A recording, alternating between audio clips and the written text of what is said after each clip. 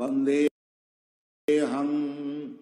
Sri Guru Sri Sutapa Dasa Sri Guru Vaishnavanscha Sri Rupam Sri Jatam Padakavana Raghunathan Guru Tang Vaishnavasadiva Sri Radhaitam Sri Lavadhutam Parijana Sahitam Krishna Chaitanya Devam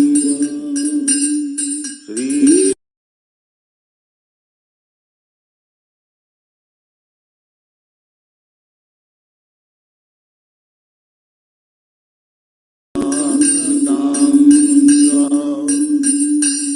Hare Krishna, Hare Krishna, Krishna Krishna, Hare Hare, Hare Rama, Hare Rama, Rama Rama, Hare Hare, Hare Krishna, Hare Krishna, Krishna Krishna, Hare Hare, Hare Rama, Hare Rama, Rama Rama, Hare Hare, Hare Krishna, Hare Krishna,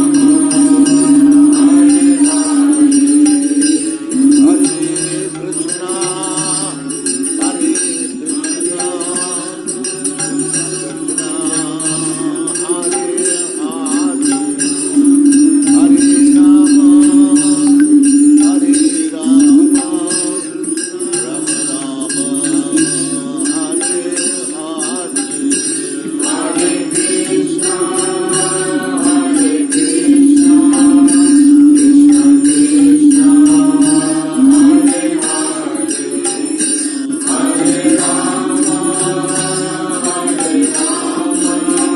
Rama, Hare Hare, Hare Krishna, Hare Krishna, Krishna Hare Hare, Hare Rama, Hare Rama, Rama Rama, Hare Hare, Hare Krishna,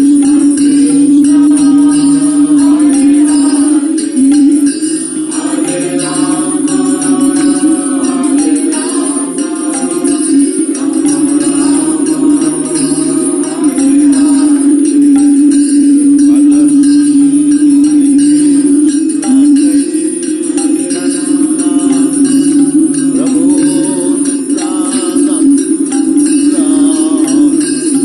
Krishna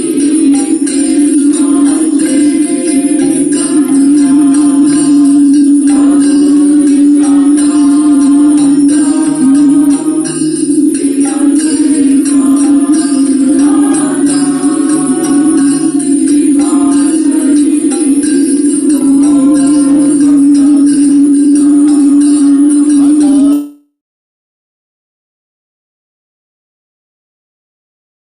Rama,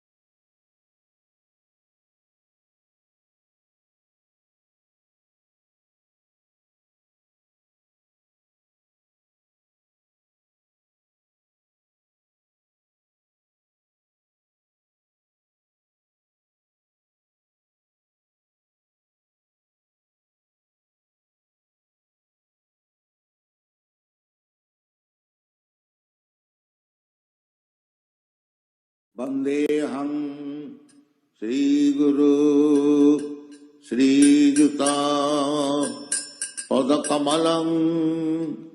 Sri Guru Vaishnavanscha Sri Rupam Sri Jatam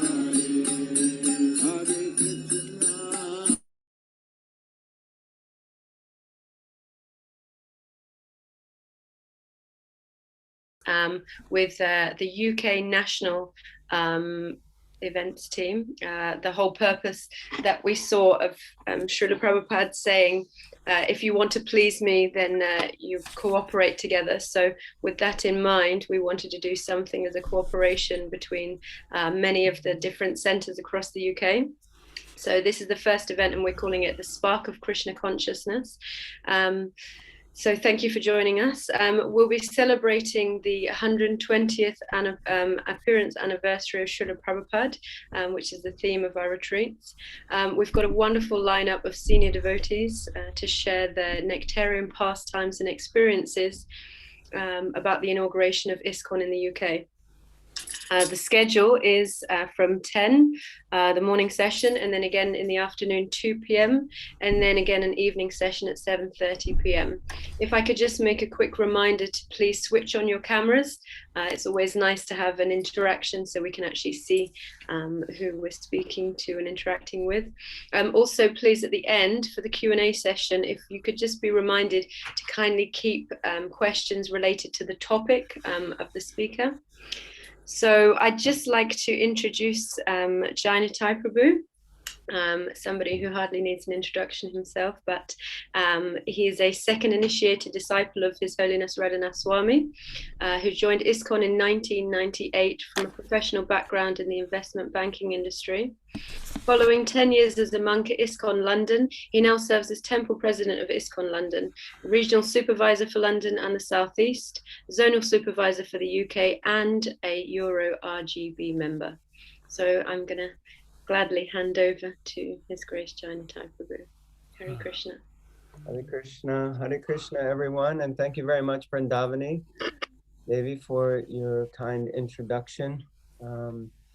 It's a great honor and privilege to be part of this wonderful and glorious event in this very auspicious year, celebrating the 125th Advent or appearance of His Divine Grace, A.C. Bhaktivedanta Swami Prabhupada. Jai Srila Prabhupada Ki.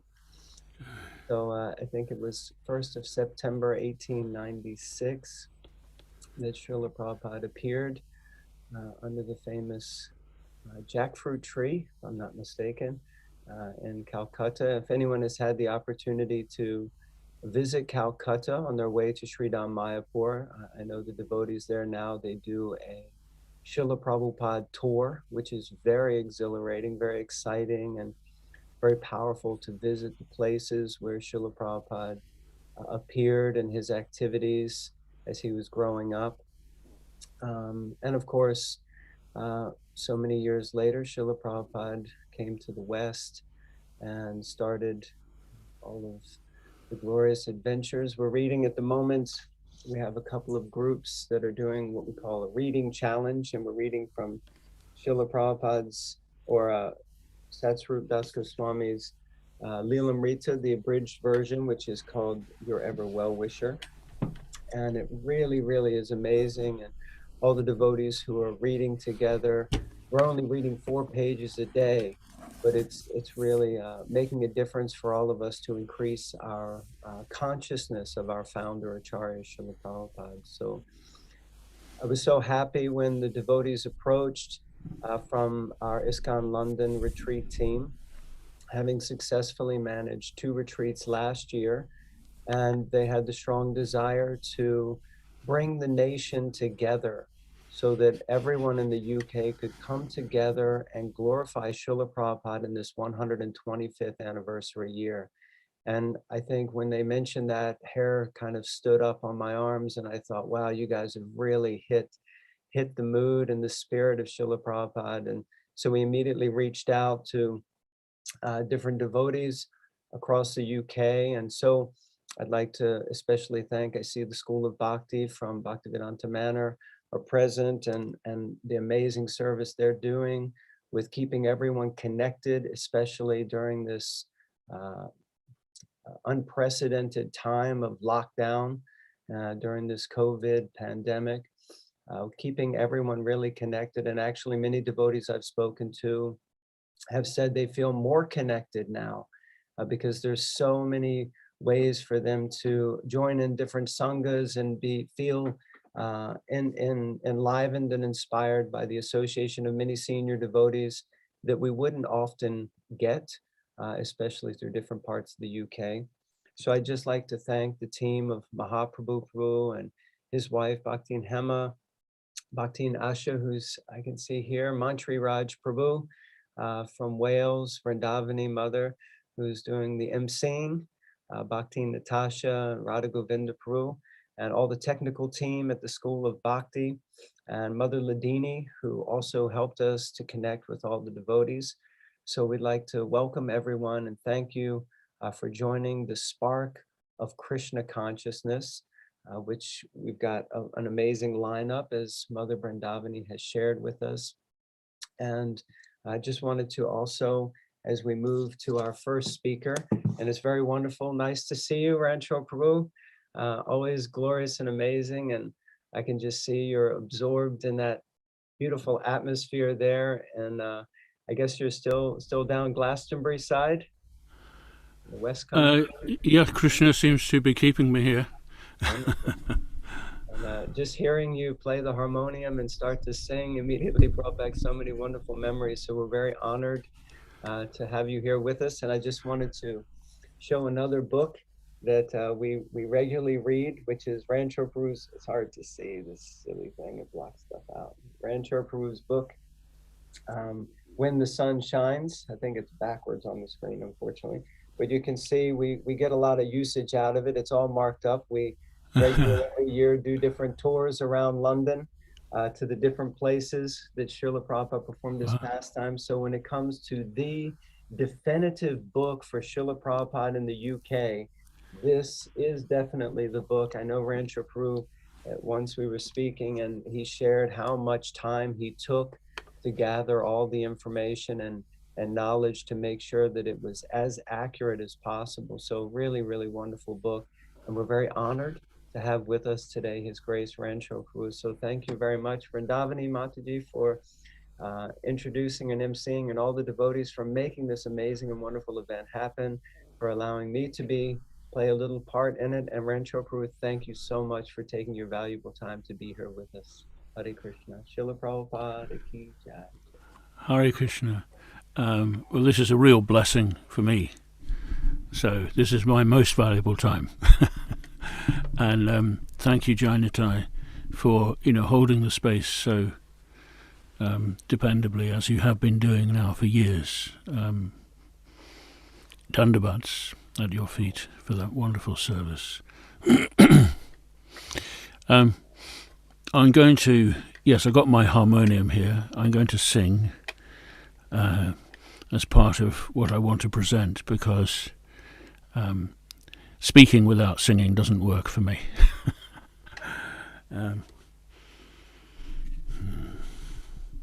So I just wanted to start off with a treasured memory I have from those early days. This was in the summer of 1971,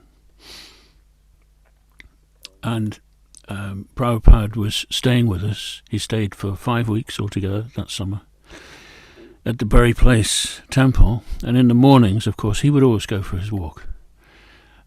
So on this occasion, at sort of 6-ish in the morning, he came down from his room, came into the temple room. In those days, by about 6 or 6:30, the curtain was open. So he came in, and he had darshan of Radha Landaneshwara. I was in there chanting japa. And then as he went to go out, Shamsundar put his head in the door and he said, "Ranchor, come." So I wasn't expecting, to go on that walk. I'd been up very late the previous night.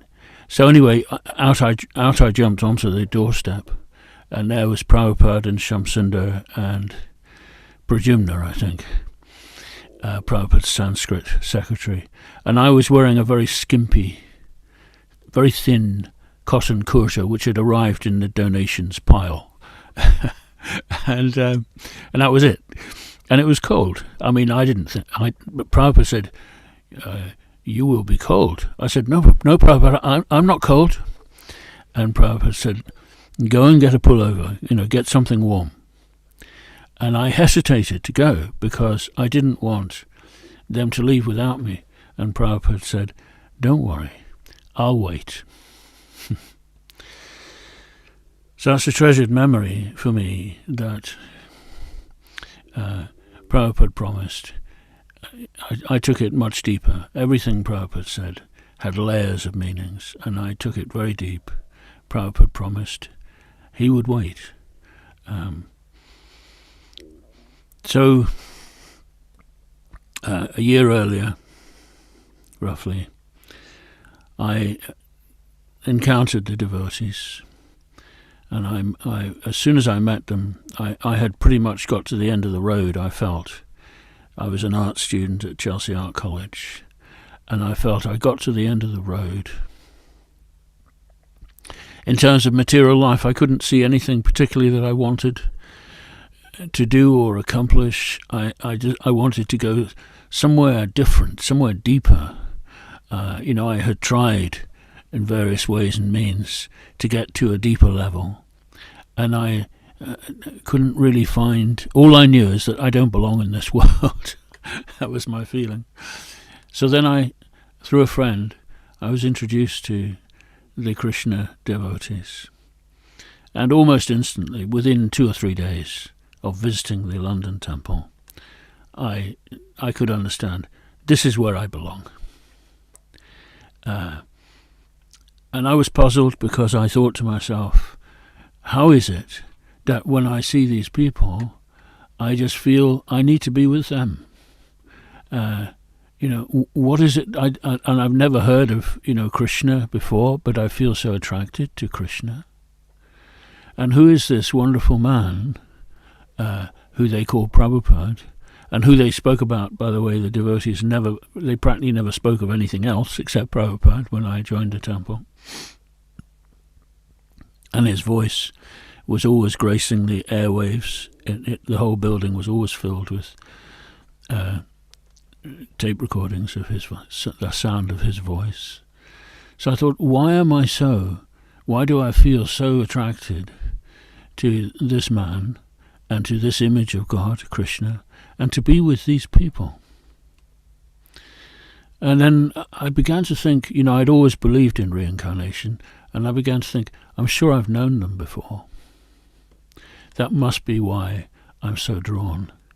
And then a devotee, actually it was Dhananjaya, I remember clearly, he explained to me that this is what Krishna says in the Bhagavad Gita. Once you set out on this journey, and if you don't complete, then you carry on in the next lifetime. Now, I'll never forget hearing Prabhupada saying, actually, he it must have been in a lecture, but it is recorded in one of his books. I think it's in The Perfection of Krishna Consciousness, one of those little books. Or maybe it's Krishna Consciousness, the topmost yoga system, actually. Yeah, which I have right here. Prabhupada in there, he talks about this passage in the Bhagavad Gita where Krishna says, Arjuna says, what happens if I don't make it? Am I lost forever? If I start this path and I don't achieve success? And Krishna assures him, this is the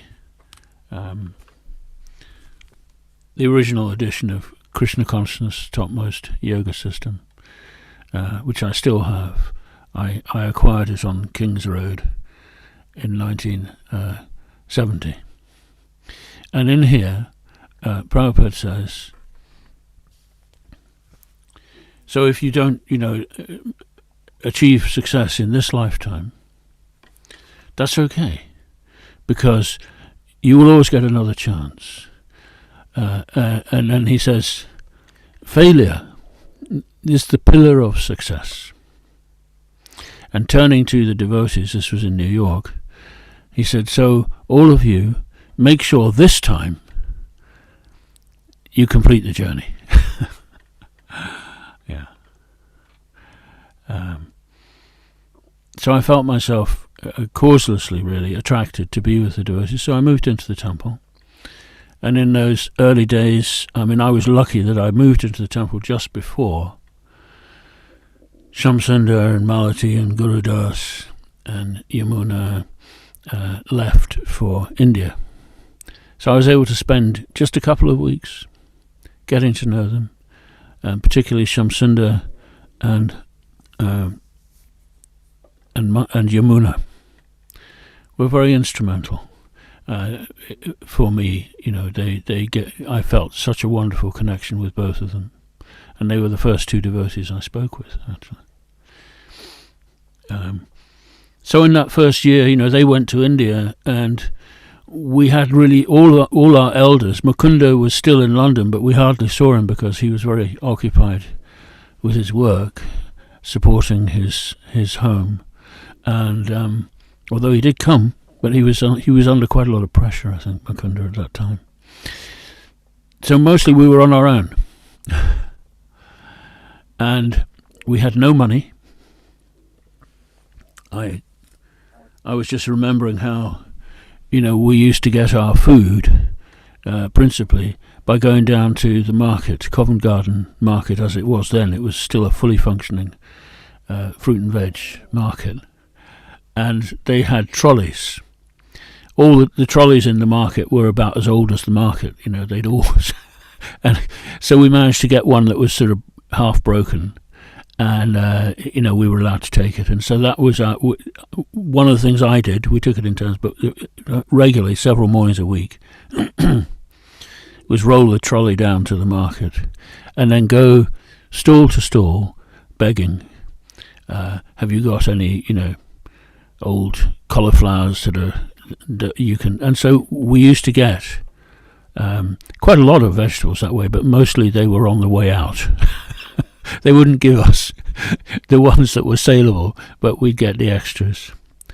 So, you know, and maybe a box of apples, bruised apples or something like that, and a few potatoes, because we had no money.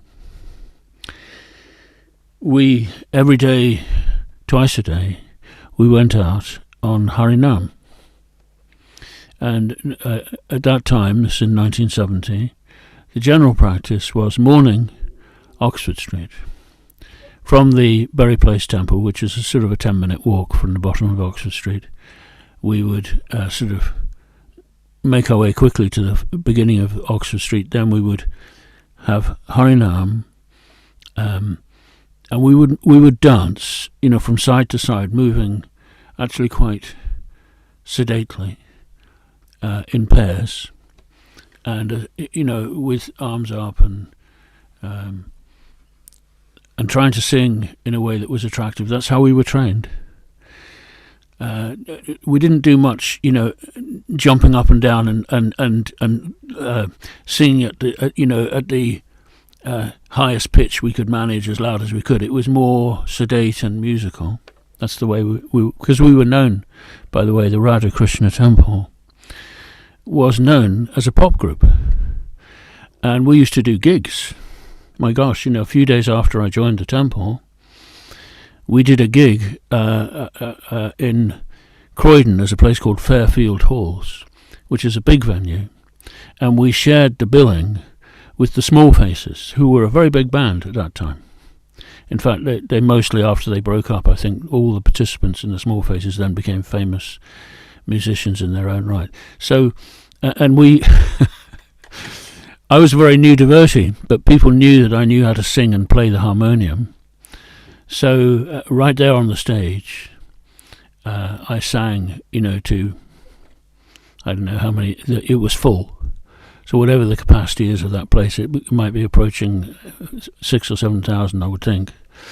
I sang the Samsara prayers. That was one of the things which I was called upon to do almost on a daily basis in the temple when we would have arati. I would end up sitting on the floor with the harmonium, and I would be encircled by leaping devotees. And I wanted to get up and join them, but I had to sing. So this was the tune which we always sang pretty much. Samsara dava nalalida loka Tranaya karunya ganaganatam Praptasya kalyana Gunanavasya Vande Guru Shri Charanarvindam Shri Vigrahara Jananichanana Shringara Talma Dira Majanado Yuktasya Bhaktam Shani Junjatopi Vande Guru Shri Charanarvindam Mahaprabhu Kirtana Nitya Gita Vaditra Madhyam Manasura Sena Romancha Kampa Shrutaranga Bhajo Vande Guru Shri Charanarvindam.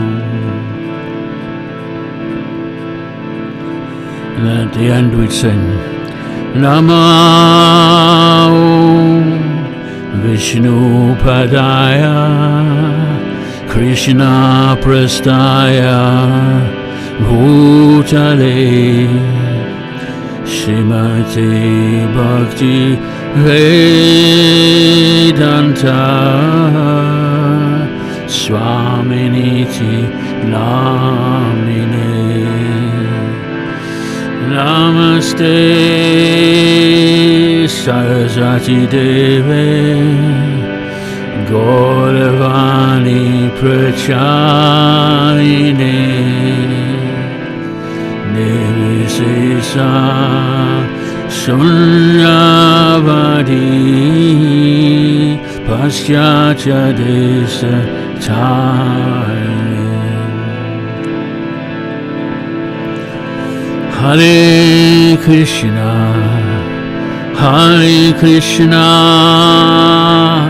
Krishna Krishna Hare Hare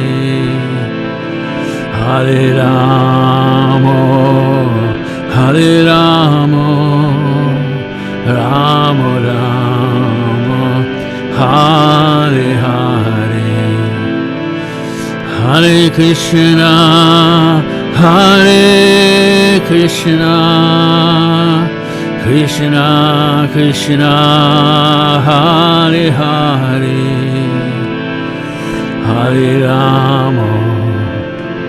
Hare Rama Rama Rama Hare Hare.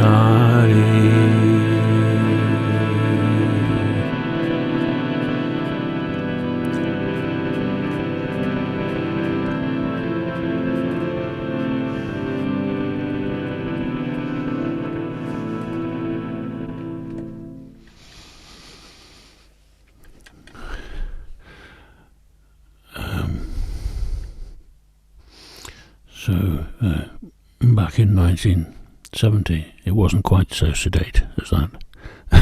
That's me getting a bit more sedate myself. But I find that, the memories, which I'm now going to explore a few of those memories, they're so precious to me.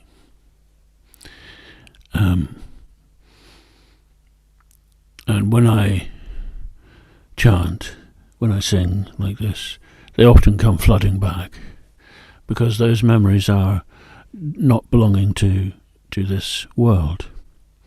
And so the thought occurs to me as I was thinking about what to speak about today,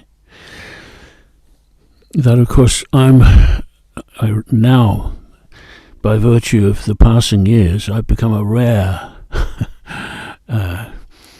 blessed sort of person, in the sense that I got the opportunity to see Prabhupada, to speak with him, to sit with him, and to be in those very special days of the early days of the movement.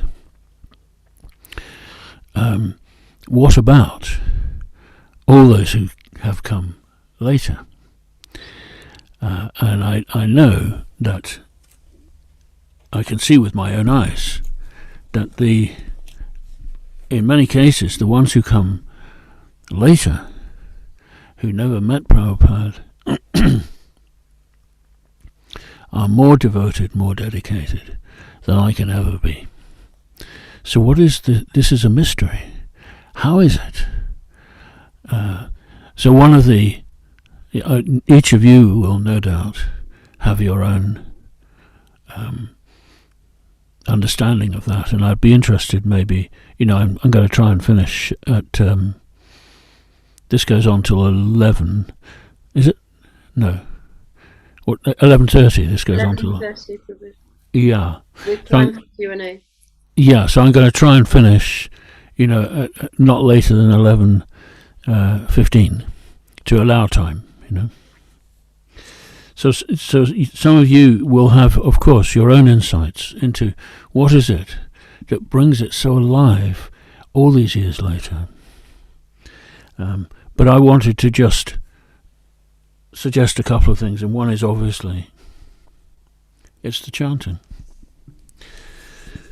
Because I noticed that, when I'm absorbed in singing, especially when there's others, sometimes I'm here on my own singing, but when I'm blessed, luckily sometimes people come and join. And but even sometimes if I'm just singing on my own, to be honest, I can hear the others. There's another dimension opens up when we chant the names of the Lord. We're never alone. And I'm going to recount a story about this later. Prabhupada said something remarkable. So that's one, the chanting, and of course the japa. This is when I first just decided to join the temple. I thought, crikey, how am I ever going to do this business of 16 rounds? That's going to be so hard. And there have been times in the last 50 years when I found it almost impossible. But I always remembered that Prabhupada said, in the beginning, the devotees, they get up early in the morning and they attend Mangalati and so on, because they're told they must. And it's an austerity. But with the passage of time, it becomes spontaneous. In the sense that, two things happen. One is, I know that if I don't, I'm not going to be able to manage to live in this world, without that spiritual dimension. So you could say, I need the relief from the pain of life. But there's another dimension, which is sometimes sort of breaks through, like the sun occasionally breaks through the clouds in this country. And that is just the joy of chanting Krishna's names. It becomes a deep salve, is that the word, for the soul, to have that regular connection. So that's chanting, whether on beads or singing. That is what brings alive all of these things that Prabhupada taught us, regardless of whether one was there in those days or not. It lives on, absolutely. That is the secret of Krishna consciousness, and that's why, no matter what may go right or wrong with the workings of, a religious institution, inevitably, there's always going to be problems, both individually and collectively. But despite all of that, the process of Krishna consciousness lives on. And the other thing I wanted to point to, and I've made a little arrangement here on the table of I hope you can see. Let's see. Yeah, these are the books that Prabhupada gave us. Now, when I joined the temple, this was our edition of the Bhagavad Gita. It was a little sort of less than 300-page paperback. You could get it hardback. I got one as well, published by Macmillan. It was the original, and there's no Sanskrit in this book. It's a selection of Prabhupada's. I'm hoping you can see this. It's a selection of his. All the verses are there, and a selection of his purports. We also had this astonishing book, the Nectar of Devotion, which, when it arrived, just after I joined the temple, the Nectar of Devotion, one copy arrived from America, and there was a letter from Prabhupada to accompany it, and he said, don't worry about understanding what's in it. Just every day, sit together and read for 15 minutes. And in course of time, it will reveal itself to you. So, Nectar of Devotion, what a gift, what a gift. The innermost teachings of Krishna consciousness are there. And we had the Krishna book, which only recently had become, it was just 1 or 2 copies that arrived, and gradually it was starting to come. We got a shipment in from Japan, which filled the prasadam room in the basement. And we were thinking, how on earth are we going to, get people to take this book?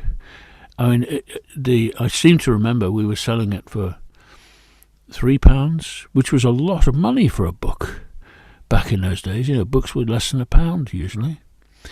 So we started going door to door, some of the more adventurous devotees.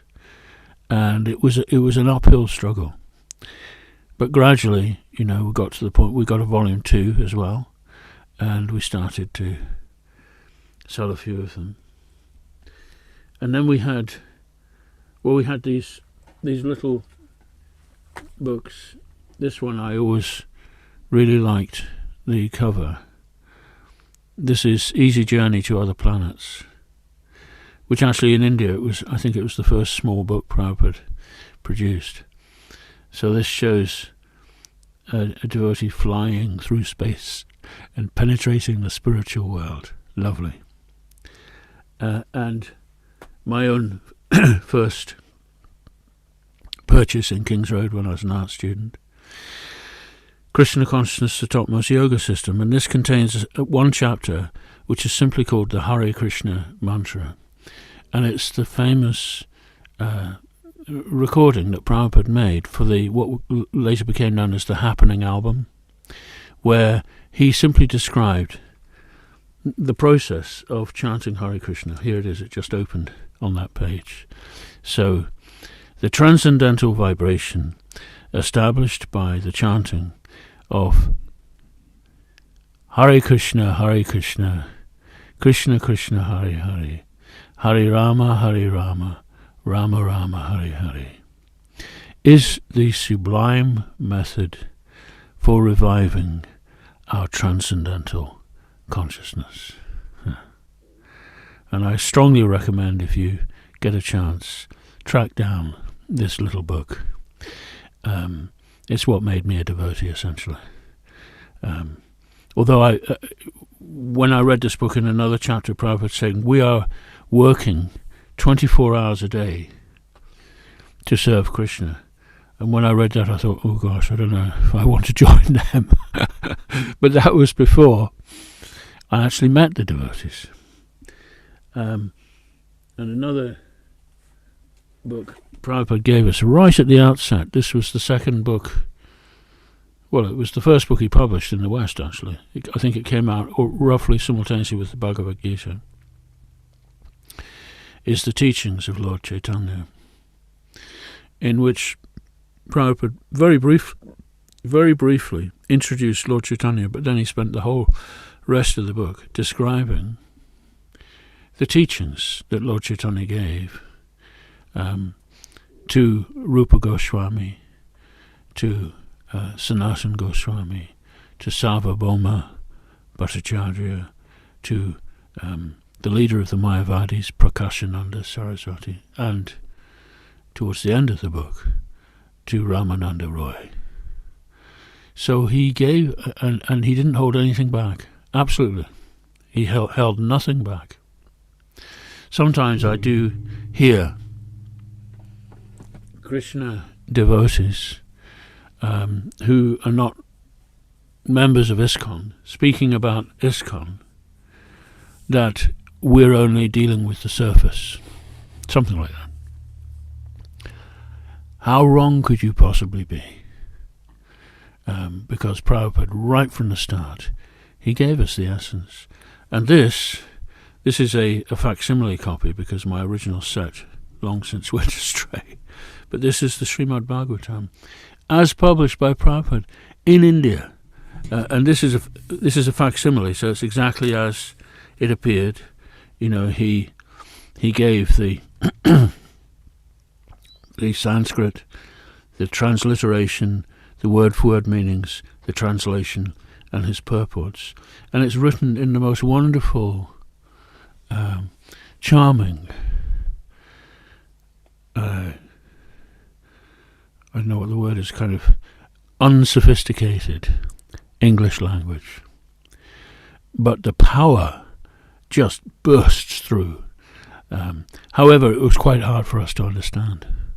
So we would read it, and then everyone would look to Gurudas particularly and say, you know, what does that mean? and he would explain. So these books, in my opinion, this is, you know, if you keep close to Prabhupada's books in any form that you find them, I'm not going to make any distinction whether they're early editions or later editions. Prabhupada is in them all. Then Prabhupada will come alive. So excuse me, there's a camera moving around. There we go. Prabhupada will come alive, and together with the chanting, and of course with the association of devotees. So those precious early days can constantly replay themselves, and the spirit in the Bury Place Temple, it absolutely fed straight through to the spirit in the in Radhalandaneshwar's temple in Soho Street. There's a lot of similarity. Both are tall, narrow buildings. The Bury Place Temple was narrow, facing you. It was very narrow. Whereas the Soho Street Temple, it's quite broad, but it's slim, isn't it? You can't go back very far. Whereas in the Bury Place Temple, you could go quite deep in. But half of the floor plan was taken up by the staircase. It was a 5-story building with a basement and an attic. And it seemed to me that all of us were forever racing up and down these stairs 2 at a time to get to the next whatever it was, you know. And Prabhupada, and Radha and Krishna were on the ground floor, facing. We had a big window on the street, lovely arched window, and they were facing that window. And a lot of the time, if anyone walking past the street, they could just pause and they could see Radhalandaneshwar right there. And upstairs on the first floor above the temple room was Prabhupada's room, which was kind of, for us, that was more, for some of us, certainly for me, it felt more sacred. than the temple room. It was our sort of holy of holies. And no matter how much of a hurry one might be, tearing up and down the stairs, every time we went past Prabhupada's room, stop and pay obeisances. That was the practice. And if you had time to sit and read or chant, the perfect place, the sought-after place, was to sit on the landing outside Prabhupada's door. And no matter where he might be in the world, we just felt with him right there. And he wrote letters. You know, if anyone in the community, we were only a small group. When I joined the temple, there were 14 of us. So that, of course, it grew steadily, year by year. But still, we were a very small community. So if anyone in the community wrote to Prabhupada, usually they would get an answer. And if a letter arrived from Prabhupada, it was everyone's property. You know, I mean, we would all gather round to hear what Prabhupada had written. And in addition, Shamsundar, who was travelling with Prabhupada in India for the first 2 years when I was a devotee, he wrote these wonderful letters. And now, of course, I always used to think, my gosh, Shamsundar needs to write a book. So, of course, now he has. And you know, if you do get the chance, if you've not already, his Volume 1 and Volume 2, Volume 3 is coming soon.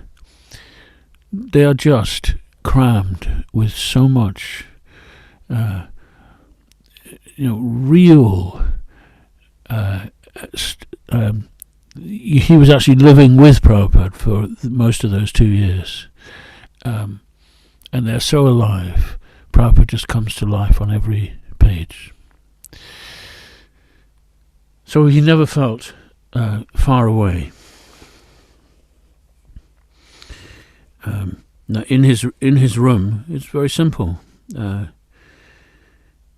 One of the first things I did when I joined the temple, I was asked to make a painting, to make him an altar, basically. On the far side of his room, there was a cupboard with just, it was only sort of 12 inches deep. So my assignment was, at that time, Prabhupada had little Radha Krishna deities that he was travelling with. So I made an altar and spent, many, many days creating that and painting a picture for the backdrop to go behind Radha and Krishna. And so I got, and I also, while I was about it, I painted his bed. Prabhupada's bed was a piece of plywood, on 6 kind of stilts, thick pieces of wood screwed to the bottom by Shamsundar.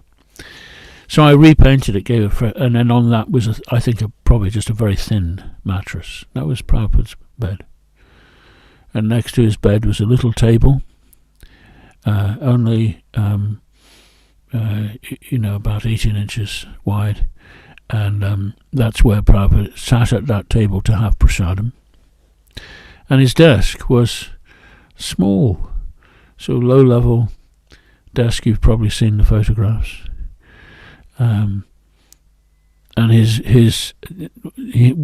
we'd made him, I think Shamsundar did all of this, he'd made him a clothes hanger. It was just a rod held up by a couple of poles, and on it were some hangers with his clothes, just a few kurtas and a dhoti or something. That was it. Prabhupada practiced what he preached. He lived so simply. So, and he had a rocking chair. So I discovered, I'm sure I was not the only one, that often when during quiet times, Prabhupada was always extremely busy, but maybe after lunch, if you peeped, as one should definitely not have done, but if you did, through his keyhole, there he'd be in his rocking chair with his bead bag. Yeah. I'm sure he knew. Because, of course, he kept his life was completely wide open. There was nothing hidden.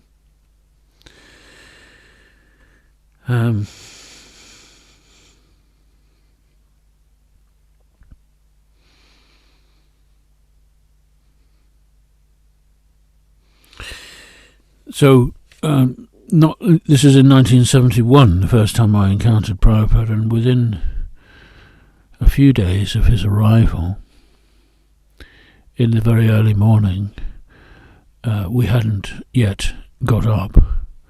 Shamsundar came up to the ashram on the top floor, the brahmachari ashram, and he went round saying, "You got to be quiet. I don't want anyone to get up. You can all just sit here and chant your japa, but you're not to come downstairs. Prabhupada is not well." So that whole morning, until it was time for breakfast, and then he said, "Okay, you can come down, but very quietly, just tiptoe." So we went down and had breakfast. So Shamsundar told me that he, in the middle of the night, he was sleeping next door in what was at that time the room for Prabhupada's assistants. Normally it was a room for the lady, brahmacharini room, with bunks going all the way up to the ceiling, kind of triple layer bunks. So Shamsundar was on one of those bunks, and he heard Prabhupada's voice calling for him, "Shamsundar." And he said it was actually Prabhupada just hardly whispered it, very quiet, but he heard it. Somehow his ear was tuned. And he sat up and banged his head on the bunk above and dashed out. And he said just as he got to the door, began to open the door, Prabhupada was there and he just fell into his arms. And he was astonished. He said how light he was. So then Prabhupada, he laid him down on his bed, and Prabhupada said, "Get me," I think he called for Malati, to make a mixture of black pepper and some other ingredients, and put it on my forehead. And somehow or another, I mean, he seemed so ill. Shamsundar told me, at that time, Prabhupada said to him, "There are so many things I wish to do, but I don't know if Krishna will give me the strength and the health to do these things." And then he quoted, "Man proposes and God disposes. We must have our plan, but Krishna has his plan. Maybe he's going to take me. That's how ill he felt. Maybe I'm going to die right now and I'll never be able to do all those things." Yeah. But, by the end of that day, Prabhupada was back. So that I do remember at that time I was working, very long hours, making drawings for Prabhupada's plans for the Mayapur temple.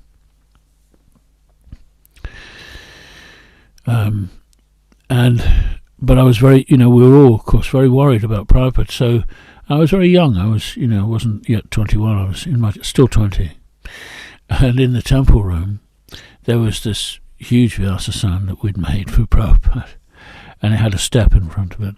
And I was worried about Prabhupada. I was thinking, what could I do? So I thought Nrsingadev will protect Prabhupada. So I got hold of a picture of Lord Nrsingadev and I put it on the step of Prabhupada's Vyasasana. So then I was up most of that night working, and as a result I wasn't down in the temple the following morning when Prabhupada came to give his morning talk. And he was about to step onto the Vyasasana and he saw this picture of Prabhupada. And he was like, I wasn't there, but I was told it was frightening how angry Prabhupada was. "Who has done this?" And he was looking around the room, "Who's done it? Who's done it?" And nobody owned up. because I was, by Krishna's arrangement, I was upstairs, resting.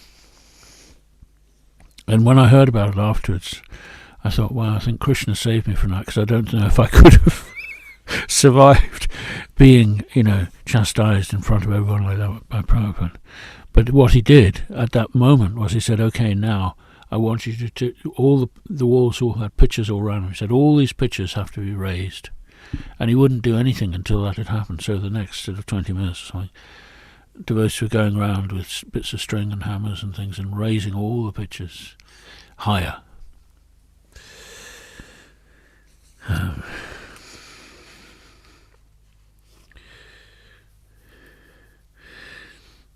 So on a couple of occasions in that year, there were many memorable moments, particularly in Prabhupada's, in his classes.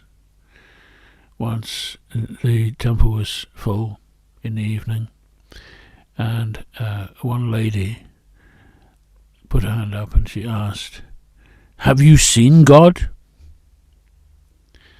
And Prabhupada immediately said, "Yes." And I think we always thought, "Oh, wow, Prabhupada's seen God. What's he got?" And then he indicated, the curtain was open. He indicated Radha and Krishna. He said, "Here he is. Can't you see him?" And looking, with Prabhupada's eyes, I must say there was an intake of breath. All of us, I think, had that experience that Krishna's there. He's not just a statue. For Prabhupada, there was no difference. And there was a friend of mine who had just joined. He was a very sharp, accomplished Frenchman, who, his name was Serge, and later he got initiated as Sudajaya. So he said,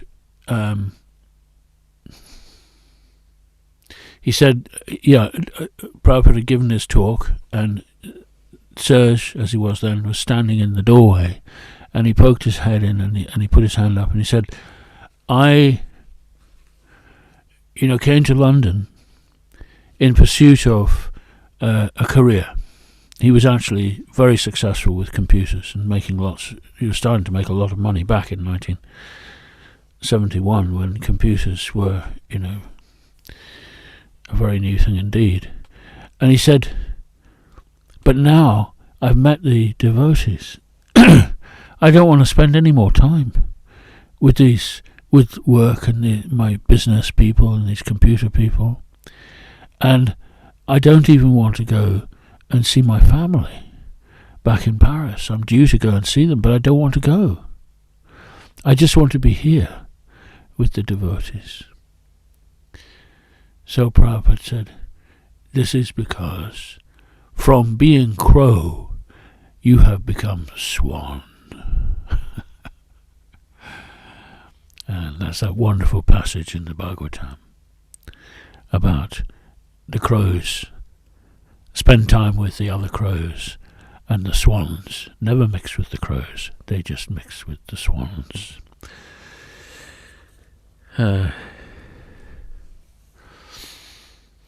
So I wanted to, that was all, some of my memories from 1971.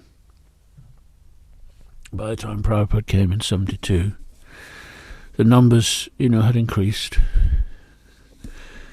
And the temple was very, very, very crowded. And the main topic of conversation for a lot of the time was, how are we going to get a bigger place? And Prabhupada actually went on some of his walks to look at churches that were for sale and other places. So here's Sudajaya again, my French godbrother. He had gone out to meet Prabhupada at the airport, along with all the devotees pretty much. There were just a few back at the temple. But there'd been a mix-up on the plane time. And so Prabhupada arrived 2 hours before he was expected. But luckily, Sudajaya was already there, and with some other devotees they were setting up there's a VIP room at Heathrow Airport where the press can meet important people that come. So they managed to get that room and actually erected Prabhupada's Vyasa-san in it. And prasadam and everything was all waiting. So when Prabhupada came, and there was no reception, but they managed to discover he was there. So Sudajaya took him to show him the VIP room. Prabhupada, okay, and had a few peanuts or something, and then they drove into London. So I'll pick up the story here. As Sudajaya drove with Prabhupada beside him on the front seat, this is in the temple van, of course, yeah.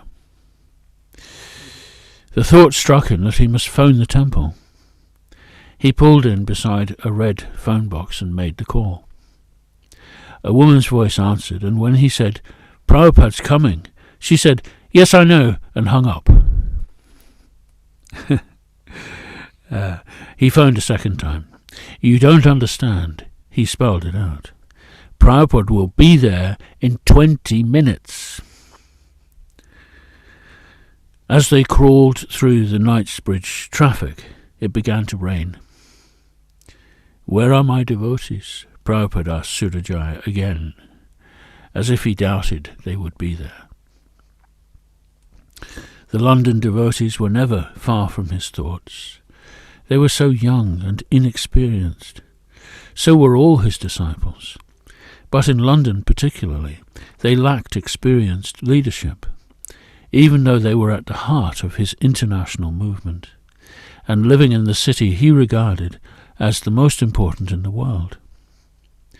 He had flown through the night from New York, where he had only stayed for 5 days, because he was determined to witness the London Rath Yatra. The van rounded Russell Square. Lookouts posted by Dhananjaya relayed the message to the temple that Prabhupada was arriving. Of course, in those days there were no mobile phones. That meant there was a person on the corner of every street corner, and the signal part went back. The rain stopped, and just as the clouds parted and sunlight flooded the scene, Sudajaya switched on the headlamps and turned into Bury Place. Over 100 chanting devotees crowded the short street. They surged forward as Sudajaya came slowly to a halt outside the temple. Tribhuvanath stepped forward and opened the passenger door. As Prabhupada emerged, he offered him a garland of French gardenias that reached almost to the ground. He saw how Prabhupada's face lit up at the sight of his disciples, and he fell at his feet. Clouds of rose petals drifted down from the upper windows. Prabhupada beamed, his hands joined in acknowledgement of the love that surrounded him. Something remarkable happened that day. Many devotees said they saw a dazzling light shining from Prabhupada. It was clear he was not an ordinary person. "My, he really is a holy man," gasped Nagma, who is now named Nabaswati at the manor. Her faith had been wavering in the face of the rigours of temple life, but they were forgotten when she saw a golden aura around Prabhupada's head and shoulders. Ian, too, who became Vichitravirya, saw a golden glow that he concluded was a spiritual effulgence. He also saw in Prabhupada a grace of movement that astonished him. Geoffrey Cargill, his name is now Jagat Bandhu. Geoffrey Cargill knelt in the road. He too saw a distinct halo around Prabhupada's head, more dazzling than the sun, he said. and it seemed to him that Prabhupada's feet did not touch the ground. None of them spoke of what they saw until years later. Sarvamangala saw him look up and smile at her banner. This year she was able to see Prabhupada clearly, and her heart opened to him as her eternal spiritual master. He made his way inside and stood before the deities, approving their dresses and quietly giving instructions to the pujaris. He took his new seat and expressed his gratitude for their welcome. Asked how everyone was, then went up to his room. Shortly he called for Peter and Swayambhur.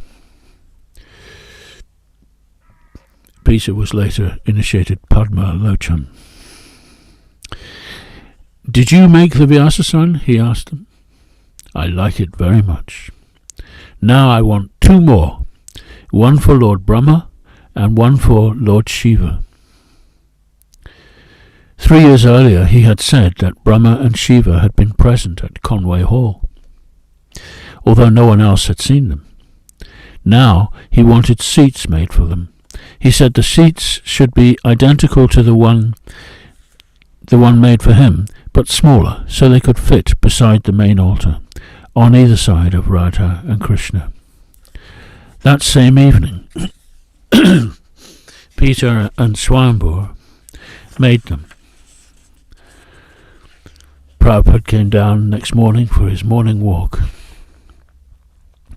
After offering prayers to Radha and Krishna in the temple, he was driven in the van, with a dozen men and women squeezed into the back, to St. James's Park. Now he was with them. Their life was complete. They felt safe. Whatever happened, whatever appeared to go against them, he would know what to do. When he returned to the temple, he took his place on the new Vyasa-san and began the class. A silk parasol fringed with pearl-like beads hung above his head. His seat was so close to the altar that he could almost reach his hand out and touch Radharani. His devotees could now see Krishna and their Guru in one glance, as if they were together on the same altar.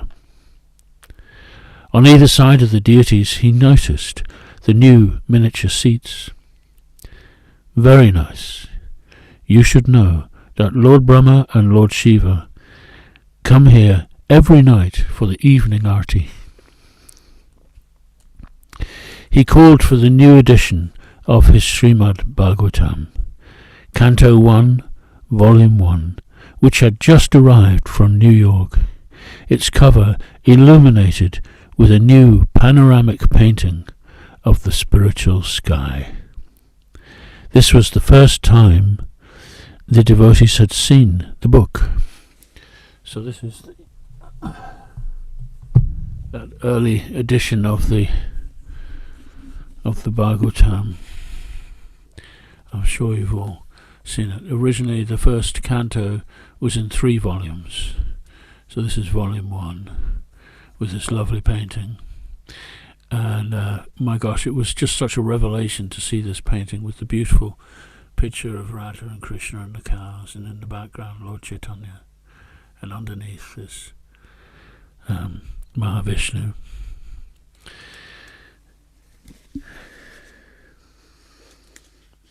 To mark its appearance, he began from the first verse, teaching how to chant the Sanskrit verses. First, Pradyumna recited 1 word at a time, then 1 line at a time, and then Prabhupada asked the devotees to take turns leading the recitation. A few faltering attempts were made. He explained how, by repeating the verses like this before the class, they would soon learn the words and their meanings. That first morning he looked over his glasses at his young charges as a father looks at his children. He saw Radha and Krishna, the Supreme Truth, beside him, while in his lap was the Bhagavatam, also the Supreme Truth. Patiently he explained this truth to his children, while they struggled to stay awake. Seeing their heads nodding, he sometimes corrected them. He needed them to learn self-discipline, both for their own sakes and for the sake of his movement. But he also accepted that they were doing their best. "It is very important to rise early," he remarked one morning during the class, then added with a smile, "But even though we rise early in the morning, sometimes we compensate at other times."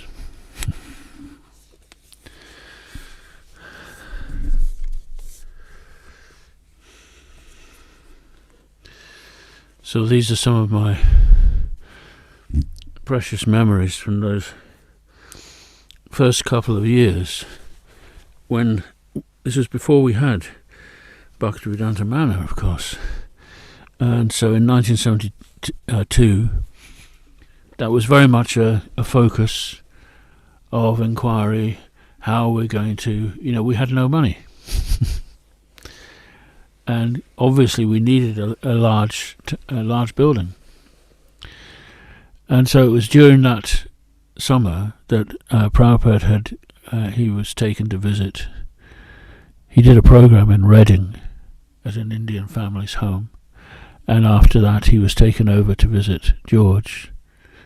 And George Harrison had just moved into this fantastic country property, Friar Park in Henley-on-Thames. And he was, I could easily understand, because George is through and through a devotee of Prabhupada. He wanted, now he got this, he wanted, like anything, that the devotees should have a place like that. And so, Prabhupada encouraged him, and together he and Dhananjaya were searching, and while George was travelling the world, Dhananjaya carried on searching and eventually found Bhaktivedanta Manor.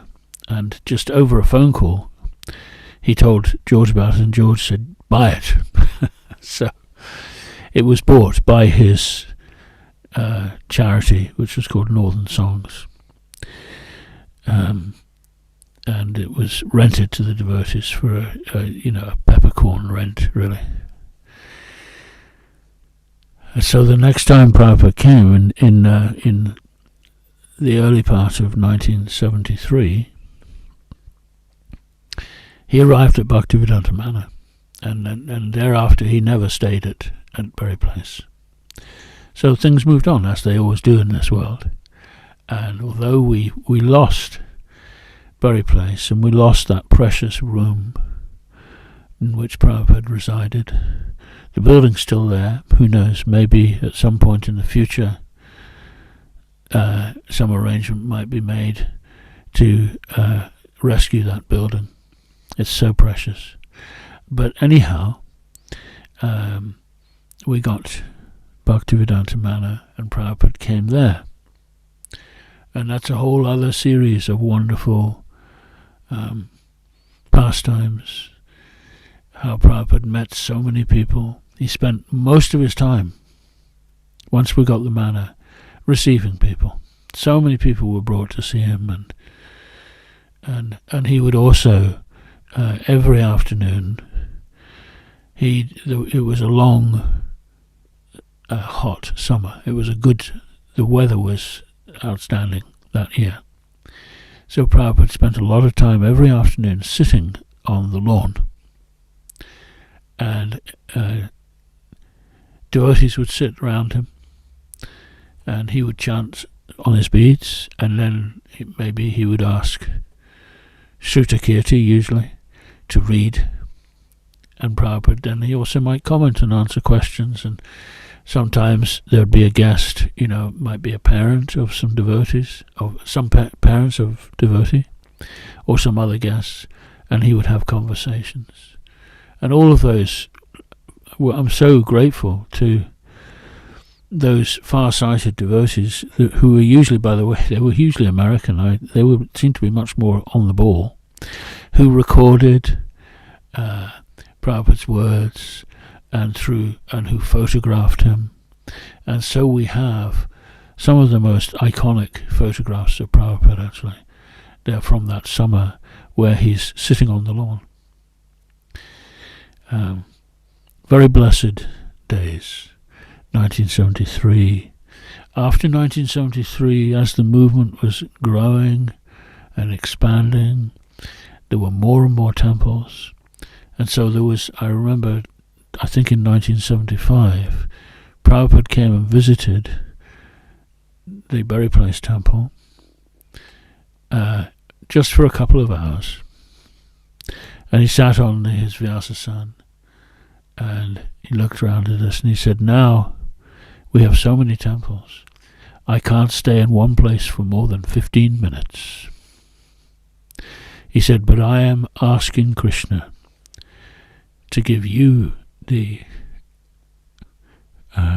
intelligence to look after him.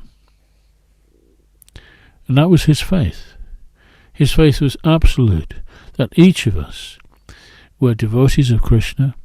Krishna was in our hearts, and he would give us the intelligence, he would give us the ability, he would give us whatever it was that we might lack, he would supply. And in this way, the movement began to grow, and he was able to, he never stopped his constant work, but it was more and more beyond his immediate control. And so when Prabhupada left this world, it carried on. We, just at that same time, in 1977, Prabhupada left, and when I was at Bury Place and I was busy designing, we'd acquired a new building in Soho Street, and I was busy designing, and as it just happened, I was making the drawing of Prabhupada's Vyasasan, and Sakshi Gopal came with a heavy tread. He came up the stairs and he just said, Prabhupada's gone. Oh my gosh.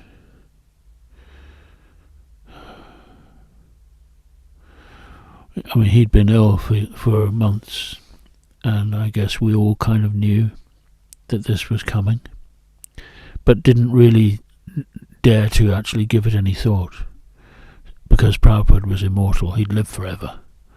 But then this news came, and it was devastating, absolutely devastating. I remember the immediate thought that came in my mind was, Prabhupada, how could you leave us alone in this world? We're lost. So we closed, the next day we closed the Bury Place temple, except for the deities and two pujaris. And we all gathered at the manor, and Brahmananda was there, I remember. He spoke very movingly, but he broke down almost immediately, actually. And a lot of us did. But, life went on. And the movement continued to grow. And then I began to realize, when we moved to the Soho Street Temple a year or so later, the night we moved in, I was wired because I'd been working so hard, and I couldn't just go up and sleep. So I was sitting in the temple room, everyone else had gone to bed, and the whole building was silent in this big empty temple. And suddenly, it was no longer a building site. Radha and Krishna had taken up their residence. And I remember having this strong realization that nothing has been lost at all. Whatever we had in that wonderful Bury Place temple, it's all come here with Krishna. It's all complete. And this is now one of my, I think, one of my favorite mantras lately has been the invocation of the Ishopanishad. Om Purnamada Purnamidam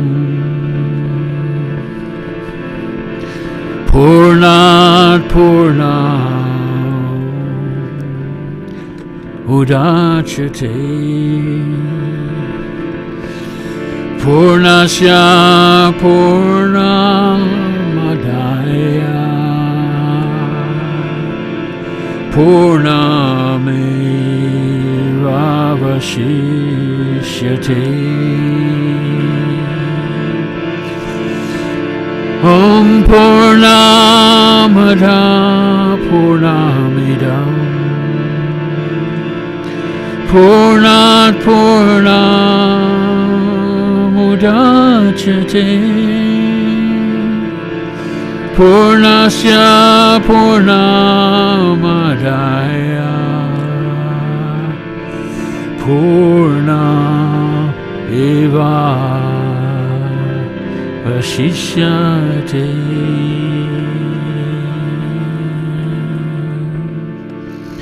O Lord, you are perfect and complete, and whatever emanates from you is also perfect and complete.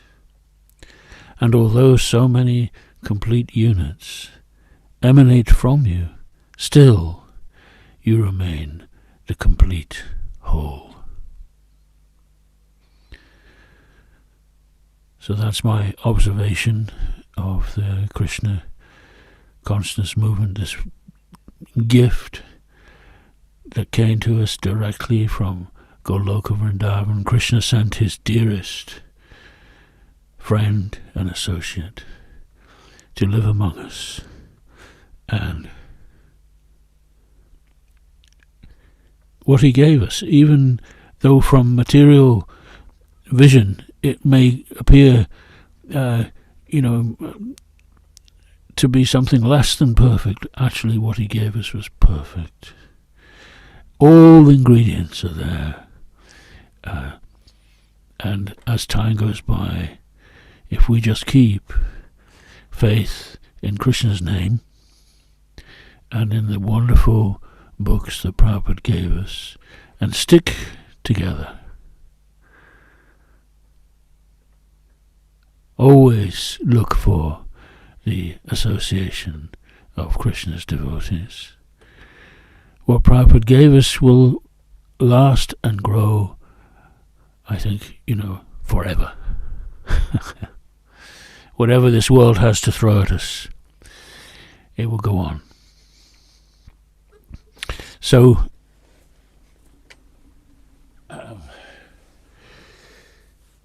that brings us to time possibly for, if any of you have any comments or questions you'd like to ask, things you'd like to hear more about, I would love to respond, or thoughts you'd like to share, Ranchor Prabhu, thank you very much for such a wonderful, transcendental, peaceful presentation. It's you really have an incredible ability to take people with you on your pastimes and create this transcendental world around. It's very beautiful. We have a few questions. So one is from one devotee called Jasumati, who would like to say, Hare Krishna Prabhuji, what 3 things from your experience with Srila Prabhupada would you tell a young person now to entice them with Krishna consciousness teachings? Well, I guess I would say that Krishna comes alive when you meet someone who is completely in love with Krishna. And I would not say that Prabhupada is the only such person. but he is the one who was empowered by Krishna to give this love to everyone. So if you can't meet Prabhupada directly, of course he dedicated so much of his life and his work and his energy to giving us the books, and he also gave us the mantra. So look for those whose lives are, basically find those who are in love with Prabhupada. And all of this will come alive. That's what I would say. I don't know if that's three things, but that'll... That's perfect. It's lovely. Thank you. And one question we also have, Prabhuji, how did you learn to play the harmonium? Well, my father was a pianist, and I used to plonk around on the piano all through my childhood. We had a lovely grand piano in the living room. So when I saw the harmonium in the temple room, I just thought, wow, that's for me. And also Yamuna, Prabhupada's disciple Yamuna, she used to sing with the harmonium. And I watched her and learned from her. And my godbrother Mukunda Swami, who was the first Mukunda Goswami, he was the first initiated disciple of Srila Prabhupada. And he was a musician. And he was a pianist. Before he became a devotee, he was a jazz pianist. He was quite successful in New York. So I learned also some of the arrangements were from him. Yeah. But then over the years, Krishna is in everyone's heart, and, inspiration comes. So now I just pick up a harmonium and it plays itself. The practice and depend on Krishna. And we have another one that says, Hare Krishna Prabhu, being a pioneer of Krishna consciousness, how would you like to see the future of ISKCON and Krishna consciousness in the UK specifically? I'm very open-minded. I have this conviction that Krishna consciousness is not going to go away. It's much too powerful, too deep. It will last and last and last. So in terms of my specific wishes, I just want to see it grow, which it will. It can't help it. And as people gather around Krishna, each of us has a particular ability, a particular inspiration which is given to us. It may be very small and simple. I mean, when I say small, actually in the service of Krishna, nothing is small. But it may not be something in the public eye. But there are also those who are inspired to act on the wider stage. And all of us together, whether we are intellectually inclined, artistically inclined, or whether we have that wonderful capacity to care for others and to share with others in all these different ways, just to give what we can, and then just watch, see how the movement will grow, it will evolve. I don't know if it'll always be called ISKCON, that's secondary, but the wonderful gift that Prabhupada gave us, it will live on. Yeah. Beautiful. And I have another question here. It says from Hetel Mataji, what is the one quality of Prabhupada's many qualities that you value the most?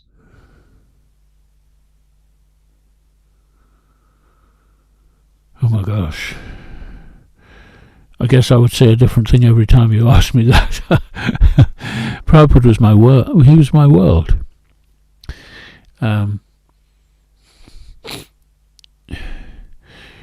One thing about Prabhupada, he was once asked this, conviction, He was asked by a journalist from London, came to visit him at the manor, and he said, as you are spreading this movement and doing all your work, he said, do you ever doubt what you're doing? And Prabhupada looked at him with astonishment. Do you think it would be possible to do all the things that I've done if I had doubt in my heart? I have absolute conviction. So So Prabhupada had this absolute certainty, which he conveyed in every line of his books, every word that he spoke. And it's there in his voice, you can hear it. And it's because of his conviction that those of us who put our faith in Prabhupada, we can discover that certainty of faith also. And if I can't discover that certainty of faith, that's okay. I can put my faith in Prabhupada and just trust him. Yeah. That's lovely. And obviously the movement has changed a lot over the years, and I heard Prabhupada say once, it will take 10 generations, and sometimes one might ask, how do we maintain the integrity of the movement? It's obviously Srila Prabhupada has given he trained you directly, and so this is the standards that you have set. But then obviously as generations change, the standards may change also. How do the future generations maintain the integrity of Krishna consciousness? Don't worry about other people's integrity. Don't worry about the future's integrity. Worry about my integrity here and now. That's all I can't do. I can't control all the other things, but what I can attempt to control is at least myself. Yeah. And everything else, we have to leave it up to Krishna, actually. Krishna's in control. Trust in Krishna. Let these simple practices, what are the simple, Rupa Goswami has given us, the five-fold formula. Let me see if I can get the 5 right. To associate with devotees, to study the scriptures, to worship the deity, to chant the holy name, and live in a sacred place. If we can somehow do those 5, we can't all go and live in Vrindavan, by the way, but we can create in our own homes or in our communities, we can create the sacred place. If we just do that, it's really simple. Wonderful. I think that's all for our questions at the moment, but some lovely comments that people said. Someone just said now, Hare Krishna Prabhuji. Thank you so much, Srila Prabhupada Ki Jai, and thank you, so wonderful. I could have listened all day. Such lovely memories again. Thank you, Prabhu. Well, I could probably talk all day, but I don't think you want me to do that. Wonderful. all my, it's time now in my life to try and write some of these things down, so I am about to embark on that, of writing a book about my journey, try to pass on some of these precious experiences I've had. Yeah. Wonderful. And so thank you very much, Prabhu. I just would like to make some announcements for the end of the session. Okay. Thank you. Thank you, everyone, for your company. Much appreciated. Hare Bol. So thank you, everyone, for joining us for the first session of 3 over the course of days for the UK National that we have kicking off, called the Spark of Krishna Consciousness, about the inauguration of ISKCON and Srila Prabhupada's movement in the UK.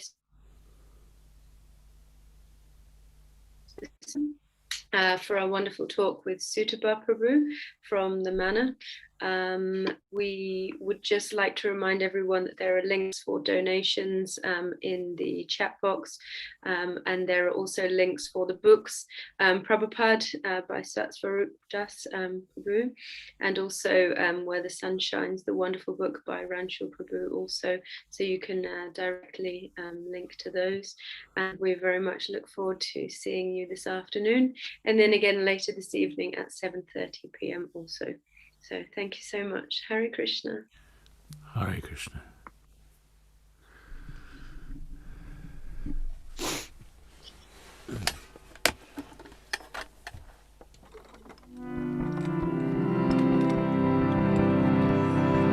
Namo Vishnu Padaya Krishna Prastaya Bhutale Srimati Bhakti Vedanta Swami Niti Namaste Saraswati Devi Gauravani Pracharini Devi Sesa Sundravani Paschachari Satani Shri Krishna Chaitanya Prabhu Nityananda Shri Advaita Gadadha Shri Vasani Gaur Bhaktivinoda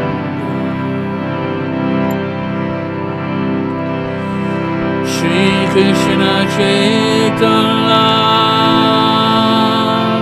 Prabhu Nityananda Shri Advaita Gadadha Shri Vasadi Gaura Bhaktivinoda Hare Krishna Krishna Krishna Krishna Hare Hare Hare Rama Hare Rama Rama Rama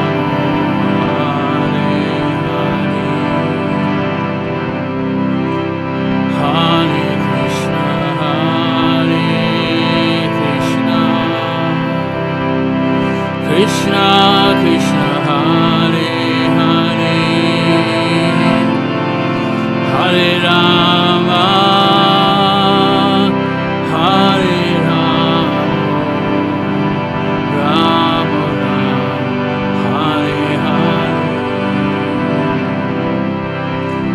Hare Krishna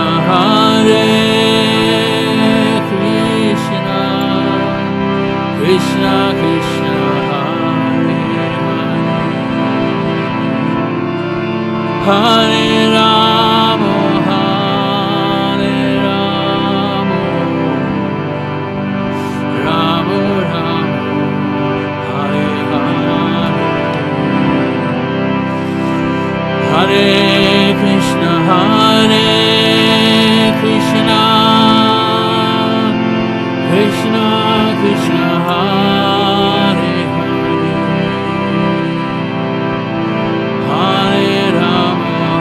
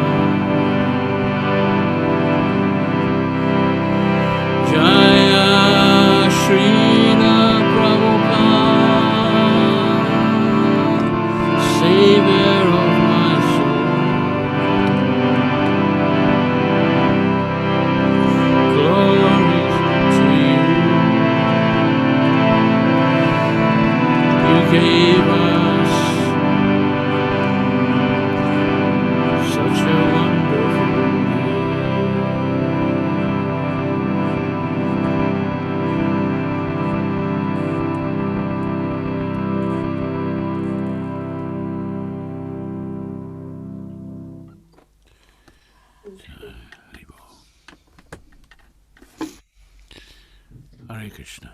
Hare Krishna. Thank you, Prabhuji. Hare Krishna, everyone.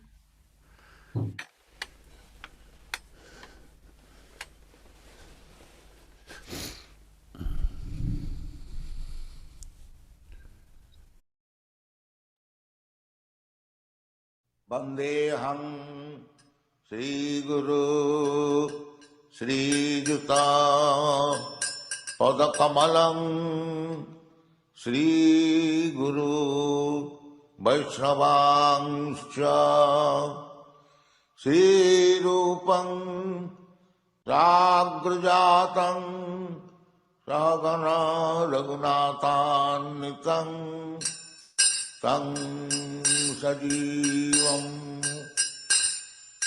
Sadvaitam Savadhutam Parijana Sahitam Krishna Chaitanya Devam Sri Radha Krishna Padam Sagana Lalita Sri Visakhanitam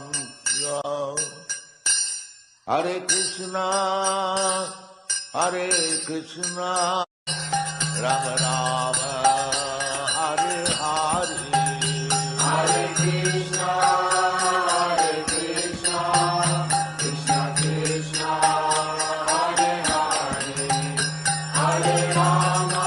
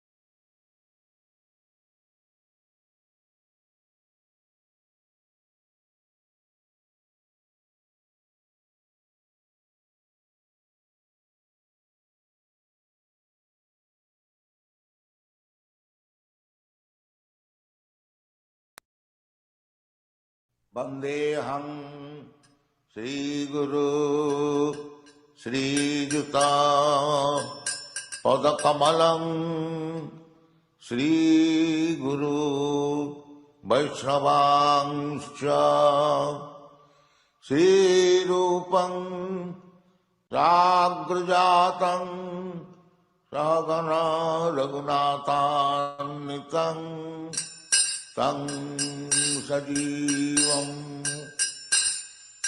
Sadvaitam Savadhutam Parijana Sahitam Krishna Chaitanya Devam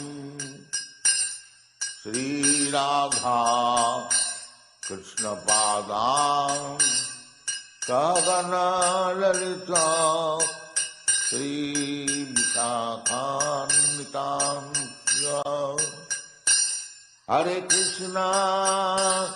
Hare Krishna Krishna Krishna Hare Hare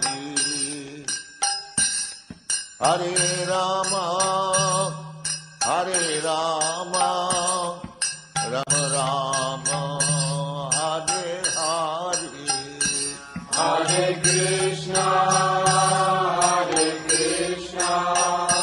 Krishna Krishna Hare Hare Hare Rama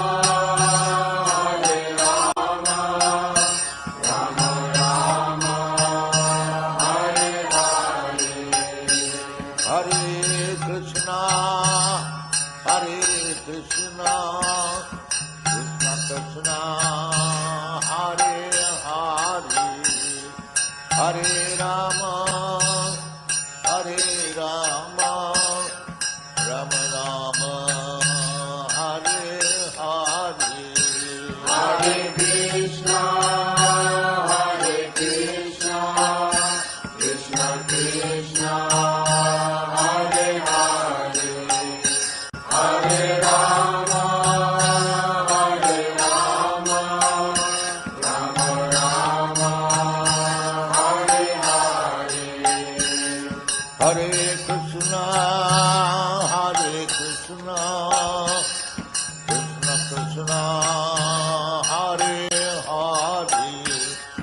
Hare Rama, Hare Rama, Rama Rama, Hare Hare, Hare Krishna,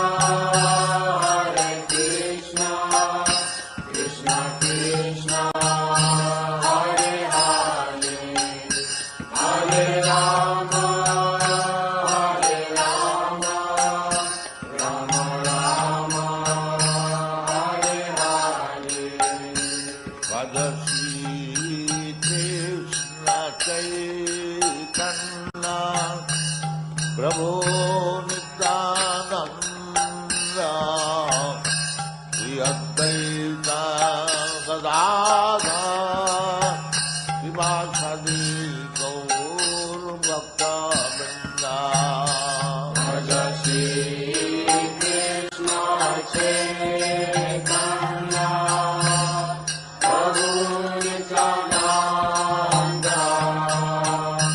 Shri Advaita Gadadhara, Srivasadi Gaur Bhakta Vrinda. Vadasi Krishna Chaitanya, Prabhu Nityananda,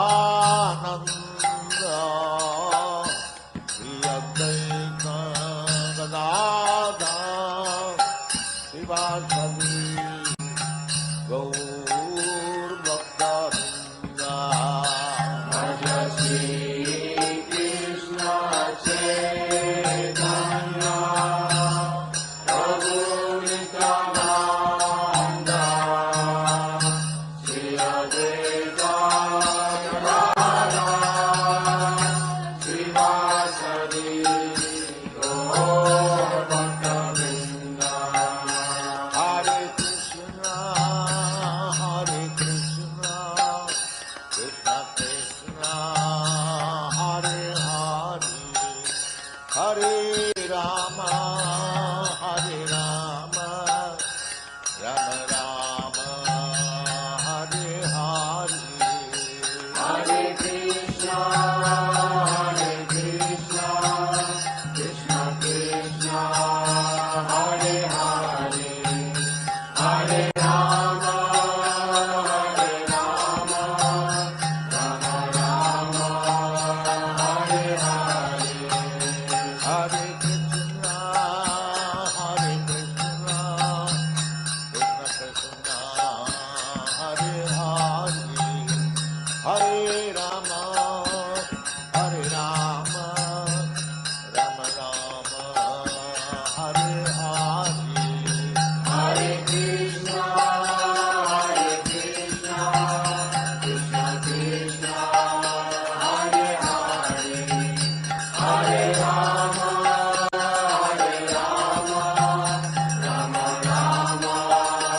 Hare Hare.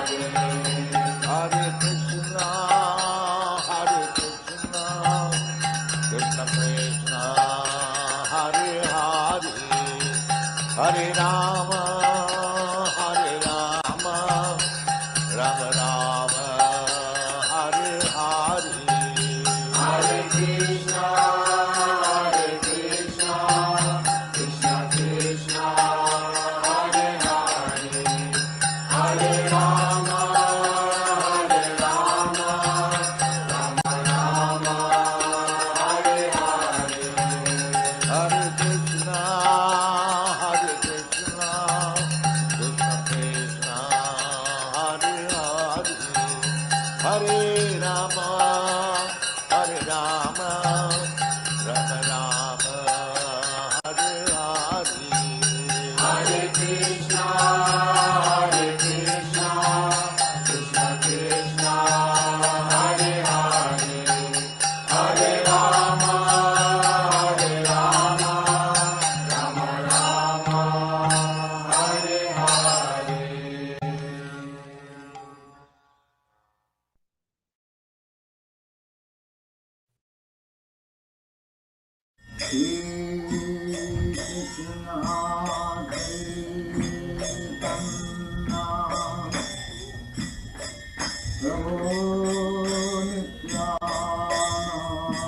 Krishna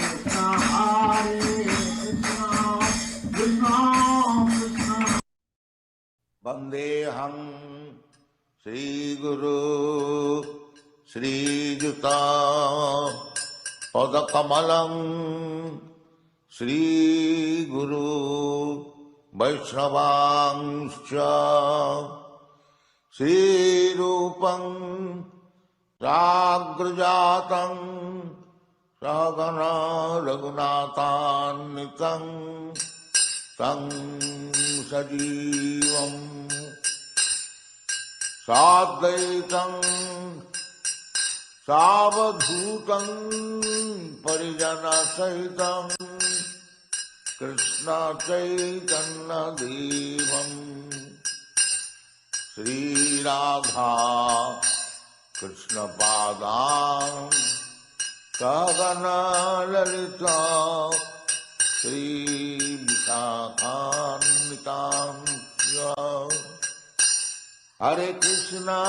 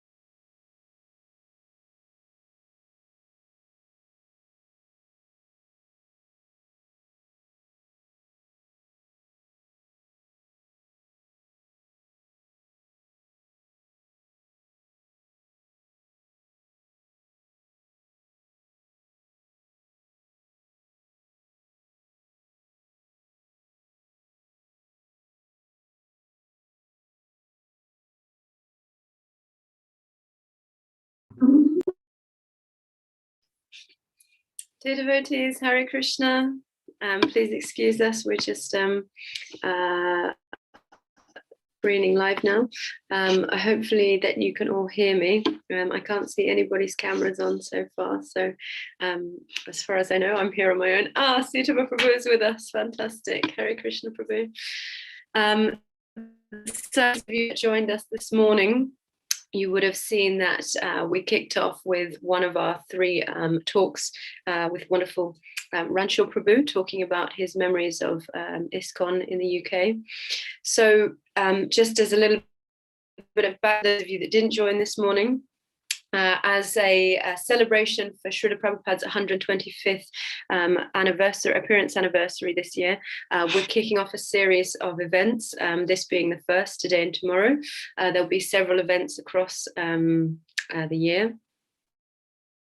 Is online, but we're hoping that for Srila Prabhupada's actual appearance day, we'll be having a big physical celebration that won't be online as it is now, COVID allowing, of course. So thank you for joining us. This is, we've got a wonderful lineup of senior devotees who'll be sharing their nectarian pastimes and experiences about the inauguration of ISKCON in the UK. The schedule today is now 2 p.m. and then we have another session this evening at 7:30 p.m. with Manjuali Mataji and Mondakini Mataji. There will be a questions and answers time at the end of this. So we're introducing Sutapa Prabhu first. This is the part where I get to say some very nice things about Sutapa Prabhu. So Sutapa Prabhu is a long-term senior resident at Bhakti Manor. He's a Sankirtan legend and the mastermind behind the School of Bhakti. Over the last decade plus, he's contributed significantly to book distribution in the UK, as well as established himself as a prolific author of contemporary Krishna conscious literature, and is ever the humble servant of the servant. So, Sutapa Prabhu, over to you. Thank you very much. Hare Krishna. Thank you so much, Vrindavani Mataji. Thank you to the organizers for giving me an opportunity to share something with you. Just a quick disclaimer before I start. My camera is a little funny. So like if the sound goes off, just let me know. And there's a few tricks I can do to sort it out. So, so thank you to everyone for coming, and thank you to the organizers for the opportunity. It's really a weekend in which we can absorb our hearts and minds in the teachings, in the life example of Srila Prabhupada. I feel very humbled looking at the lineup of devotees, all very, very senior disciples of Srila Prabhupada who had so many direct experiences. And obviously myself still learning from them, learning from all of you. But I hope together we can discuss something about Srila Prabhupada, and I'll try to leave significant time in this session for everyone on this call to perhaps also share their thoughts and reflections on Srila Prabhupada and the things about Srila Prabhupada that really touch you. And I think that will be very, very nice to have an exchange. So I will leave time for that, and I hope all of you will participate. And if you have any questions, we can also discuss that. So before I begin, I'll just offer some prayers, and then we'll kind of dive into the life and pastimes of Srila Prabhupada. Om Gyanatimirandhasya Dhananjaya Shalakaya Chakshurunmilitam Yena Tasmai Shri Gurave Namaha. Shri Chaitanya Manobhishtam Stapitam Yena Bhutale Swayam Rupa Kadamayam Dadati Swapadantikam. Vandeham Shri Guru Shri Yata Padakamalan Shri Gurun Vaishnavamscha Shri Rupam Sagrajatam Sahagana Raghunatham Vitam Tam Sajivam Sadvetam Savadhutam Parijana Sahitam Krishna Chaitanya Devam Shri Radha Krishna Padan Sahagana Lalita Shri Vishakhanvitamscha He Krishna Karuna Sindhu Dinabandhu Jagatpate Gopesha Gopika Kanta Radha Kanta Namostute Tapta Kanchana Gaurangi Radhe Vrindavaneshwari Vrishabhanu Sute Devi Pranamami Hari Priya Vancha Kalpatarubhyascha Kripa Sindhubhya Evacha Patitanam Pavanebhyo Vaishnavebhyo Namo Namaha Shri Krishna Chaitanya Prabhu Nityananda Shri Advaita Gadadhar Shri Vasadi Gaur Bhakta Vrinda Hare Krishna Krishna Krishna Hare Hare Hare Rama Rama Rama Hare Hare. Srila Prabhupada ki jai. Maybe many of us on the call feel like we missed out. Many of us never got to see Srila Prabhupada directly in that way. And many of us often feel how amazing it would be to be with Srila Prabhupada, to see Srila Prabhupada live in action. One devotee once said to me, and I could very much relate to it, he said, I don't often think about what it would be like with Krishna in Goloka Vrindavan. That seems to me to be very far away. But I do often think, what would it be like to be with Srila Prabhupada, to see Srila Prabhupada functioning, spreading Krishna consciousness, inspiring people's hearts, and sharing the mood and mission of Sri Chaitanya Mahaprabhu. Although we never met Srila Prabhupada, many of us in that way, The one beautiful thing that we do have is we have Srila Prabhupada's books, we have Srila Prabhupada's so much footage and lectures. And one amazing thing we have is the association of his disciples. And it's pretty amazing because his disciples who saw him, who learned so many things from him, who were personally molded, guided, and instructed by him, now they've grown in their spiritual life and become extremely evolved in their understanding of Krishna consciousness. And with their mature Krishna consciousness, through them we can actually see Srila Prabhupada in a different light. And therefore, we're really, really fortunate this weekend to have an opportunity to hear from the disciples of Srila Prabhupada.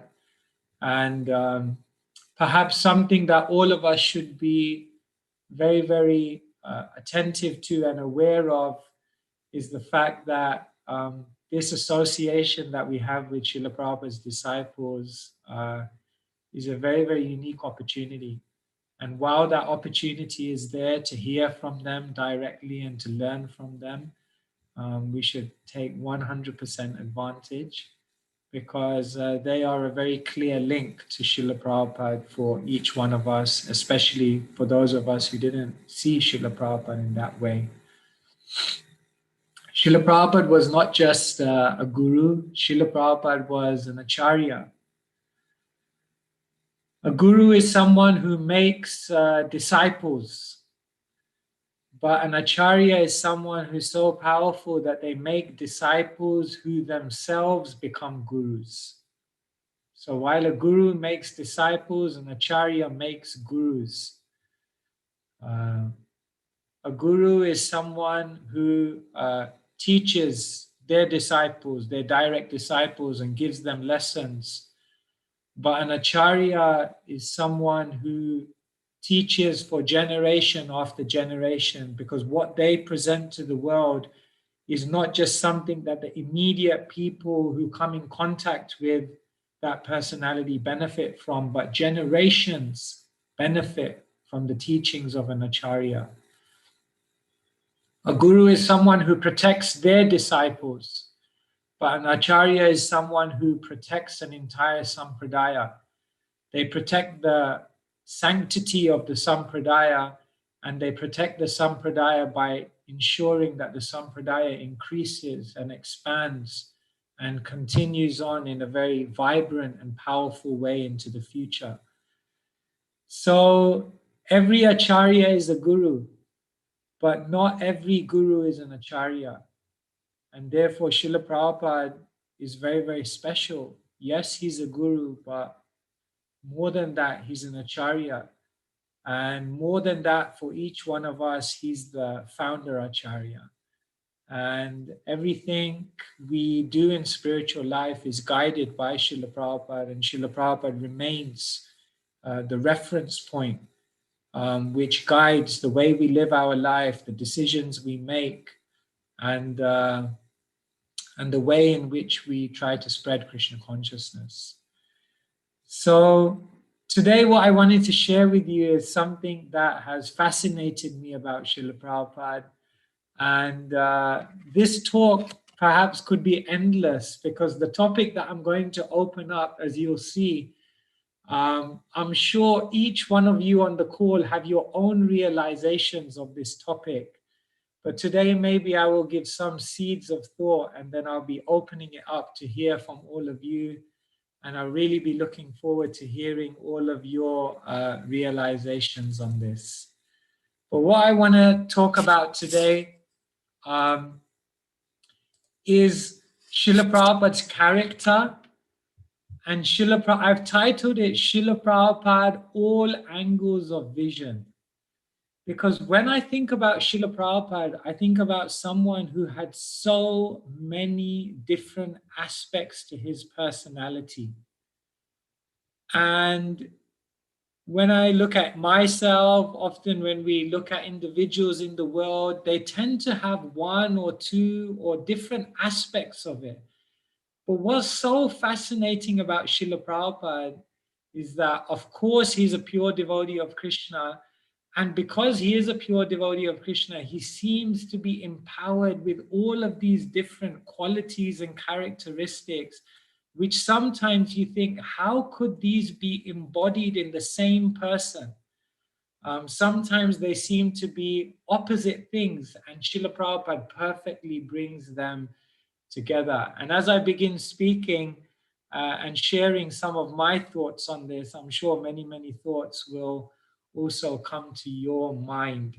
So please do keep sharing your thoughts, and please do put any questions you may have on the chat, and let us dive in and reflect a little bit on how Srila Prabhupada's character from all angles of vision is something incredible. The first thing I want to share with you about Srila Prabhupada is perhaps the foundation of Srila Prabhupada's own life. This is Srila Prabhupada, maybe 1961, 1962, something around that time. Srila Prabhupada in Radha Damodar Temple, Vrindavan. You can tell us on the chat if you've been to Radha Damodar Temple, and when you went to Radha Damodar Temple and went to the rooms of Srila Prabhupada, how did it make you feel? What was that experience like? I remember the first time I went to Srila Prabhupada's rooms at Radha Damodar Temple, I took a Bhagavatam with me and I sat there all day practically and just read in Srila Prabhupada's rooms at Radha Damodar. Srila Prabhupada, in 1954, Srila Prabhupada took Vanaprast. In 1956, Srila Prabhupada relocated to Vrindavan. And in 1959, Srila Prabhupada took sannyas, and straight after taking sannyas, Srila Prabhupada relocated to Radha Damodar Temple, Vrindavan, the place where Rupa Goswami's Bhajan Kutir and Samadhi are located, the place where so many acharyas, samadhis, and remembrance places are located. And here Srila Prabhupada lived a very, very deep spiritual life. It's explained, if you read the book Srila Prabhupada at Radha Damodar, there's a book like that. And in that book, it explains Srila Prabhupada's daily schedule while he was at Radha Damodar Temple. Srila Prabhupada in the early mornings would rise very, very early. He would be doing his writing work. He would be chanting. He would come out for the greeting of the deities. And at 10 o'clock every day, and Prabhupada's schedule at Radha Damodar was practically the same every day. So in the mornings, he'd be writing and chanting. Then at 10 o'clock, Srila Prabhupada would come out and he'd go around all the main temples in Vrindavan and take darshan of all the different Goswamis, temples and deities. And then Srila Prabhupada would collect some vegetables from the market. And then Srila Prabhupada about 11 o'clock would come back to Radha Damodar Temple. And here you see in Srila Prabhupada's kitchen on a simple 3-tiered cooker, Srila Prabhupada would make his lunch. Prabhupada was a super quick cook. He would just do it really, really quickly in this 3-tiered cooker. And Prabhupada would sit down and take prasadam, and looking outside of the window, he would look into the courtyard of the Radha Damodar Temple, meditating on the samadhi of Rupa Goswami, and remembering Sri Chaitanya Manobhistam Stapitam Yena Bhutale Svayam Rupa, that Rupa Goswami was the one who established in this world the mission to fulfill the desire of Mahaprabhu. And therefore, Srila Prabhupada, as a Rupanuga, a follower of Rupa Goswami, was also meditating on that. Sometimes I look at this picture, it's a very, very mystical picture. You sometimes think, what was Srila Prabhupada thinking? How he was masterminding a revolution from this tiny, almost unknown place in a holy village in India, so remote from the rest of civilization, But here Srila Prabhupada was preparing a revolution. Srila Prabhupada was so incredibly deep. He was so incredibly rooted in his own spiritual life. He was not just living in Vrindavan. Srila Prabhupada was living in Vrindavan consciousness. And that entire spiritual consciousness was pervading his entire being. Later on, after Srila Prabhupada spread Krishna consciousness, one disciple was once serving Prabhupada, and he saw Prabhupada flicking through a nectar of devotion, and Prabhupada came to a picture of the Radha Damodar temple, and he saw Prabhupada's face lit up, and Prabhupada said, Radha Damodar temple, I remember my time there. And Prabhupada said, it was too much ecstatic. Prabhupada said, my time in Radha Damodar temple was too much ecstatic. So here was Srila Prabhupada at the end of his life, seemingly at the end of his life, in Vrindavan, and just there, chanting, reading, praying, meditating, having darshan of the deities, so happy, so rooted in his Krishna consciousness. But Srila Prabhupada wasn't satisfied there. As Prahlad Maharaj says in the Bhagavatam, Prayena Deva Manayos Svamimukti Kama. Some people are very concerned, Swamukti, about their own liberation. They're very good spiritualists, they're yogis, they're advanced transcendentalists, but Swamukti Kama, they're mainly interested in their own liberation. Naitan Vihaya Kripanan Vimumuksha Eko. Prahlad Maharaj says, I don't want to be Vimumuksha. I don't want to be liberated alone. Maya Sukhaya Bharamudvahato Vimudhan. I'm concerned about all the living entities who are carrying the heavy burden of Maya, and therefore I will go to the cities, the towns, and to the places where everyone's populating, and I will go there and help them. And so here you see an incredible kind of contrast in Prabhupada's life. He was just so deeply rooted in his own spiritual life, but simultaneously he was reaching out and ready to go anywhere, ready to speak to any person, ready to embrace any challenge, any uncertainty, to share Krishna consciousness. Now let us just think for a moment, what does it mean that someone is able to have such almost seemingly opposite aspects to their personality, to be such an internally deep person, and at the same time incredibly externally active, reaching out to the people. Here is Srila Prabhupada. I think this is Tompkins Square Park. I'm not sure if it's Tompkins Square or it's Washington Square Car Park, but it's New York, 1966. Srila Prabhupada, or it could be actually San Francisco. But here is Srila Prabhupada chanting and just connecting with all of these individuals. Such a different world to Vrindavan, such a different world to what he was used to in India, growing up in Krishna consciousness. But still, as he closed his eyes and chanted the Mahamantra, he was right there with Krishna in Vrindavan, even though in New York or San Francisco, or wherever. One time at Chitananda Prabhu in New York, there was a paper called the East Village Voice. It was the paper of the hippies, the newspaper of the hippies. So they had reported on Srila Prabhupada, and Chitananda Prabhu brought the news article to Prabhupada. So Prabhupada said, read it out. What are they writing? And the news article wrote in its own kind of like hippie language, alternative language, explaining Srila Prabhupada. It said, while all the chaos is going on in New York's Lower East Side, one old man, 1 year past his allotted 70, walked into New York's East Village and set about to prove to the world that he knew how God could be found.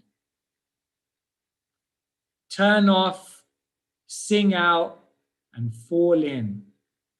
And then the report went on. It said, the old Swami has come with a method of transcendental realization that's sweeter than acid, cheaper than pot, and non-bustable by fuzz.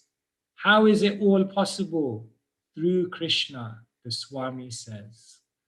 So Prabhupada was listening to this, sweeter than acid, cheaper than pot.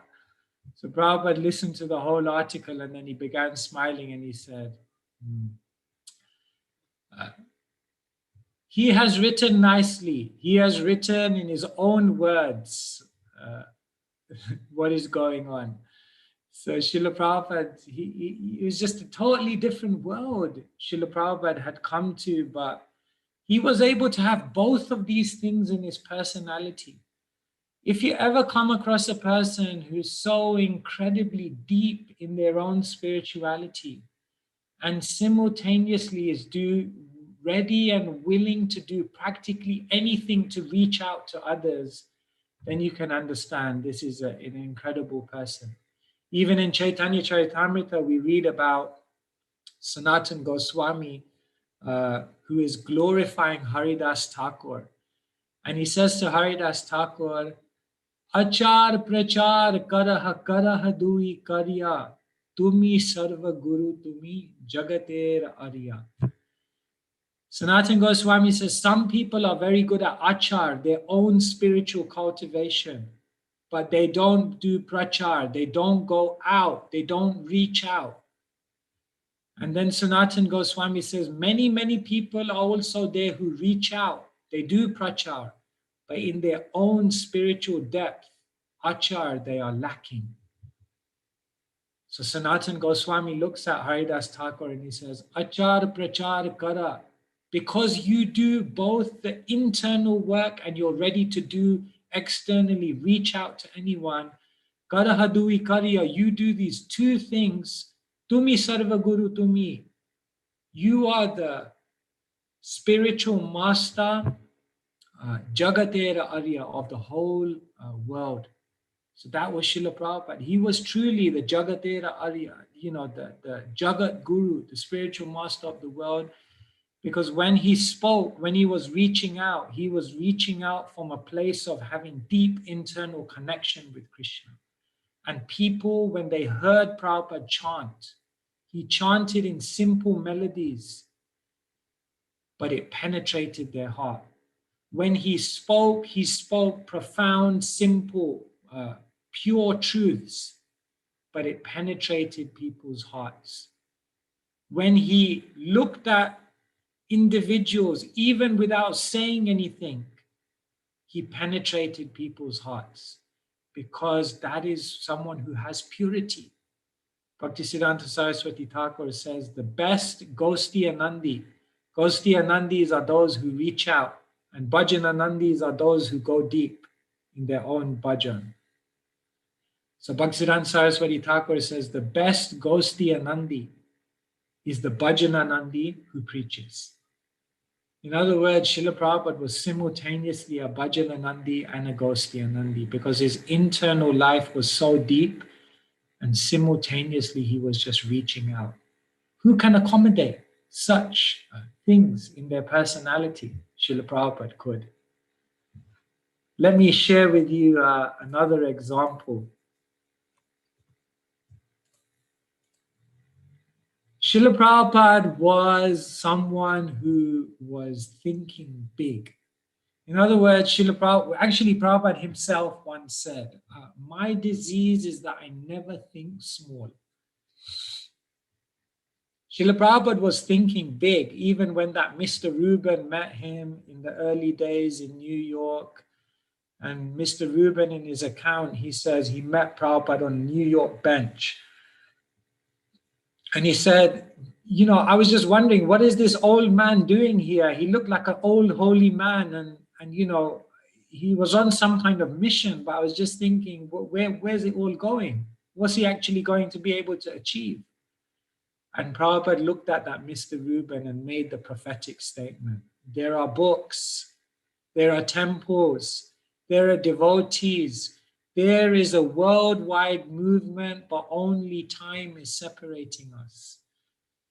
Srila Prabhupada knew that this was the wish of Chaitanya Mahaprabhu, and therefore it would happen. And therefore he never limited his thinking. This is Srila Prabhupada right here in the early days in Mayapur, Sridham Mayapur. On one morning walk, His Grace Bhagavat Prabhu talks about how Srila Prabhupada looked at the devotees and Prabhupada said, I want you to buy all the land in Mayapur. So even that already was like, wow, how are we going to buy all the land in Mayapur? We don't have that kind of money. Prabhupada said, I want you to buy all the land in Mayapur. But it didn't stop there. He said, then what I want you to do is apply to the Indian government for independence and create the country of Mayapur. No one was thinking along those lines. And then Prabhupada said, and then in our country of Mayapur, we will have our own currency, 1 Chaitanya, 5 Chaitanyas, 10 Chaitanyas. He said, we will have our own import and export business. And he said, all temple presidents across the whole world will become ambassadors of the country of Mayapur. And it blew the devotees' minds, because here they were just walking through a paddy field. They were just walking through a paddy field. And Prabhupada had this whole vision. Prabhupada was thinking big. And what eventually happened, all of us know, so many individuals came forward. And here we go. This is Mayapur. And we're close to this vision being realized. And who knows where it will stop and what more will happen and how it will expand more and more and more. And where did it all start? If you see here, if you see me circle this right here, this little hut here that I've just circled in the bottom left corner is the Bhajan Kutir of Srila Prabhupada. When they got the Mayapur land, this was the first structure which was built. And Prabhupada was very, very happily staying there. He said, I'm happy to stay in this hut. But if I stay in this hut, nobody will come. Therefore, we must create a grand city. And even when the city was becoming formed, Srila Prabhupada said, I want you to keep this hut. I want you to keep this humble straw hut and do 24-hour kirtan in here. I want people to come and see this is where it all began. And now see where it has all gone. That was Srila Prabhupada. Someone who was just thinking so big. One time the devotees were with Prabhupada in London and they were driving past Buckingham Palace, and the devotee had some really amazing news to share with Srila Prabhupada. He said, Prabhupada, one of the Queen's guards, the guards that stand in front of Buckingham Palace here, one of the Queen's guards has become a devotee. So everyone was like super impressed by that. Like, wow, one of the Queen's guards has become a devotee. Prabhupada looked back at the devotee and he said, oh, what about the Queen? No one was thinking like, what about the Queen? I mean, that's out of the question. For Prabhupada, nothing was out of the question. Impossible was the word in a fool's dictionary. Just now we've been celebrating Gaur Purnima, and we were remembering how Srila Prabhupada and the devotees published Chaitanya Charitamrita. The BBT were usually printing one book every 2 months. Srila Prabhupada began putting the pressure on, and he said, you have to go faster. They said, okay, Prabhupada, if we pull out all the stops, we can go twice as fast. We can do 2 books in 2 months. Prabhupada looked at the devotees on the morning walk, Rameshwar Prabhu and the others. Prabhupada said, I want all the volumes printed in 2 months. They said, Prabhupada, we're doing 1 volume a month, 1 volume every 2 months. Prabhupada said, I want all the volumes in 2 months. Devotee, Prabhupada, it's impossible. Then the prophetic statement came. Impossible is a word in a fool's dictionary. And no one wants to be a fool. So the devotees surrendered to it. And by Srila Prabhupada's vision, by Srila Prabhupada's empowerment, and by their complete chastity to Srila Prabhupada's desire and empowerment, they were able to do it. And that's the amazing thing. The devotees were just doing amazing things under Srila Prabhupada's empowerment. In 1976, the devotees in America ordered 1 million copies of Bhagavad Gita to be printed. This is mentioned in Yogeshwar Prabhu's book. Did you know that in 1976, this was a world record? It was the single biggest printing of a book in the world. No one had ever done that before. 1 million copies of a book, no one had ordered. Prabhupada and his band of disciples ordered 1 million Bhagavad Gitas to be printed.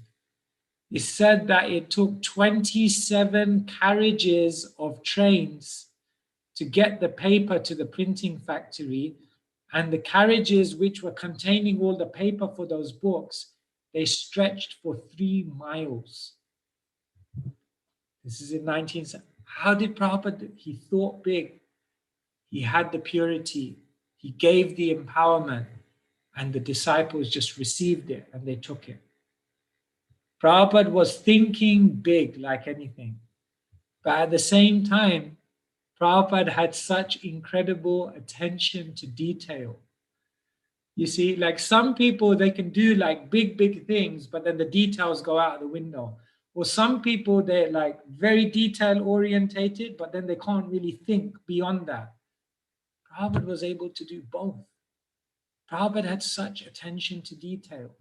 Here in the picture is Krishna Balaram Temple, Vrindavan. Prabhupada had created these huge projects, but Prabhupada was attentive to the details. The devotees tell the story of Srila Prabhupada and the bell in Vrindavan.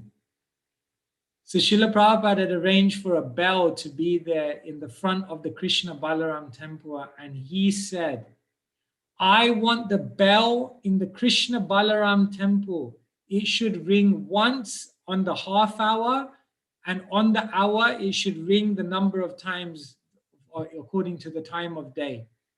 Every half hour and on the hour the bell must ring. So the devotees thought that's a pretty simple thing. They got a chowkidar, a night watchman. You know, in India, you can just employ someone like that, and they put him in charge of ringing the bell. But somehow or other, night watchmen in India, when it comes to nighttime, they end up sleeping and falling asleep. So the bell wasn't going off.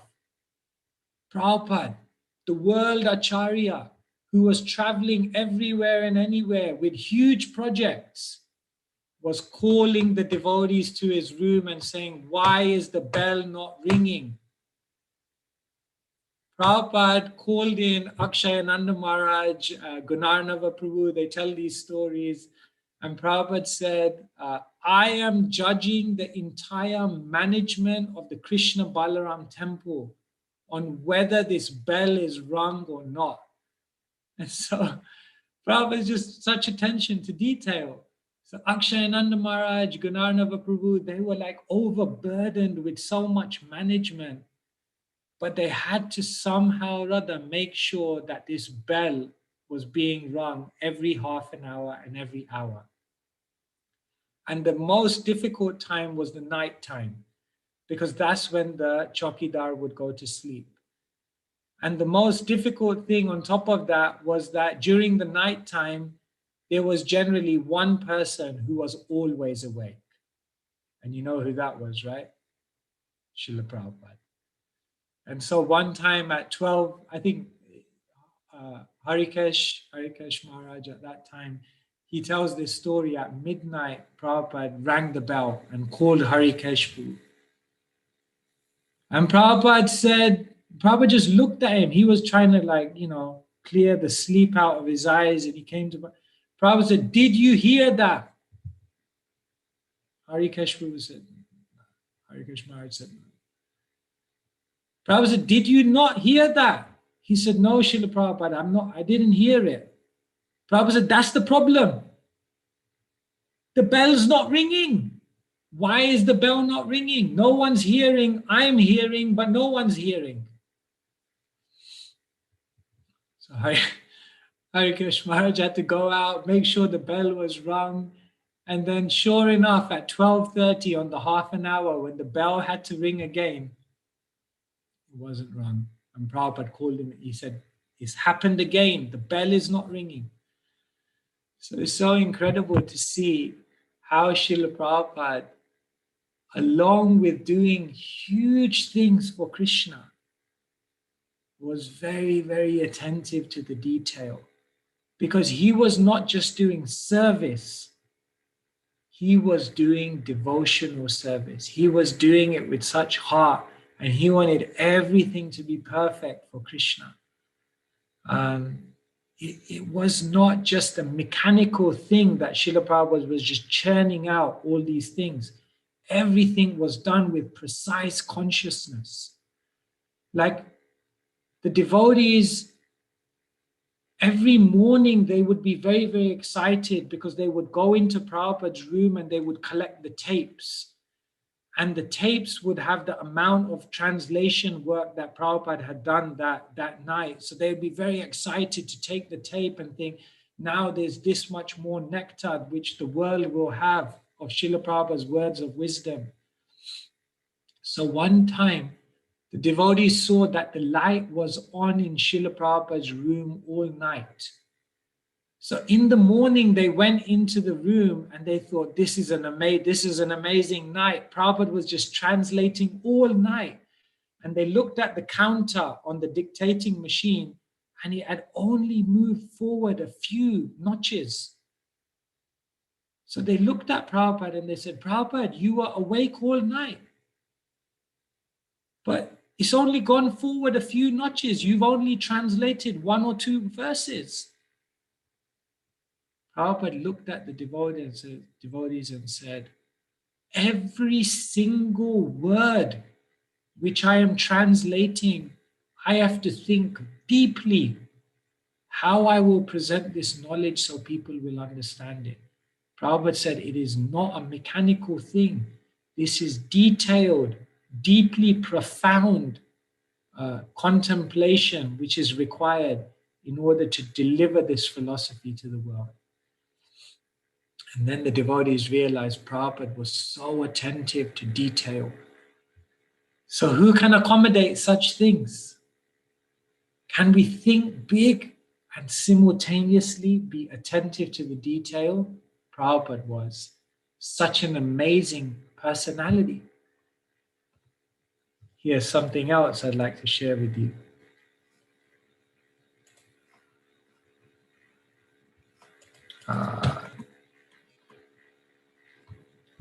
Srila Prabhupada was such a scholar. He was not just someone who studied the scriptures at a certain point in his life. He was living with the scriptures throughout his life. Srila Prabhupada was able to extract the essence of Shastra. When the 6 Goswamis are glorified by Srinivasacharya in his Ashtakam, then Srinivasacharya says, "Nana Shastra Vicharane Kanipuno Sadharma Sanstapako." He glorifies the 6 Goswamis and he says, "Nana Shastra," they took the many, many scriptures, Sadharma Sanstapako, and they extracted the essence. And they established that essence for generations to come. If we wanted to read all of the scriptures, the first problem is that we wouldn't have enough time. even if somehow or other we had enough time to read all of the scriptures, the second problem is we wouldn't have the patience to try to understand them. Most of us, if we read within an hour or even less, our mind is going everywhere. We don't have the time to read all the scriptures, neither we have the patience to read all the scriptures. And even if somehow we had the time and the patience, we would not have the intelligence and purity to be able to extract the essence, the Saddharma, the eternal principle. We would not be able to do that. Therefore, Prabhupada did it for us. Prabhupada said, the best of me is in my books. And of all his contributions, repeatedly, Srila Prabhupada said, the most important is the books that I've given you. And so Srila Prabhupada was just such a scholar. But he didn't just get it right. He got the message across. Some people are very scholarly. They can get the message right. But very few know how to get the message right and how to simultaneously get the message across. Imagine that Srila Prabhupada had such a deep understanding of the Shastra that he was able to present such lofty concepts to individuals who had no background. And he brought them up by his teachings so that many of them also became scholars. That is a good teacher is one who can make others a good teacher. And Srila Prabhupada did that because he had such a grasp of the philosophy. So here was Srila Prabhupada, the scholar, the person who had really understood all the scriptures, whose mind was bathing in the words of Shastra. Shabde parecha nishnatam brahman yupa shamashrayam. Bhagavatam says that Guru is that person whose mind is bathing in the words of the Shastra. That was Srila Prabhupada. The Bhagavatam was just, he was the living Bhagavatam. And all of those words were just in his consciousness all the time. Everything he saw through the eyes of Bhagavatam. So Srila Prabhupada was incredibly scholarly. But at the same time, Srila Prabhupada was also incredibly streetwise. I love this picture of Prabhupada. Many of you have seen it. This is Prabhupada just queuing up there in an airport with so-called just people of the world. And here was Srila Prabhupada, who was so deep and philosophical and bathing in Shastra. But when it came to interacting with the world, he was so practical. He was so progressive. He was so pragmatic. And he was just so streetwise. Prabhupada knew how to deal in the world. He was like not just a scholar, he was a businessman. Prabhupada once said to a devotee, in two things in life, you should never be shy. Prasadam and business. So Prabhupada was never shy when it came to dealing with people for the purpose of spreading the Krishna consciousness movement. In Detroit, the devotees had this idea to buy the Fisher Mansion, which was like an opulent mansion in Detroit. So Prabhupada went with the devotees to have a viewing, and then the estate agent took them around, and Prabhupada was appreciating all the the chandeliers and the decor and the opulence of the whole place, and finally then it came to making a deal. So Prabhupada was just looking at the agent, and the agent was looking at Prabhupada, and he was waiting. Okay, so I've spent all this time taking you guys around. Are you guys going to make an offer? So Prabhupada just looked at the agent and said, we are beggars. I mean, it's not the first line you'd think of telling an estate agent, if you're thinking of buying the property. Prabhupada did. Prabhupada said, we are beggars. So we think you should just give us this property for free. So the estate agent, he was like incredulous. He wasn't sure whether it was a joke or whether it was true. And he said, well, that's out of the question. You know, I need to get at least $350,000 for this property. So Prabhupada was just obviously warming up the atmosphere. So he said, the agent said 350,000. So Srila Prabhupada looked at him and said, $300,000 cash, no more. So, you know, like when you offer cash, it's like, wow, you know, like you let the person feel the money, you know, it's like, yeah. So somehow or other, Prabhupada just brought him down. Prabhupada also did not have that kind of money in his bank, but Prabhupada put the offer down. He knew it was okay, the money will manifest, Krishna will help. And Srila Prabhupada just put the offer down, $300,000, and bought the Fisher Mansion. You can go to it today. We still have that place in Detroit. And the next day, the devotees came to the Fisher Mansion to kind of take over the property.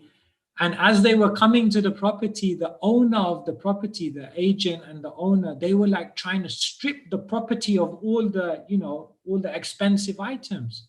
So the devotee said, no, how can you sold the property as it is, all the expensive items, you know, to the extent of even they were taking the door handles, said, no, you got to keep all of this in. And then the agent and the owner looked at the devotees and they said, we don't know what your guru has done. I don't know how we sold this to you for so cheap. He's confused us, he's embezzled us, he's done some mystic thing over us. I don't know how he's managed to buy this building from us for so cheap. Later on, the devotees reported it to Prabhupada that this is what the agent said, that, you know, the Swami's confused me, he's tricked me. And Prabhupada began laughing and he said, that is a fact, that is a fact. Prabhupada said, no one can defeat me. I am a Calcutta boy. So Prabhupada was so streetwise. So who can do it? Who can be such a scholar, such a person who understands the subtleties and nuances of philosophy and Sanskrit and commentaries, and who is so much absorbed in that world of theology, and at the same time, someone who is able to just deal with the world, deal with people, get things done, and just be incredibly competent and practical on a day-to-day level. That was Srila Prabhupada. I hope you're kind of seeing what I'm trying to share with you today, which is how Srila Prabhupada had all these aspects to his personality. And the reason I'm trying to share this with you is because anything we want to learn in life, actually, my firm conviction is practically anything you want to learn in life, you can probably learn it from Srila Prabhupada's life. Because Srila Prabhupada just had all of these aspects to his character, which were just incredible, just amazing. Prabhupada once said to Vidayananda Maharaj had taken sannyas, just a new sannyasi. So he looked at Srila Prabhupada and he said, Srila Prabhupada, now I've taken sannyas. I can give up all my managerial responsibility and I'm now just free to preach. And Prabhupada looked back at Vidayananda Maharaj and he said, and Vidayananda Maharaj could tell Prabhupada was not connecting with that statement. And Prabhupada looked at him and said, you should be like me. In the morning, I give the Bhagavatam class. And in the afternoon, I go to the bank. And that was Srila Prabhupada. The Bhagavatam class and the bank. Srila Prabhupada was scholarly, but at the same time, incredibly streetwise as well. Let me share another one with you. Srila Prabhupada was a preserver of tradition. Srila Prabhupada had grown up in such refined Vaishnav tradition. His father was such a Vaishnav. Prabhupada said, my father, Gaur Mohan Dey, he only wanted me to become a devotee of Radharani. He had no other aspiration for me. So Srila Prabhupada was he grew up in such Vaishnav tradition.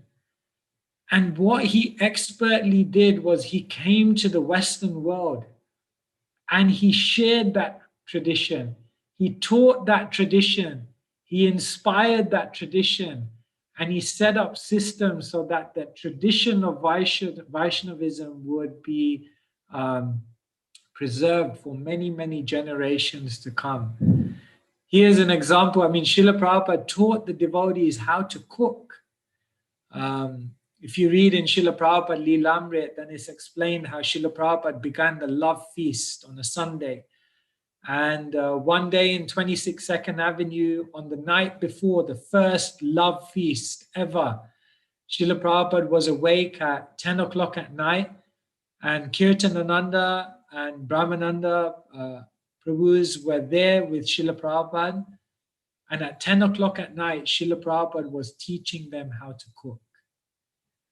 He was teaching them how to make many preparations simultaneously. He was teaching them what spices to use with other spices. He was teaching them how you stir something so that it doesn't burn and at the same time you don't crush it. He was teaching the devotees how to make a chaunce. Srila Prabhupada, and then Kirtanananda or Brahmananda, one of them, they asked, like, Prabhupada, how did you learn to cook so expertly and so quickly? And Prabhupada said, I watched my mother. I learned from my mother.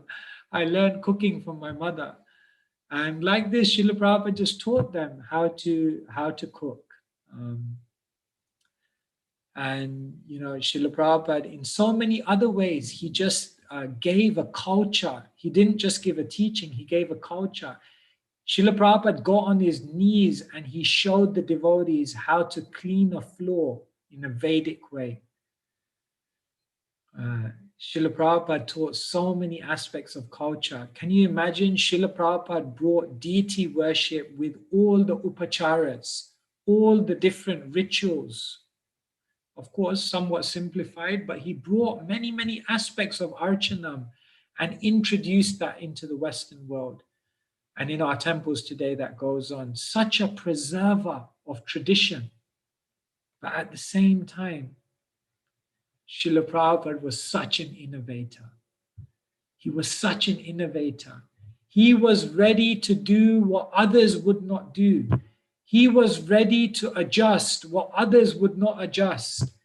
He was ready to embrace anukulyena, whatever is favorable for the practice and sharing of Krishna consciousness. And here there's a poster of the mantra rock dance. Like very, very early on in San Francisco, the devotees organized Srila Prabhupada to come to this mega concert with Allen Ginsberg and all these other groups. And perhaps in the coming days, we'll even hear direct eyewitness accounts of this event. But Srila Prabhupada just came there. He came there to the mantra rock dance, which was... which Swami would go to the mantra rock dance? Which Swami was ready to walk into such a place and talk about Krishna? Srila Prabhupada was just ready because he knew everyone was looking for Krishna and he knew Krishna could be connected everywhere. And therefore, in his ingenious innovation, Srila Prabhupada was just bringing Krishna everywhere.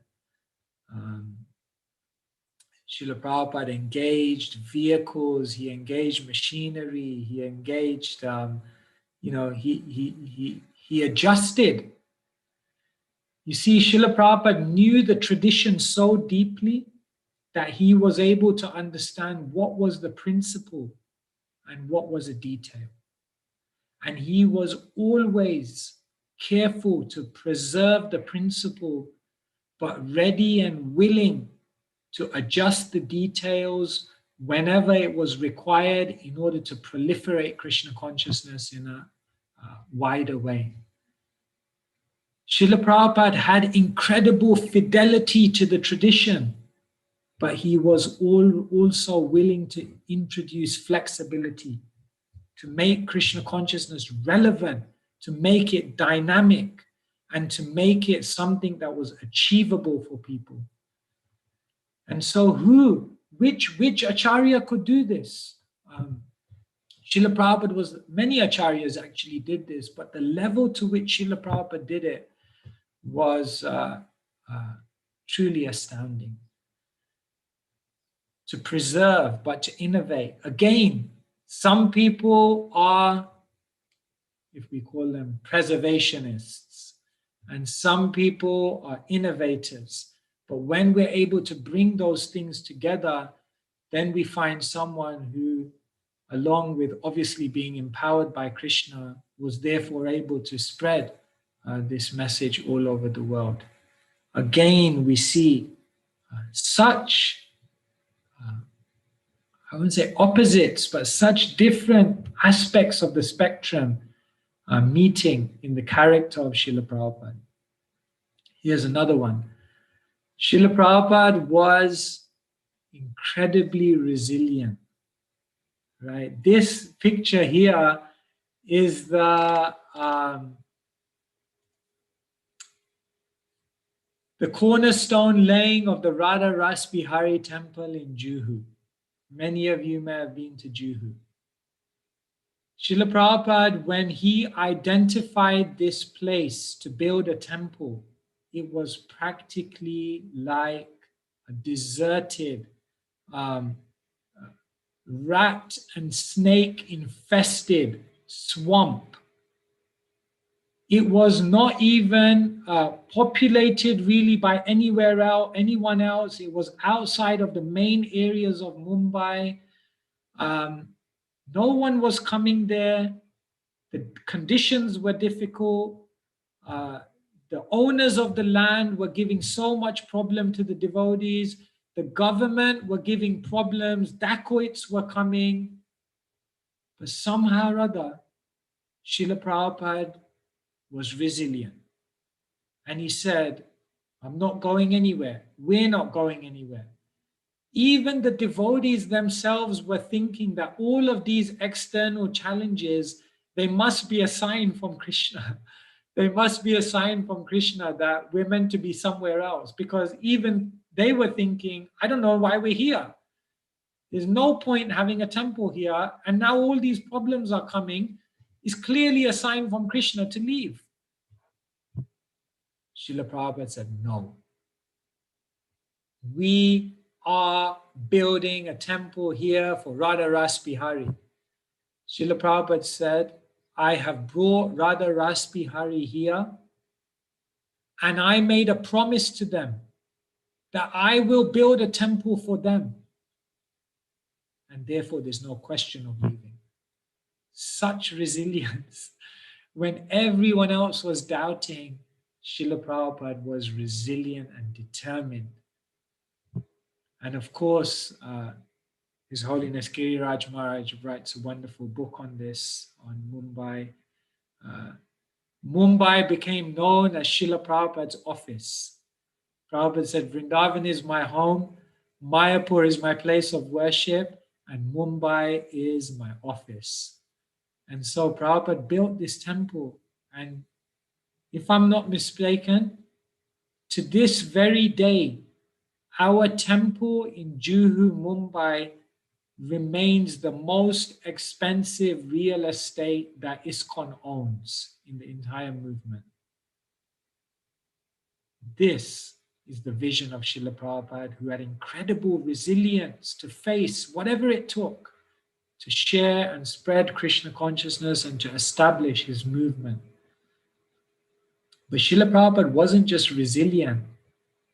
Srila Prabhupada was also very, very flexible. In 1953, I think it was, Srila Prabhupada was about to take Vanaprastha, and he came to Jhansi a little known city in India.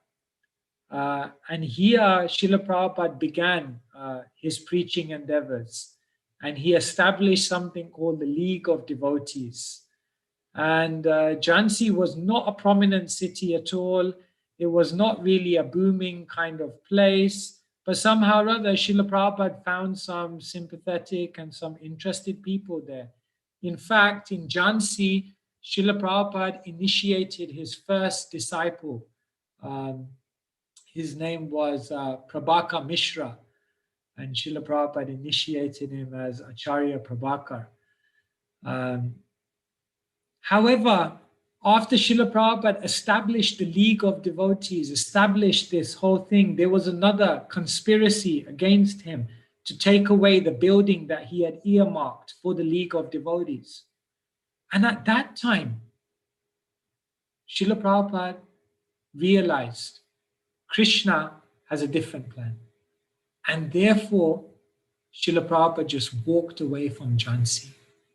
Actually, Srila Prabhupada said, if I wanted to stay in Jhansi and if I would have fought, no one could have defeated me. But I saw that Krishna had a different plan, and therefore I was flexible to go with Krishna's plan. It's very, very interesting. In Juhu, Prabhupada was completely resilient. He was almost stubborn, spiritually stubborn to stay there. But in Jhansi, when he had similar problems, he left. And he said, Krishna has a different plan. So Srila Prabhupada was resilient at times. And at other times, when he saw there was a need to be flexible, he was just flexible. Srila Prabhupada was just ready to move with Krishna's plan.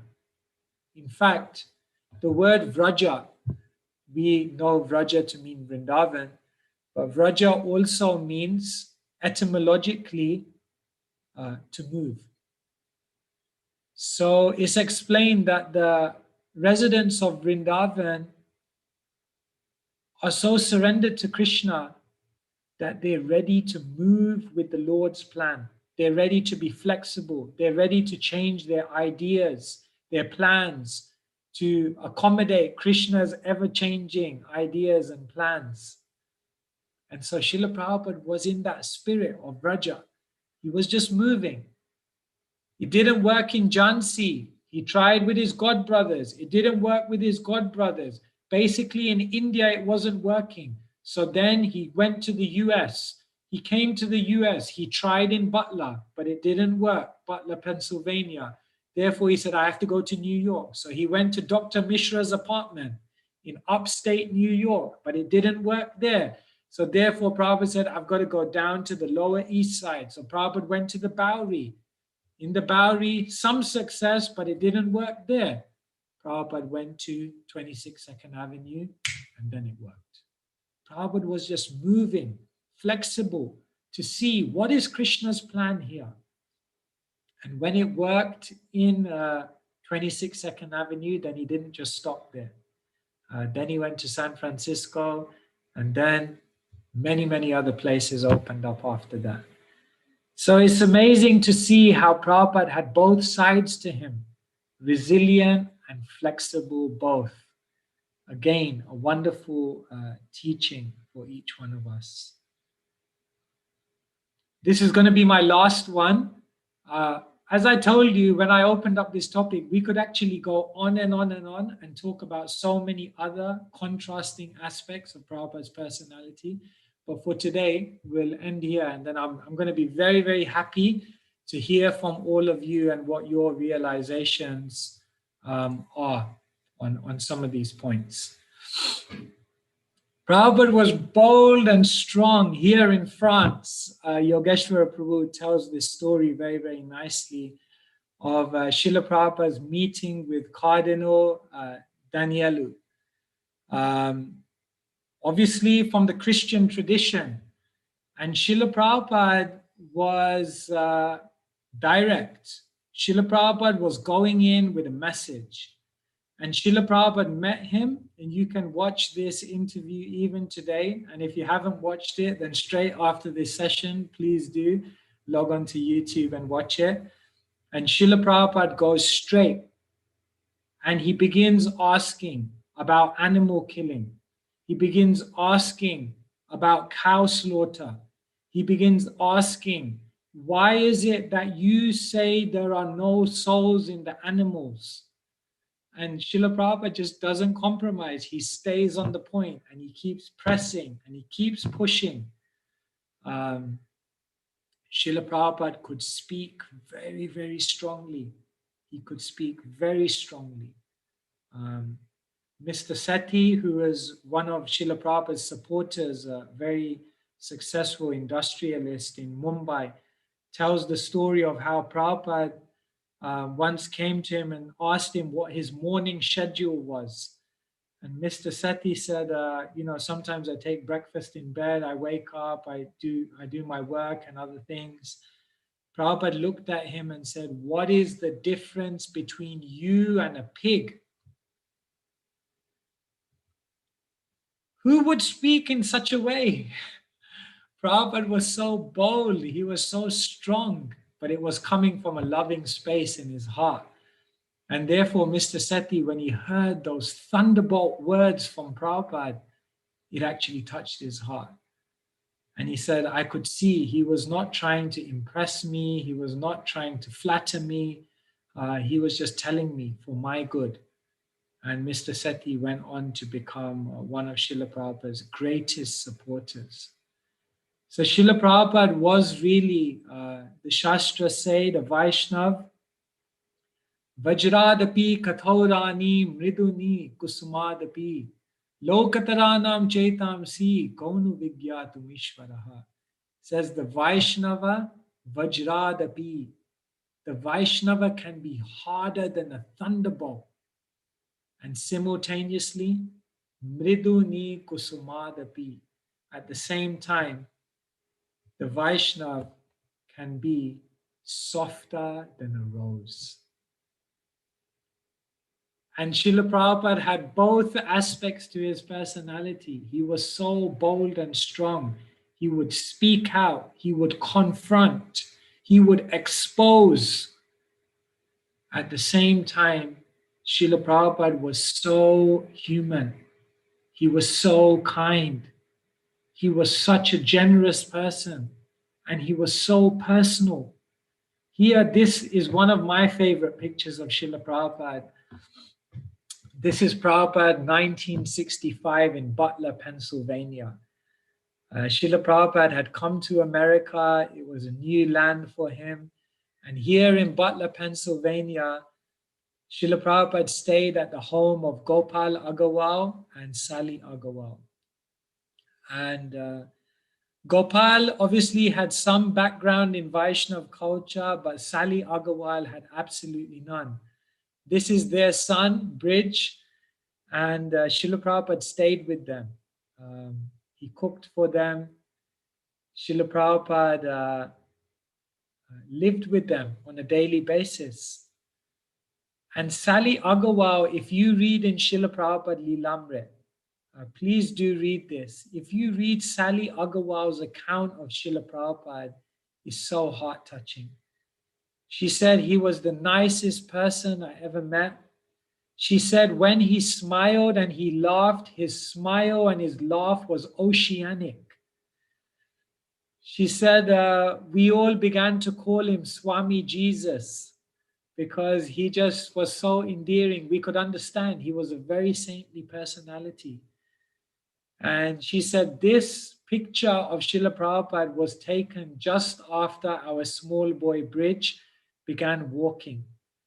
And Srila Prabhupada, you can see in this picture, was taking so much joy in seeing the young boy walk. Now you may say he's with Krishna, he's in the spiritual world, he's transcendental to all of these things. But just look at how Srila Prabhupada was so transcendental, but at the same time, so much humanly connecting with people, so kind and so sensitive. It's really such a beautiful combination.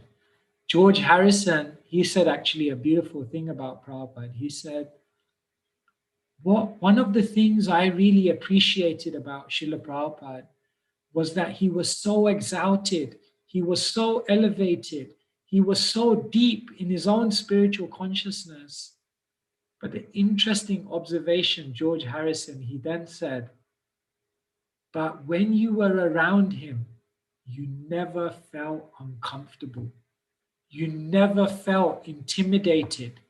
You never felt like you were somehow, because he had such love, his presence was uplifting, not intimidating at all. And that I thought that was a beautiful kind of reflection of George Harrison, which really reflected how Prabhupada was so humanly relatable to people. And so this is what I've tried to do and share with you today. We're so honored that we have the opportunity to hear about Srila Prabhupada from all of his disciples, who have written so many amazing books and biographies and given so many accounts.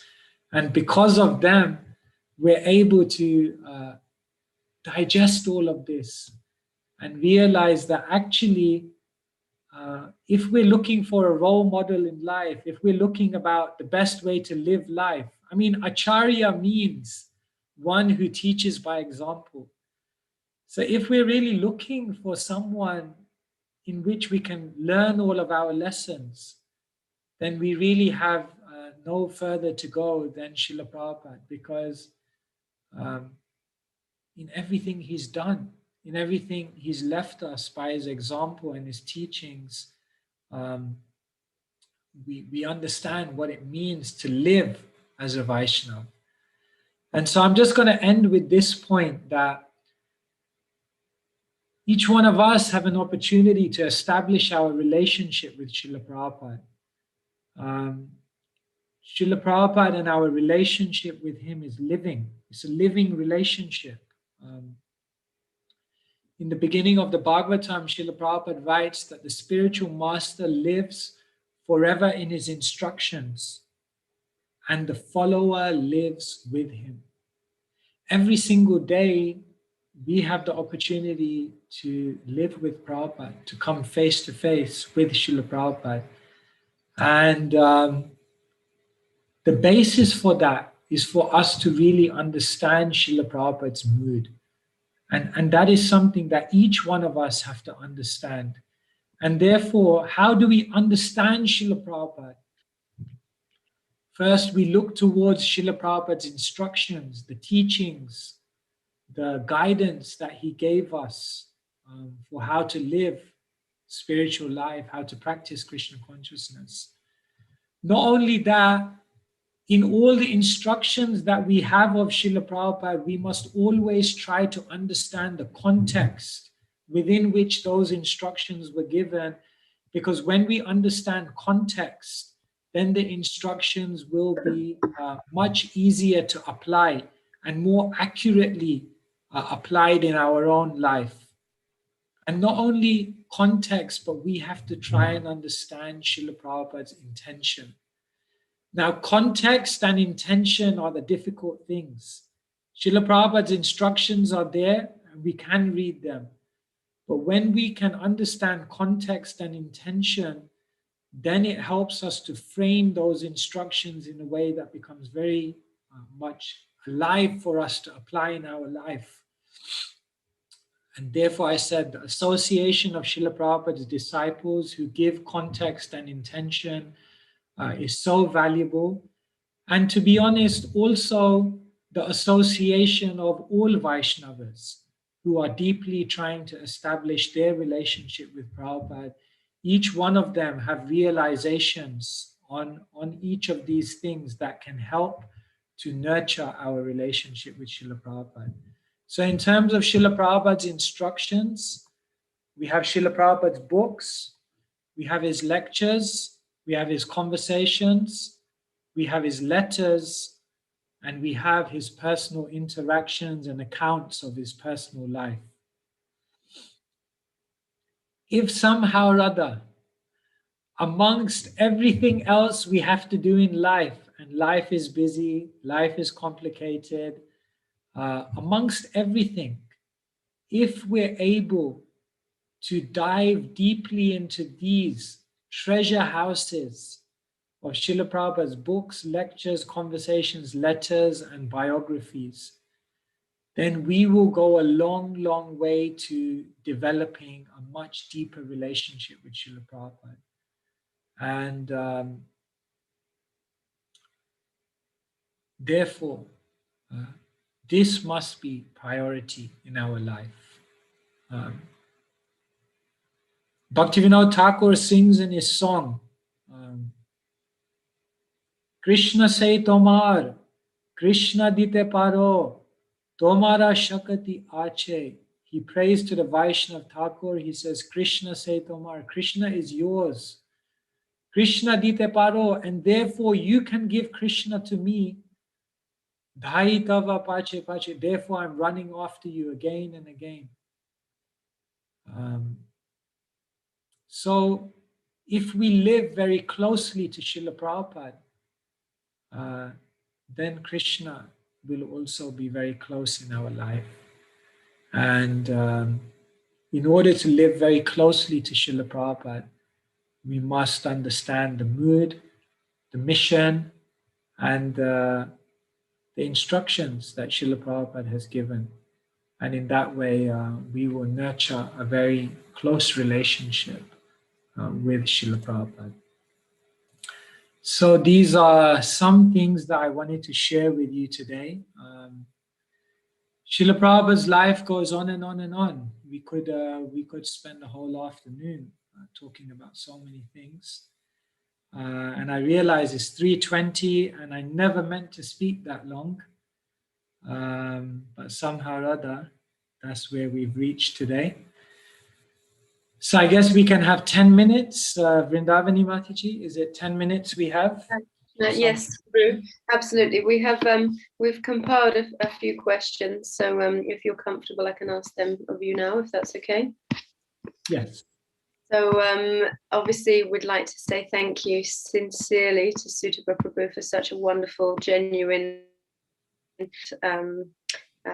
memories and understanding of Srila Prabhupada. And it's nice to have an alternative. You know, you were saying this morning, Prabhu, about how you feel very humbled by being part of this, you know, very exalted lineup. But it's so nice because actually for us, we're seeing that the Spark of Krishna Consciousness is also about how we can move forward in Krishna consciousness, how we can move forward in the movement with the next generation. So it gives a very different flavor. It's very nice, and we appreciate your time. So this first question we have is from somebody called Jasumati, and they would like to ask, what qualities of Srila Prabhupada have inspired you to take your first steps towards Krishna consciousness? And if you had to ask advice from Prabhupada on one thing, what changes can be made from Prabhupada's time and this time present in 2021, what would that be? Wow, very nice question. What inspired me about Srila Prabhupada when I first heard about Srila Prabhupada? For me, it was Srila Prabhupada's sacrifice. Even to this day, when I go in front of Srila Prabhupada every day, I feel challenged because Srila Prabhupada just sacrificed an incredible amount.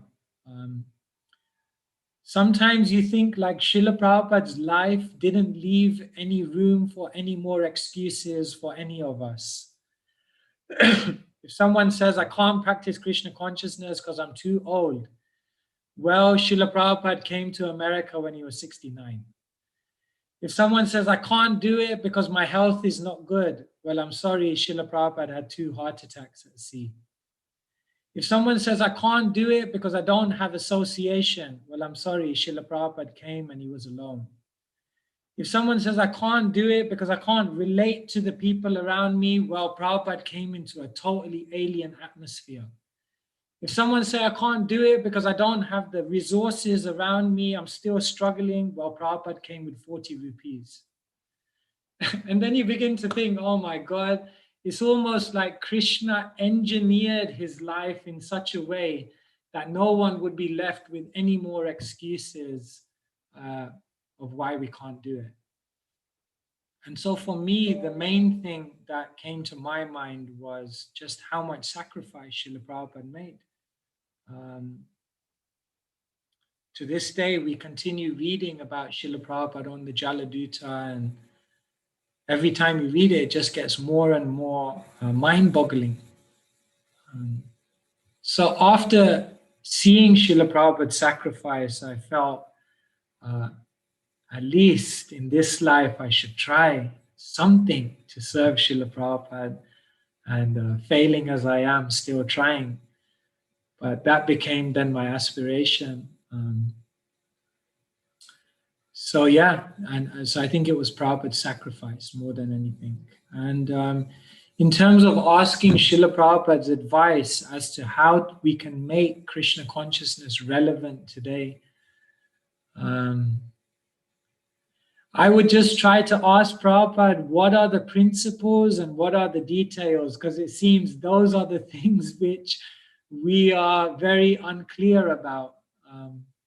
We're not quite sure what we should adjust and what we shouldn't adjust, and what we should preserve and what we don't necessarily need to preserve, because it seems to me that that is the crux of how you can powerfully share Krishna consciousness without diluting it, but being able simultaneously to reach many, many people. So when we try to reach many people, there's a danger that we may dilute it. And when we try to keep everything as it is, there's a danger we may not connect with people. So you can go off the road on both sides. So if Prabhupada was here today, I'd say, Prabhupada, please tell us, what are the principles? What are the details? And what should we preserve and what should we adjust? And however, I'll say one more thing on that. Actually, I think Srila Prabhupada is giving us the answers. Prabhupada has actually given us all the answers in his books, but now we just have to become qualified to understand that deeply. So yeah, those are some thoughts. Very nice. Thank you, Prabhu. And then another question we have. This is an interesting question from somebody called SJ. Would you say it was easier for him, Srila Prabhupada, to set this movement up since Swami Vivekananda was the first to bring yoga, and then Paramahamsa Yogananda? The Krishna consciousness was already there. Both established their message, especially Yogananda, both scholars and both were thinking big. Yes, there were others that came. Of course, we know Vivekananda spoke to the Parliament of Religions and other things. Yes, Srila Prabhupada was still unique, because Srila Prabhupada, he didn't just bring a theology, he also brought a culture. He didn't just bring a culture, he established a movement. And Srila Prabhupada, the level and the depth of spirituality that he was sharing was perhaps something that no one had ever shared before. Srila Prabhupada was not talking about making part of your life spiritual. Prabhupada was talking about spiritualizing your entire life. And that's something very, very different. And therefore, we found that thousands of individuals were ready to leave behind everything and join Prabhupada, because he was calling for a purity of spirituality, a level of dedication and commitment that no one had ever really talked about before. Many people had come and spoke about how you can add spirituality to your life. But Srila Prabhupada talked about how if you don't have spirituality in your life, you have no life. And so it was a totally different level. And so I would say that's the difference. While many brought a knowledge of something Eastern, Prabhupada brought the most advanced theology. Prabhupada brought a culture and a practice.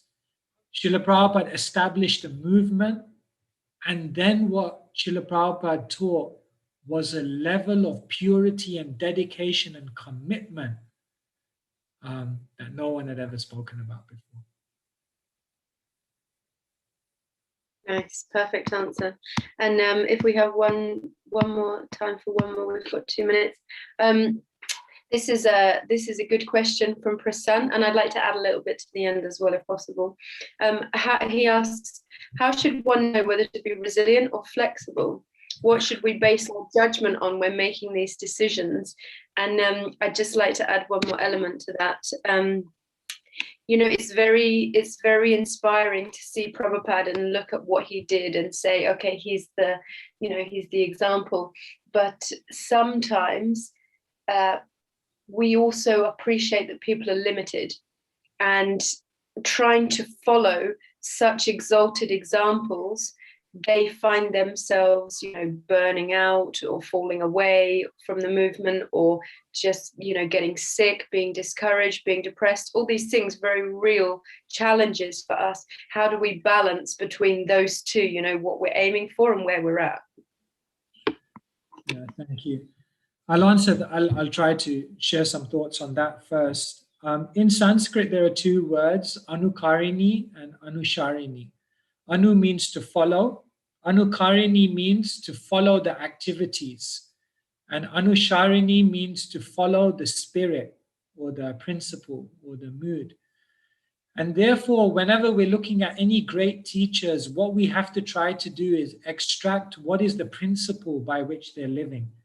So therefore, what I tried to do in today's presentation is give you the principles. Prabhupada was bold, but he was kind as well. Prabhupada was a preserver, but he was an innovator as well. Prabhupada was thinking big, but he was also attentive to detail. Now what we have to do then is take that as the principle, that we should think big. Can we think as big as Prabhupada? Maybe not. I don't know how many of us are thinking of buying all the land around us and then asking, you know, the government for independence. We may not have that level of, but we think big. We force ourselves to go beyond our current scopes and then branch out a little further. So we have to take it, we have to take the essence of Prabhupada's mood and then learn at how to apply it within our context in a progressive and manageable, sustainable way. And then in answer to Prash's point about how do we understand when to stay, when to go, when to be resilient and stubborn, and when to say it's time for a change. When you're on the street distributing books and no one's taking a book, do you just stay in that spot for the rest of the day and just say, okay, I've got to be resilient? Or do you change it around and go to another spot and try some other different lines? Ultimately, clearly Srila Prabhupada was being guided by Paramatma. Actually, in one line, in one letter, Prabhupada says, actually, I should have left the Juhu project. I should have left it. But something inside of me was telling me, carry on, carry on. Prabhupada was connected to Krishna, the Super Soul. Krishna says in the Gita, Chitatmana prasantasya paramatma samahita. For one who has conquered the mind, the Super Soul is already reached. So Prabhupada was in communion with Krishna. Therefore, he was being guided. Now, what for us, we hear many voices within ourselves saying many, many different things. How do we know when to be resilient, when to be flexible? How do we know when to be bold and when to be compromising?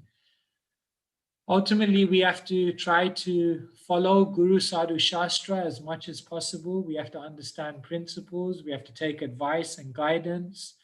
And then ultimately, before we do something, we have to just close our eyes and pray to Krishna that please inspire me to go in the right direction.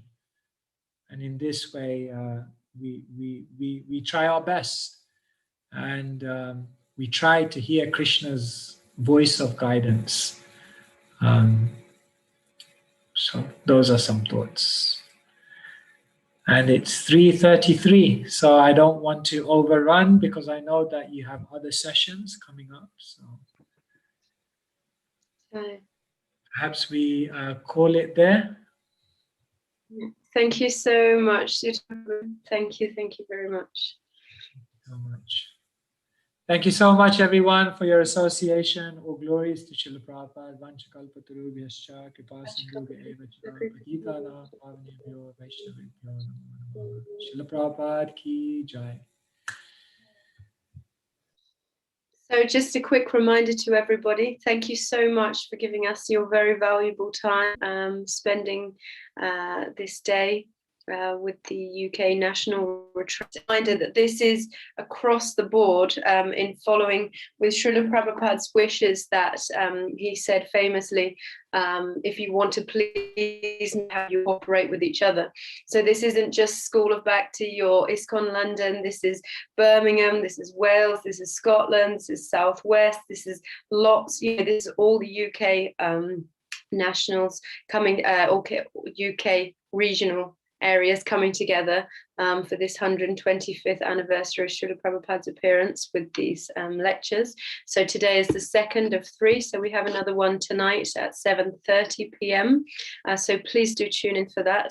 We'll be hearing Her Grace Mondakini Mataji and also Manjuali Mataji, obviously wonderful Srila Prabhupada disciples giving their memories of Srila Prabhupada. So please do join in for that. And we just want to say thank you again to Sutapa Prabhu and all of you for being here. Hare Krishna.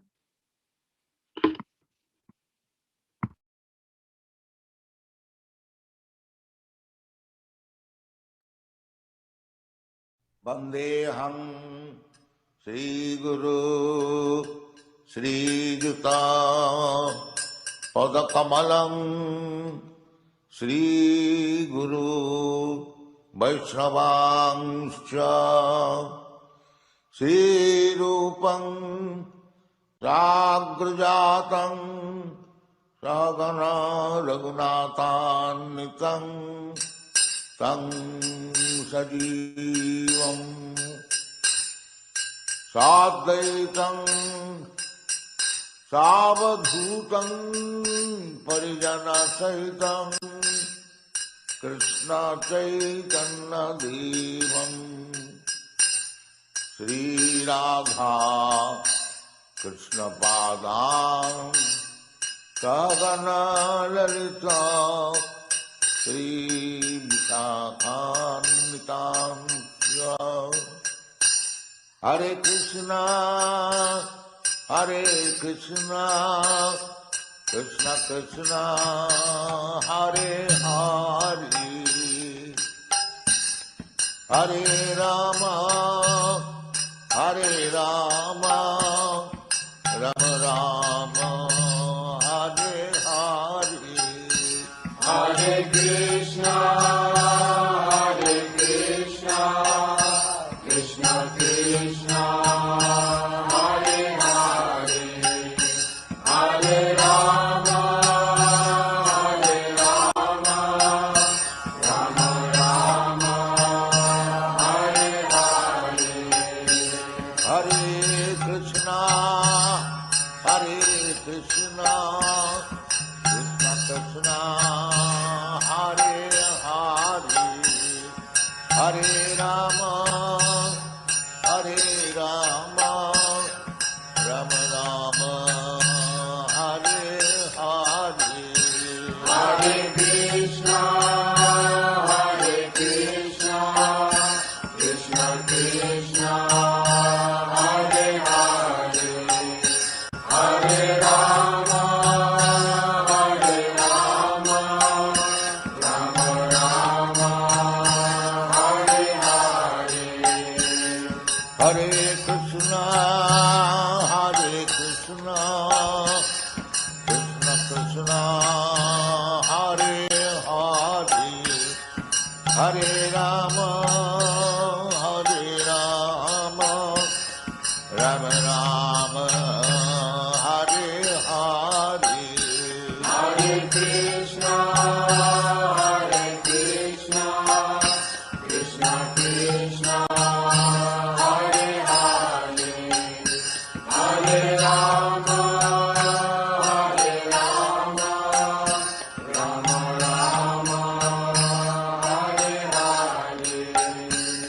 Dasi Krishna Chaitanya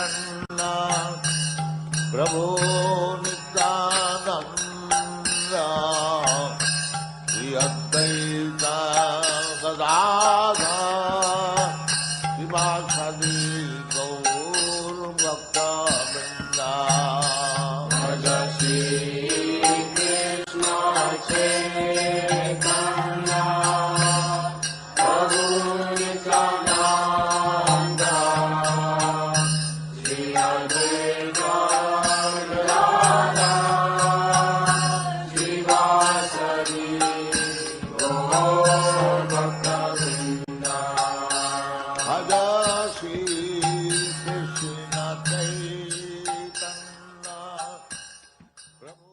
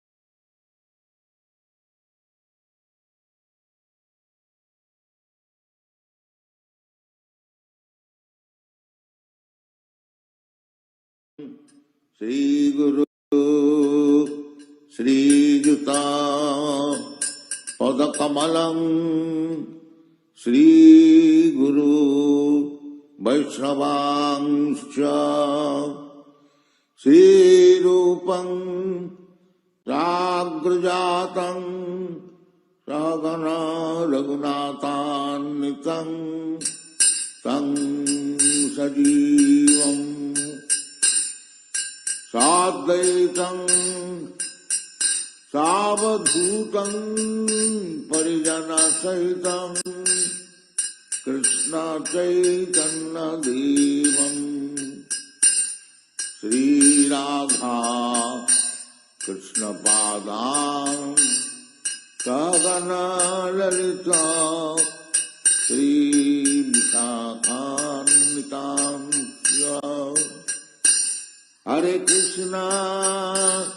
Hare Krishna Krishna Krishna Hare Hare Hare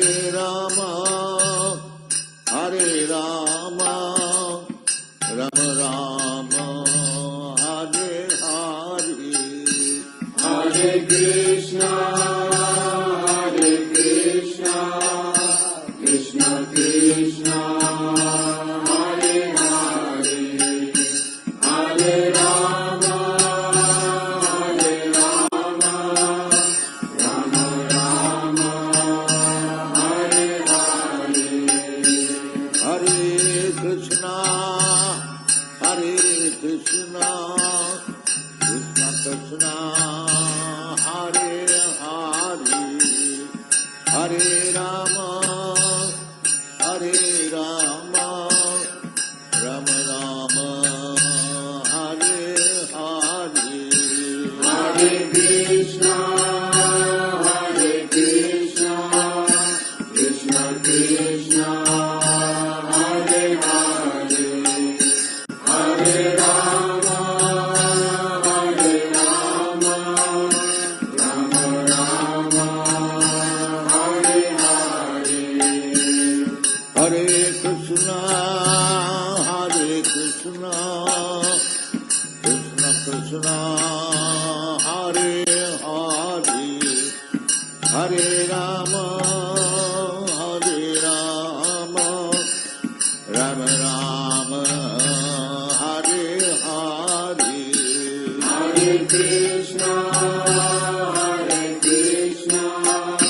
Krishna Krishna, Hare Hare, Hare Rama, Rama Rama, Hare Hare. Dasi Krishna Chaitanya Prabhu Nityananda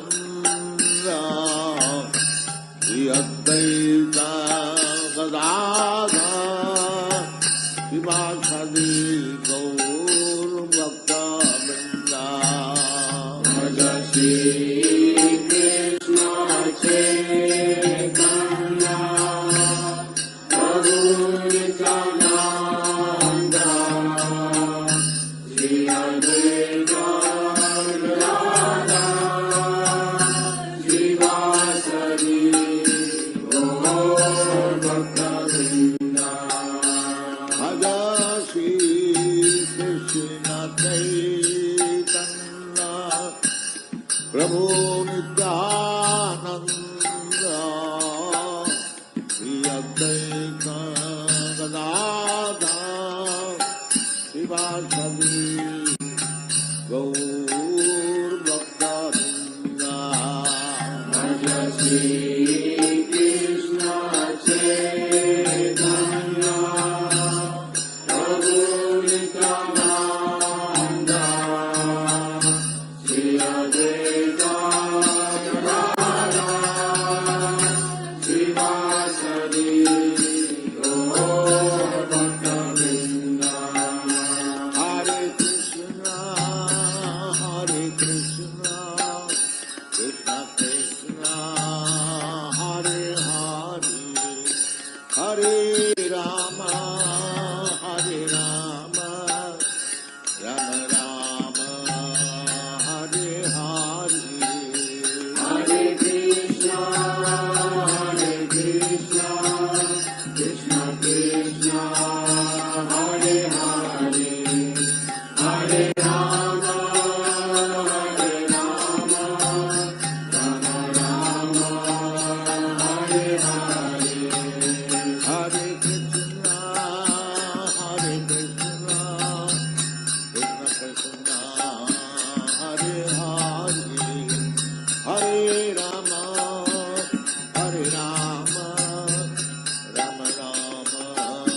Hare Hare. Hare Krishna, Krishna Krishna, Hare Hare, Hare Rama, Rama Rama, Hare Hare. Hare Krishna, Krishna Krishna, Hare Hare, Hare Rama, Rama Rama, Hare Hare. Hare Krishna, Krishna Krishna, Hare Hare, Hare Rama, Rama Rama, Hare Hare. Hare Krishna, Krishna Krishna, Hare Hare, Hare Rama, Rama Rama, Hare Hare. Hare Krishna, Krishna Krishna, Hare Hare, Hare Rama, Rama Rama, Hare Hare. Hare Krishna, Krishna Krishna, Hare Hare, Hare Rama, Rama Rama, Hare Hare.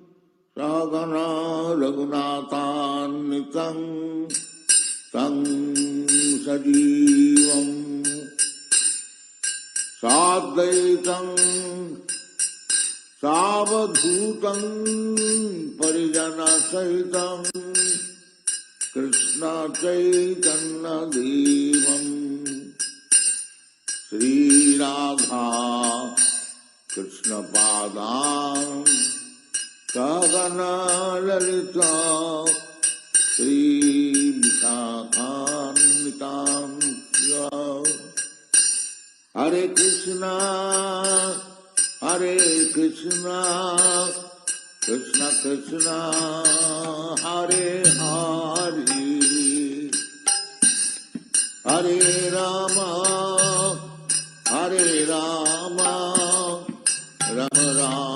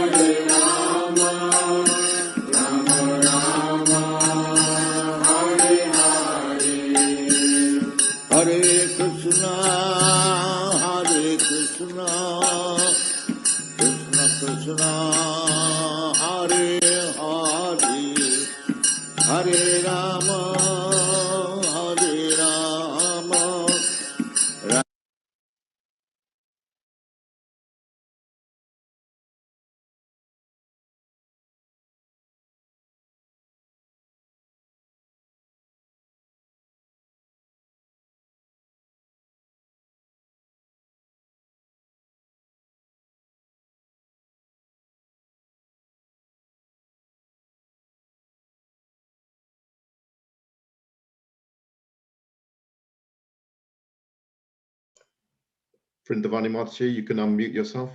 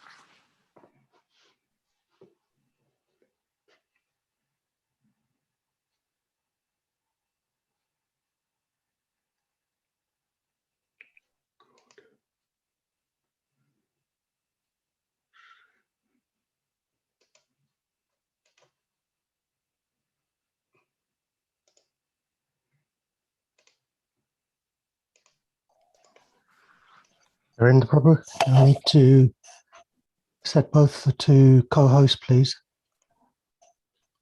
Yes, I was trying. Unfortunately, there was a small. Hare Krishna. Okay.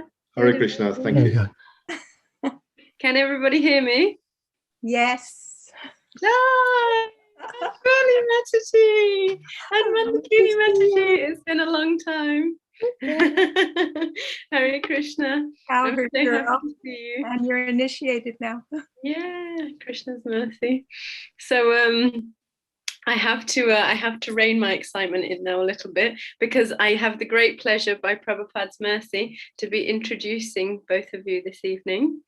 So I'm just going to introduce the whole program, if that's okay. So we're calling this the Spark of Krishna Consciousness, and we have lots of lovely devotees giving us their time this evening. So thank you everyone for joining us for the first in a series of UK national ISKCON UK national retreats, where we're celebrating the 125th appearance anniversary of Srila Prabhupada. For his actual appearance, we have a huge event planned, COVID allowing, so we'll see how that goes. In the meantime, we're starting the celebration online today with a wonderful lineup of senior devotees to share their nectarian pastimes and experiences about the inauguration of ISKCON in the UK. So many of you may have been with us already since this morning, 10 a.m. We've already had 2 sessions, the first with Ranchor Prabhu and the second with Sutapa Prabhu from the manor. And now we have the great honor of Manjuali Mataji and Mondakini Mataji. So just a quick note, please could devotees switch on their cameras, because it's very nice to speak to an audience. And also, if anyone wants to raise any points or anything, can they please be relevant to the topic? So Manjuali Mataji, do you mind if I just introduce you quickly? Yes. Mondakini and I are doing it together, so you know. But so you can introduce both of us. Okay, perfect. Okay. Thank you so much. So Manjuali Mataji here began practicing Bhakti Yoga in 1971 after she met the devotees in Chicago. She was initiated by Srila Prabhupada in May 1972 in Los Angeles. She and her late husband Jaitirtha Prabhu were sent to England to manage Bhaktivedanta Manor and the UK Yatra in 1976 by Srila Prabhupada. Manjuali worked for many years as a media librarian for the Times of London. Later, Manjuali Mataji moved to the southwest of UK and worked in the field of psychotherapy and counselling for an educational awarding body. Producing training films and other educational material, Manjuali Mataji is a Bhakti practitioner, serving her lordships in her home temple, and is active in interfaith dialogue, environmental and social causes in her community.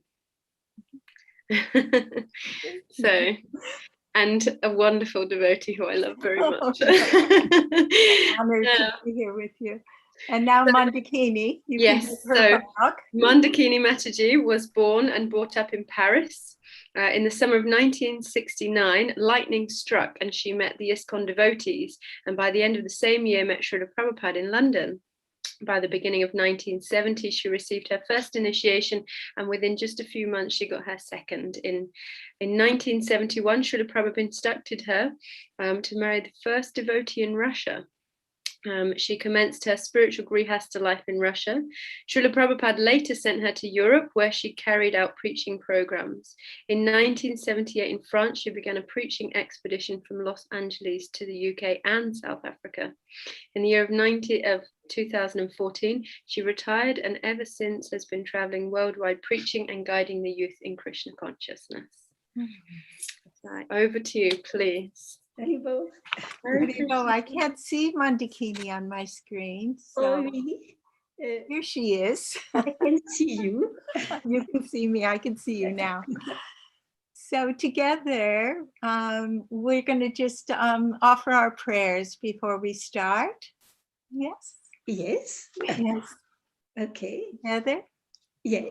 Namo Vishnu Padaya Krishna Prestaya Shrimati Bhaktivedanta Swami Namine Namaste Saraswati Devi Gauravani Pracharine Nirvisesa Shunyavadi Rashatyadesh Darine Om Adgana Timirandasya Gyanam Janam Sarakaya Shaksurmigita Vena Tasmai Shri Gurave Namaha Shri Prabhupada Ki Jai. Panchakalpa, yeah. Karunascha, Kripa Sindhu Vedaka, Patitanam Bhavani. Okay, so together, Mondakini, do you want to say something first, and then I will? You start. You do the introduction.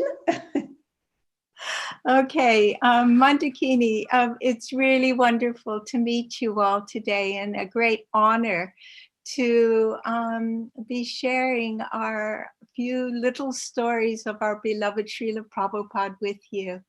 And we both are not public speakers, so we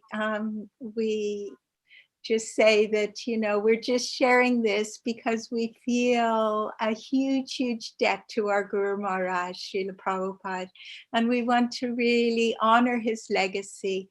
And anyway, that's us. We're just here today to share some joy and some love and speak about Srila Prabhupada. 125 years ago, he took birth on this planet, and he met his spiritual master when he was just 23, 24 years old. And when he was on his 70th birthday, he had on the Jaladuta coming to the West. And so we just both are really honored to be with you today. And we're going to have a little bit of an interactive. We're looking at the qualities of Srila Prabhupada and qualities that have touched our hearts and minds in the 50 years we have been connected to the movement. And we just want to share these stories. And at the end, we'll have a little bit of Q&As if anybody has any questions to ask us. So we just begin with, we're just speaking a little something about, and Mondakini, who is my senior in every respect, has asked me to go first. So I am submissively and humbly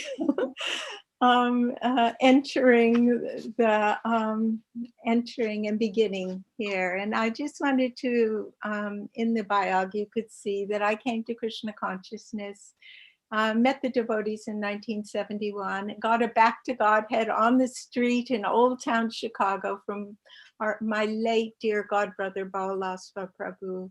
And that was the beginning of a journey that actually has brought us to this moment in time. And I remember when we got the first Back to Godhead magazine, I took it home and I was just visiting my family. Actually, I was traveling the world looking for a reason to be on this planet. Why am I here? What is the human life for? Why are we called here? And I also had a deep spiritual quest to know that there was something really important that we had to do in lifetime, and that I was looking for a teacher, a conscious looking. And when I got the Back to Godhead, I just remember I took it home and read it from page to page and started underlining the different, and I was just thought, well, that makes sense. Oh, that makes sense. And I started going to the temple, but it was just a little storefront, and actually it couldn't, at that time, it financially, it couldn't work. And they went back to Detroit, and I hit the road again to California, and that's where I met the devotees. But my Krishna consciousness is, you know, I've had many years working as well, but Krishna consciousness underpins, and meeting Srila Prabhupada and meeting the devotees has been the absolute gift of this incarnation. Srila Prabhupada, when we met him, he touched our hearts and he gave us a philosophy. He touched our minds, he touched our hearts, and he gave us a community of devotees who are teaching us till this day. So that's just a little bit of the beginning of my life and my life in Krishna consciousness. I came to the LA temple. I was traveling up and down the coasts in California, visiting Donavir was in Portland, and Dina Bandhu in Santa Barbara, and they took me to the LA temple. And this was just at the end of 1971. And they said, Prabhupada is coming, and you want to come and see the big deities. So from Santa Barbara, we went to LA, and I never left LA. I just had my backpack. You know, we got, you know, I just stayed. And So all these devotees along the way actually just helped me to actually meet the devotees, and so I'll talk about my meeting Srila Prabhupada, or my first encounter with Srila Prabhupada in our next section when we're talking about stories. But I'll leave it over to Mondakini today to say how she came to Srila Prabhupada's lotus feet. Monda? Yes, Haribode, Manjuali, dear devotees. So, following in the footsteps of our dear Manjuali, Prabhu, I'm going also to tell you how I came to Krishna consciousness. I was 19 years old, and we were a group of 3 ladies. I had 2 friends from high school and university, and one of them became Jyotirmayi, and the other became Ilavati, Prabhu.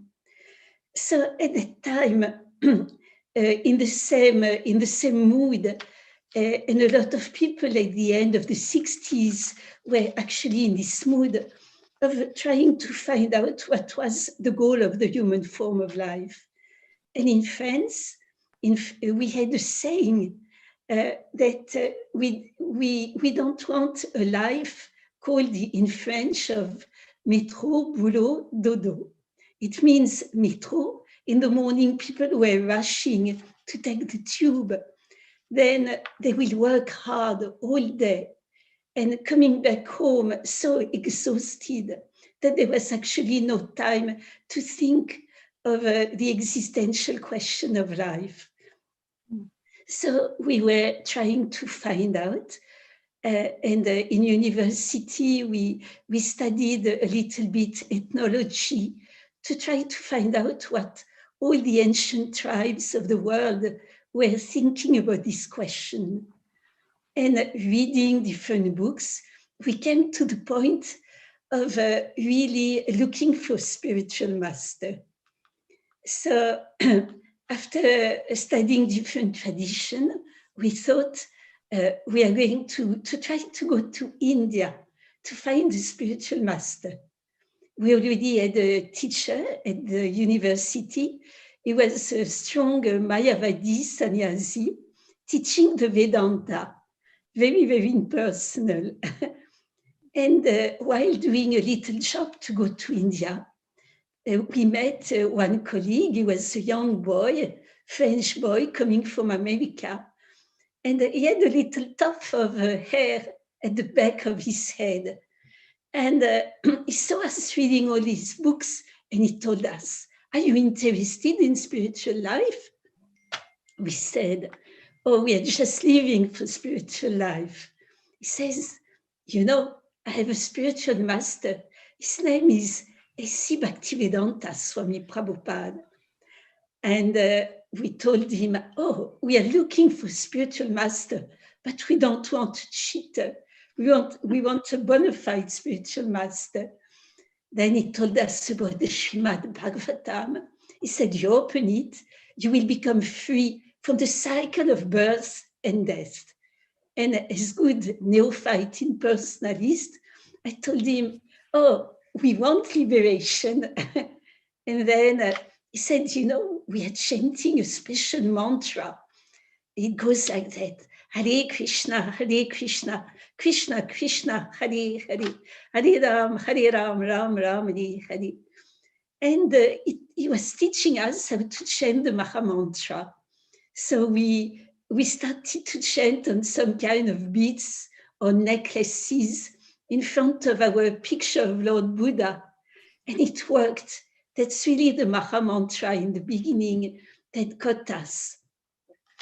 And we had a lot of adventures with the French, the first devotees who were in Paris. And at one point, they told us, "Why don't you go to London? Our spiritual master is opening a temple in London. Why don't you go?" And we told her, yes, why not? Actually, we are looking for a spiritual master. Before going to India, we will go to London. to meet S.C. Bhaktivedanta Swami Prabhupada, and on top of our foolishness and pride of hardly 19 years girls, we thought we are going to test this Bhaktivedanta Swami. We are going to see if he's a bona fide spiritual master. And we came to London, and that was the beginning of our spiritual journey. And as dear Manjuali said, she will tell how she met Srila Prabhupada, and I will do that at the same time. Okay. So in Los Angeles, the Prabhupada was coming, I think it was around March 72. I can't remember the exact date, but we were so excited. We had made a new outfit for the deities, and we were so excited Srila Prabhupada was coming, and they were doing the last finishing touches in the temple room. And we heard, he's here, he's here. And we all hit the ground and, offering our obeisances. And my first vision of Srila Prabhupada was his feet, his lotus feet. And they were absolutely golden. A rancher spoke this morning about Srila Prabhupada showed his luminous external form when Prabhupada had a most amazing auric field. He was just golden. He was absolutely golden. And I just remember offering down on the floor with my obeisances and seeing his feet walk by. And it was like his feet were almost above the ground. They were very small, his feet, because he was a little, a rather petite man, but I just remember I met his feet. I think you had kind of a same experience, Mondakini, and I just was absolutely, and then I kind of looked up and I saw this giant of a guru, the master, I just looked up from his feet and he just bathed in this luminous orange and golden color. And I just thought, God, where am I? This is absolutely the spiritual world. And that was just a little grace that came to call me in and to call me closer. It was Srila Prabhupada was so masterful in everything, and all our interactions were a teaching and were to call us closer. And that is on the mind's eye, that is the first vision I had with Srila Prabhupada and his divine lotus feet. So I pass to you, Mondakini. Yeah. So with Chotirmayi, who at the time was called Joël, we hitchhiked, and then we took the boat to go to England. And finally, we reached that beautiful, very mystical temple of Bury Place. And we didn't know that it was on December 14th of 69, and it was the day where the beautiful Lordship Shri Radha Londonishvara got installed. But when we came, we were dressed in civil clothes, we had long hair, and the girls, they thought we looked like Maya Devi. And they started to put a sari on us and braiding our hair, and we missed the installation. But then we came upstairs in the temple. We were in the basement, so we came to the ground floor where the temple was. And when we came in, it looked very, very mystical. There was a purple carpet. It was a rather long, narrow room. And the deities were in the front and the Vyasasana on our right side. There was incense, and probably Yamuna probably was singing very, very melodious kirtan. Mukunda was on the drum, and all this wonderful Vaishnava. So the atmosphere was so mystical. What to speak of the carved ceiling arranged by Shyamasundar Prabhu. He wanted this, that room to look like a Buddhist cave. And it did look like a Buddhist cave, very mystical. And all of a sudden, we saw the devotees falling flat on the floor. So we never did that before. And but because we were very polite young girls, we did the same. And but Prabhupada said one of the defects of the ladies is to be very curious. So indeed, I was very curious. So I put my head up to see what's happening. And like dear Manjuali told us, I saw two beautiful golden feet passing by my head. And I wanted to know more, to see to whom they belonged. And for the first time, at least in this life, I saw Srila Prabhupada. And that was such a striking sight. He was walking very dignified, very straight, head up. He was walking towards the Vyasasana near the deities. And I remember very, very strongly, first thinking, he looks like the emperor of the world. And then almost at the same time came the thought, but he looks also like the most humble sage. How can these two antinomic qualities be in the same person? Then he sat on the Vyasasana. He did that timeless, beautiful, kirtan, very slow, meditative, first with the kartal. Then the tempo picked up. Then again, very slow and meditative. And he gave a lecture. And it was very, very mystical. We were hardly 15, not even 20 in the room. And it seemed that Srila Prabhupada was looking at each one of us, and each one of us would think he's looking at me, And I just got myself crying, tears coming. And I was wondering why am I crying? I'm not overjoyed. I'm not grief-stricken. Why am I crying? And I realized, looking at Srila Prabhupada glance, that that person knows me much better than I do. And he can see everything. He can see, all the sufferings or the struggle, all the success or the failures of this life. It was like, it was a scan. And I could feel his compassion. And his glance was saying, it was full of compassion. It was actually saying, I have the solution. I can help. I have the solution.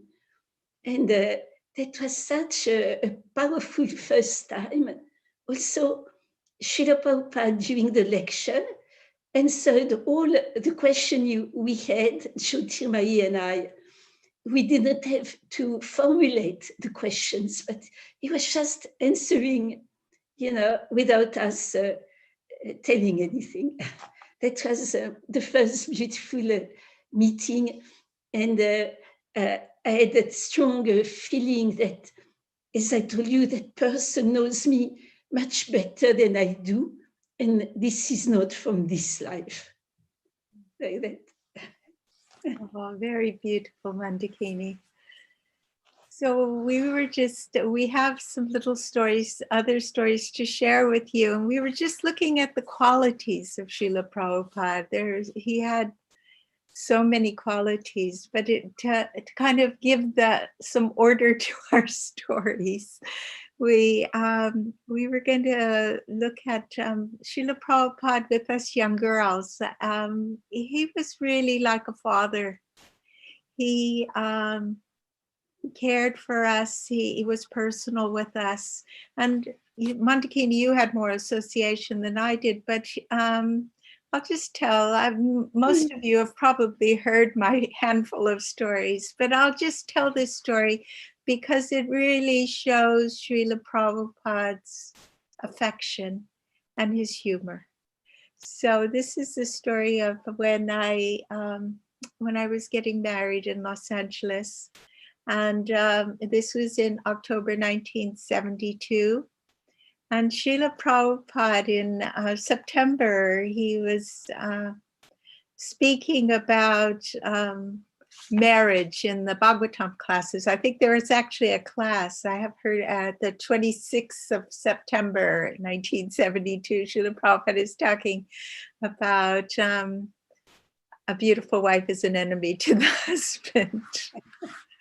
And he was talking about his own marriage, and there was this girl and his father wanted this girl because it wasn't as pretty and it would be easier in his devotional life. And so my marriage was arranged. I had 1 week to, my husband was the temple president and our husband to be, and he asked me, and I had 24 hours to make up my mind. And and then 1 week later, I was getting married. And Srila Prabhupada said that we would get married in the garden at Dhananjaya. And Dhananjaya, Dayananda was the, not Dhananjaya, Dayananda was the priest. And then Prabhupada invited us to come and see him after the wedding. So the wedding happened, and we went to see Srila Prabhupada in his garden in Los Angeles. And he was sitting, Chaitanya Singh had made him the most beautiful asana, and there was an archway of roses. You've probably seen in the archive this lovely picture. He loved his garden in Los Angeles, and he had an archway of golden yellow roses around him. And he was sitting. And so we came, I had made a feast, and I brought a plate for Srila Prabhupada. And we were just in the entranceway, and Srila Prabhupada looked at Jaitirtha. It was greeting us, and looked at Jaitirtha. Then he looked at me, and he looked back at Jaitirtha, and he said, "Oh, she is beautiful." Then he winked. And it was just like, every bride is beautiful. It wasn't me beautiful, but it was Srila Prabhupada, just like a loving father, just welcoming us, and looking at Jaitirtha, and then like, oh, and then immediately when he said that, I thought, oh my God, I'm an enemy already. But anyway, and then Prabhupada had us come and sit next to him. And, we kind of sat back a little bit. Or I brought the plate of prasad and put it on the table, and he wasn't taking, but he took the drink. And he had us come sit right up against him, just right at his lotus feet.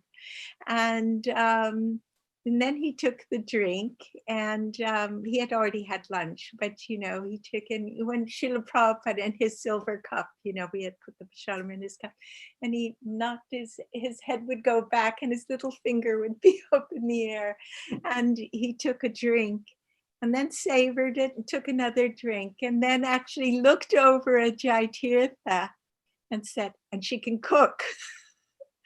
And it was just like, okay, I could cook.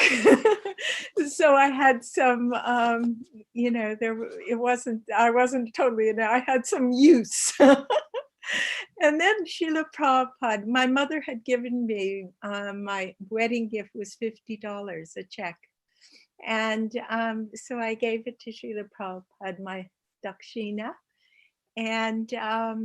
And then Prabhupada, he took it.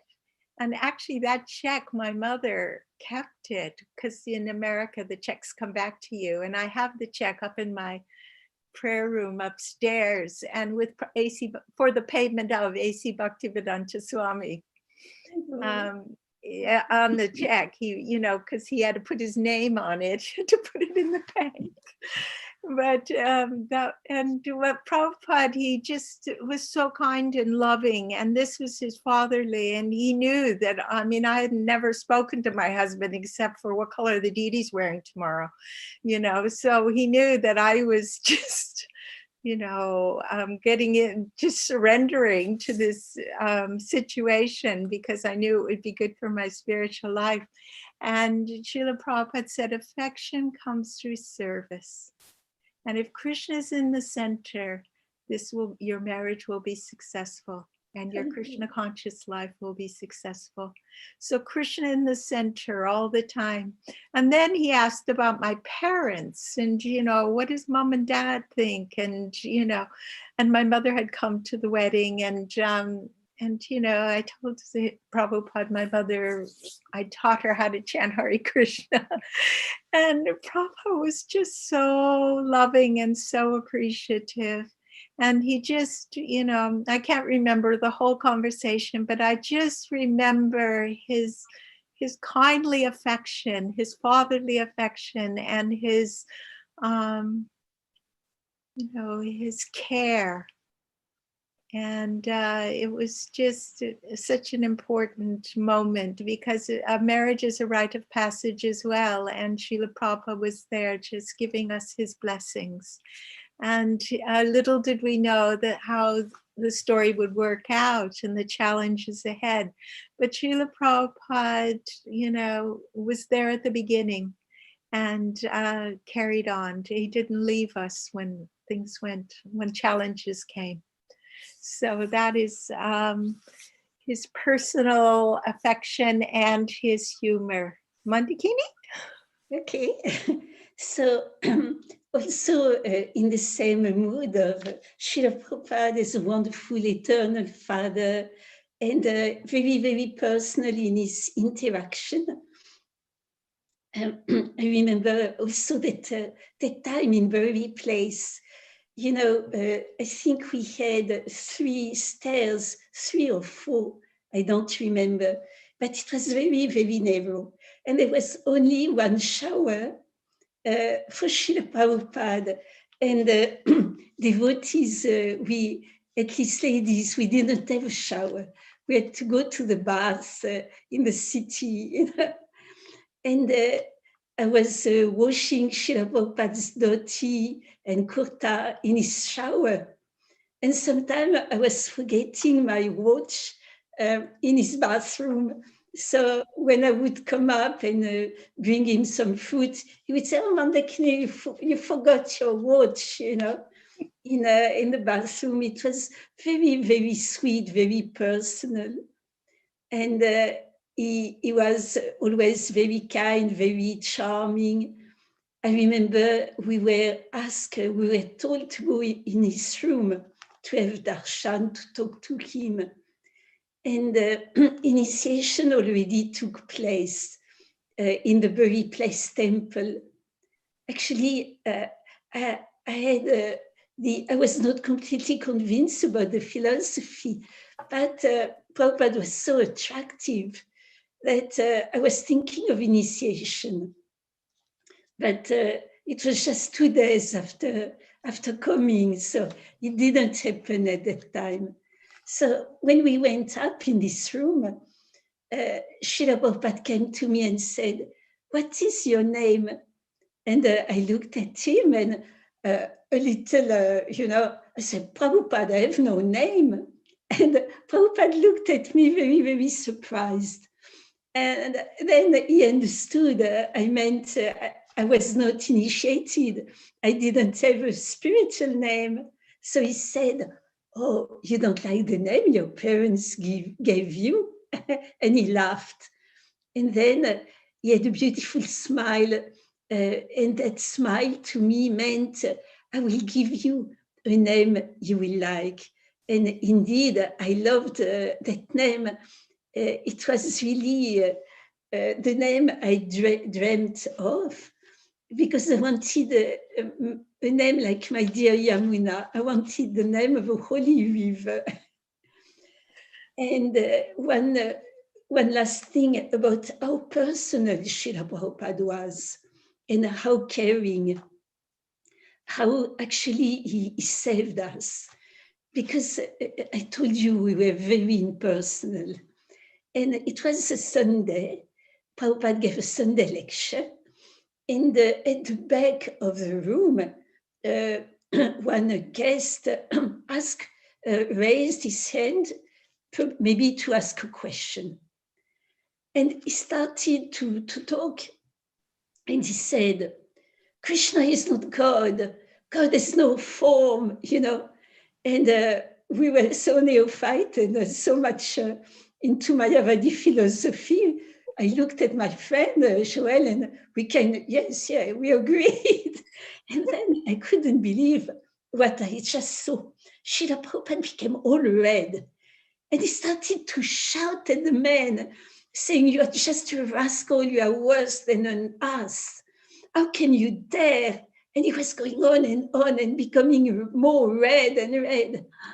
And then we were very touched to Srila Prabhupada, but then we had read in our books that a spiritual master has to control himself, you know, and then, you know, he shouldn't become angry, he shouldn't have all these so-called bad qualities. We didn't understand we have to be angry for Krishna. So at night we had a little ritual with the Jyotirmayi, saying in French so nobody could hear us. We were telling it to each other in French, do you think Srila Prabhupada is our real spiritual master? At that time, very sadly, we looked at each other and each of us said, no, he's not our real spiritual master. Did you see how he became angry? He couldn't control his senses. And without telling anybody, we started packing. We were going to go next morning early. But before we could go, Yamuna, Devi came and she says, Srila Prabhupada wants to see you both. So we came to Srila Prabhupada, and it was not a big talk. He said, he was just so charming and so loving and caring. And he asked, do you know how to type? Probably he wanted to engage us in some service, you know. And we had to say, no, Srila Prabhupada, we don't know how to type. And we couldn't understand why, but when we came out, we didn't want to leave anymore. And Srila Prabhupada, one time somebody asked him, Srila Prabhupada, do you know everything? And he says, no, I just know what Krishna wants me to know. And he knew that we were going to go, that we were going to be lost in the material world again, you know, that we were going to miss that unique opportunity of coming closer to reestablish our lost loving relationship with Krishna. And he saved us, you know, at that time. And later he told Yamuna Devi, don't let this man come again. He's disturbing our mission so much. And let's see, Tanya, about Srila Prabhupada being a father. It's not a story that happened in England, but it illustrates really how Srila Prabhupada is a father. So I'm going to try to tell it very quickly. There was a little boy in India. He was actually, his parents just put him in the street, you know, probably his mother couldn't bring him up. And he was one of these little kids alone in the street. And he just grew up as he could, you know, as many kids you see in the streets of Calcutta or Delhi. And what he did to survive, he learned how to use his little, very little children fingers, and he would steal, you know, from people. And when he grew up, he became a very experienced thief. And one day somebody gave him a magazine. He looked at the magazine and he saw the picture of Srila Prabhupada. But what really struck him was what Srila Prabhupada had on his wrist. It was a very, very expensive watch, very beautiful. And he just became completely absorbed in the thought of that watch. And he said, I want that watch. And then, Prabhupada, devotees gave him watch because we will see later that Srila Prabhupada was very careful about not wasting time. So he said, okay, I'm going to pretend I'm a devotee. And he came to the temple and he's starting to become a bhakta, to wash the pots and do all the manual tasks.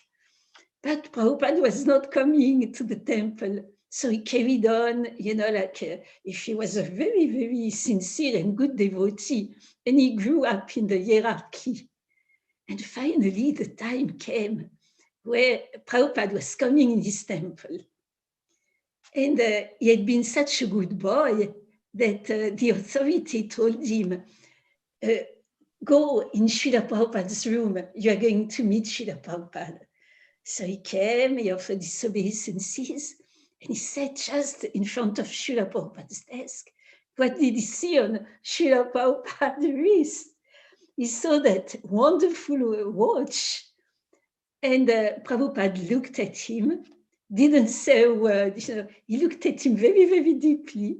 And he just took his watch out and he gave to the boy. And then the boy became a devotee from that time. And he became a really sincere, good devotee. His name, I think, was Ravidas. Then he had to go to take the plane, and he needed a passport. So he was filling the application for the passport. But he got stuck, he couldn't fill, and he came to Prabhupada. He says, Prabhupada, I cannot do this service because I cannot have a passport, I cannot fill it. So Prabhupada says, give to me. He gave to Srila Prabhupada. And what the boy couldn't fill was the following question, put the name of your father. So Prabhupada took his pen and he wrote, name of the father, S.C. Bhaktivedanta Swami Prabhupada. So Prabhupada, very fatherly, became his father. Hare Krishna. Oh, that's beautiful, Mondakini. Oh, so another story, Srila Prabhupada, we'll talk about his, one more humor story. This is just a quick one.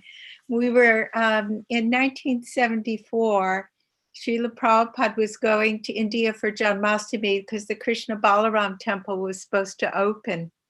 And Srila Prabhupada told my husband to bring your wife. So I got to go to India with, and we traveled, we weren't on the same plane with Prabhupada. Prajuna was on the plane with us, but we all met with Srila Prabhupada in Delhi. And in Delhi, we stayed at the little Delhi temple on Totemal Lane. It was a tiny little temple where Tejas and Madeira were. Yeah. And Srila Prabhupada, his room was just opposite the kitchen. And when we got there, Prabhupada, he took shower, and then while Madeira and I were cooking his lunch, he sang the whole time. He played harmonium. He came to India. He was back home in Bharatvarsh in India, motherland, and immediately he did his spiritual practice.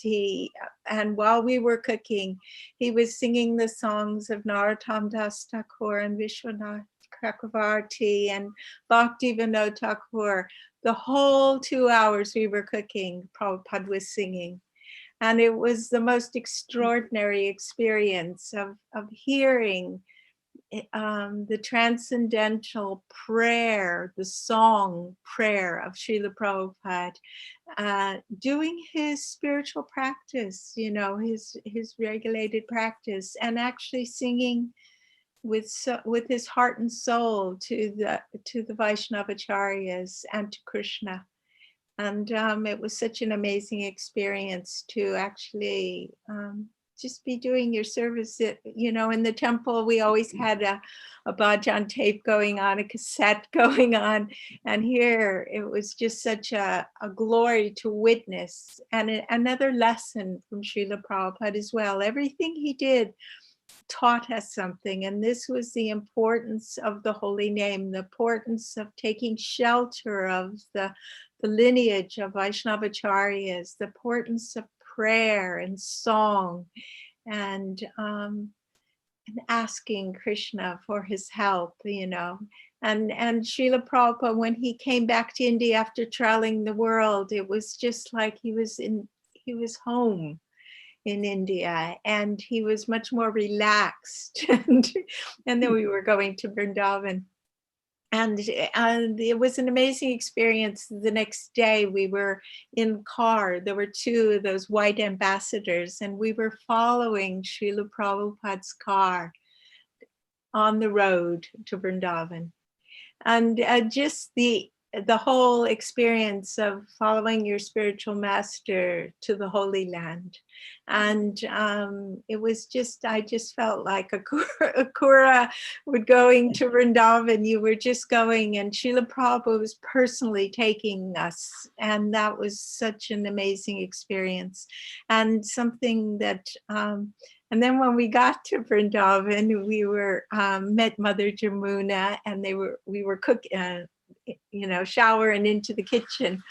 And then Prabhupada, and this is the funny bit, Prabhupada came to the door of the kitchen and looked in, and he was looking for his sister, and he said, "Where is the old lady?" He was looking for his sister, and it was just like, "Where is the old lady?" It was like he was a naughty brother or something, you know.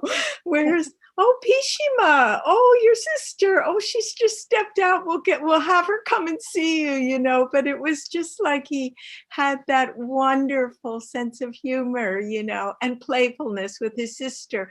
And then when we were in Delhi, he was totally absorbed in the holy name, and he was always absorbed in the holy name. But, you know, that the playfulness and the amazing relationship he had with his sister, who absolutely adored him, and you know, and had, you know, they had such a loving relationship. But it was Prabhupada's humor in his playfulness came out, you know, and another lesson there, you know, of just interaction, to be personal, to actually loving affection for his sister came through in his humor. So, Mondakini? Oh, this is beautiful, Manjuali, dear. You take us to Prabhupada's presence. Yeah. So, following, you know, the points you made. Yes, so we're on the first part. It was like following Srila Prabhupada. I would remember the morning walks. It in different parts of the world, but in England also. Near Bhaktivedanta Manor. And I remember that usually it was mostly men, except dear Vishaka. She was photographing. So, but for ladies, we had to squeeze, you know, to be creative and and to use, you know. So I was always trying to put myself just behind Srila Prabhupada, and to follow exactly his cadence, his footsteps. And I remember it was like a ballet, like a dance, you know, being in the same rhythm as Srila Prabhupada. It was a very, very special time. Then time will come to go to the to the class. And in the class, we, at that time, ladies could sit just at the feet of the Vyasasana as well as boys. And it was so amazing. Srila Prabhupada could talk about any subject. But it was like he was opening a little window on the spiritual world, you know, just by listening to him, watching him on the Vyasasana, we became so convinced, at least at that very special time of the class, that we were not this body, that the spiritual world was such a reality, and that we were going very quickly to become pure devotees. And I always remember that Tamal Krishna Goswami Maharaj at that time was Brahmachari.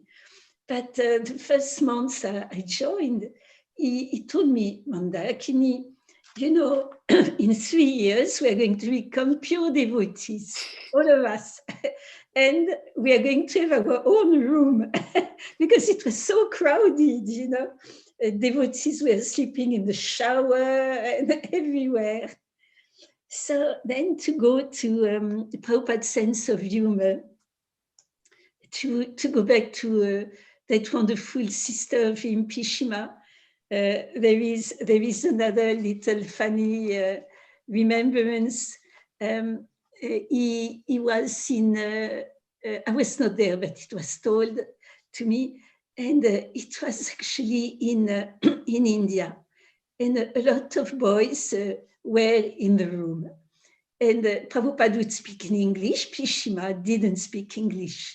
And Prabhupada, looking at his boys, would say, and you know, Pishima, she was a little, how would you say? Round. She was round, yeah, she was round. Robust. Yeah, and the Prabhupada look at the boy and says, look at Pishima. And I think he said she's fat. And then he says, you know, she says she's not eating anything. Do you believe her? And he was laughing. And the boys were laughing. And Pishima, who didn't understand anything, but was so happy to see her beloved brother laugh. She was laughing also. He used to like to laugh with us and sometimes to embarrass us, you know, young girls.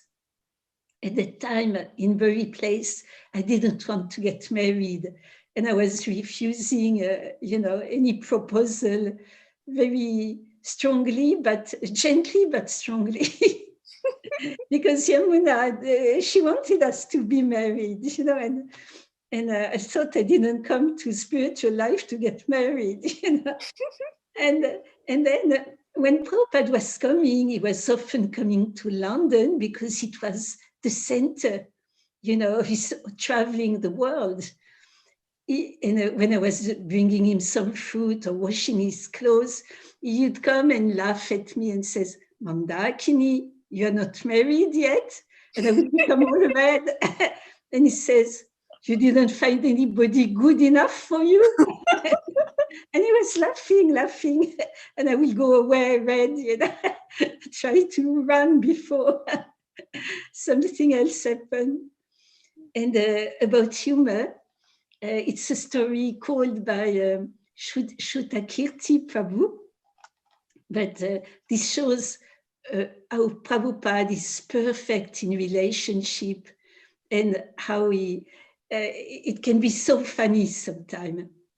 In India, there was one of his godbrother who came often to see him, and Srila Prabhupada told Shrutakirti, don't let him in, because he's just talking of all the bad things that happened in the past, and I don't want to waste my time. So Shrutakirti Prabhu says, okay. Then the godbrother came, and Shrutakirti said, no, Srila Prabhupada doesn't want to see anybody. And the godbrother just pushed him and said, it's not for me, you know, maybe everybody else, but not me. And he just came in. And Prabhupada was in the shower, then he came in, And he saw his godbrother. And he opened big his arms and said, "Oh, my dear godbrother, I'm so happy to see you." And the man says, "Yeah, you know what happened? Your servant, he's not educated. He didn't want me to enter." And Prabhupada says, "Oh, I'm so sorry, you shouldn't have done that." So the man felt very good. Prabhupada embraced him. But at the same time, he looked at Shrutakirti and he, how do you say in English? He did like that, you know, with his eyes, with one eye. What's the name in English? Manjuali? Winked. Yeah, winked. Winked. He winked, and with a big smile to Shrutakirti. And it was, and Shrutakirti Prabhu felt so privileged because it was very intimate. Prabhupada shared his sweet with him, and everybody felt happy. The man felt happy, Shrutakirti felt happy, and Prabhupada had a good laugh.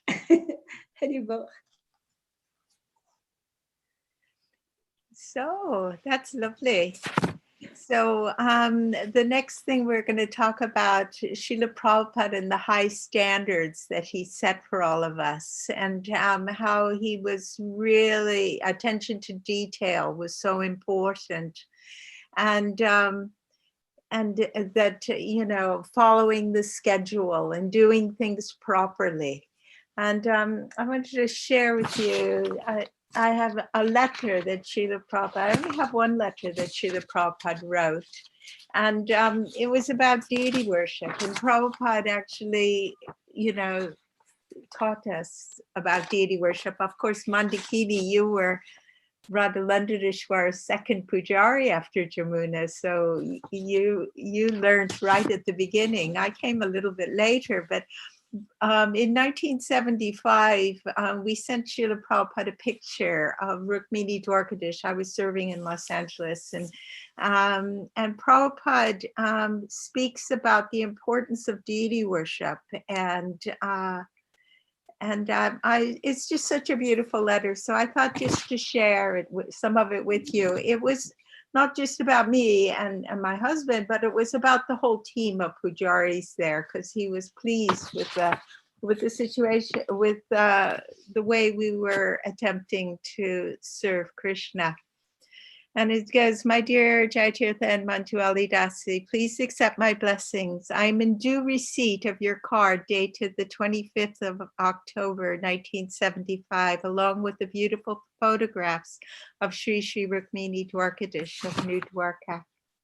So do it nicely. I have invited Krishna, and he may not be insulted by disrespectful behavior.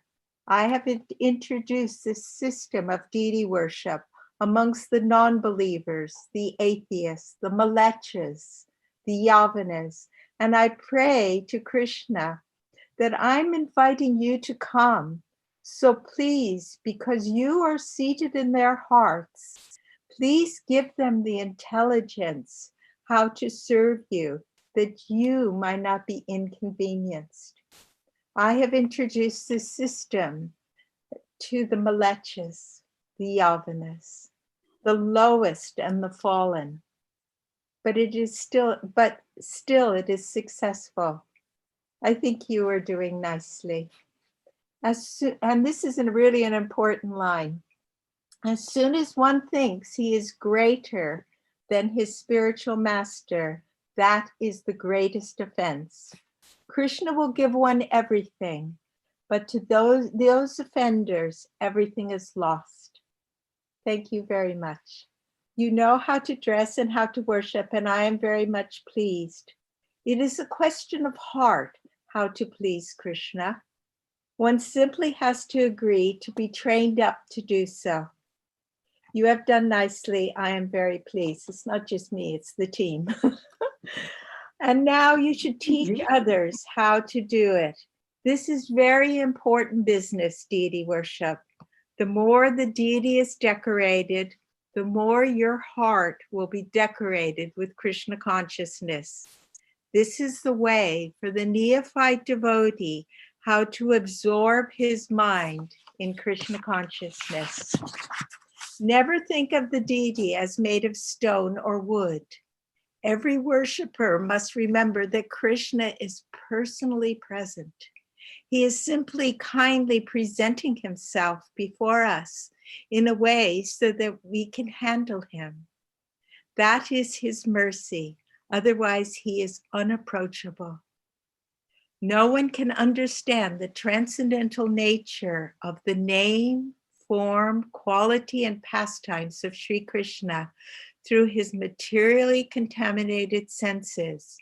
Only when one becomes spiritually situated in transcendental service to the Lord are the transcendental name, form, quality, and pastimes of the Lord revealed to him. Padma Purana. I hope this meets you in good health. Your ever well-wisher, A.C. Bhaktivedanta Swami. And this letter is such a treasure because in it Srila Prabhupada sets the standard. Here he found us. We were just young boys and girls just on the road looking for a purpose in life. We had no qualification at all. Yavanas, malechas, lower than the lowest of society. But by his grace, by his love, by his determination, by the will of his spiritual master, he came and taught us everything. And he set up a program, he set up, and just by his example, by his instruction, by his affection, by his books, we learned how, and we're still learning how to be devotees, how to actually understand that Krishna is present in his holy name, that he is present in the deity form, and he's present in the hearts of those who love him. So we just share that. It's so beautiful, absolutely beautiful.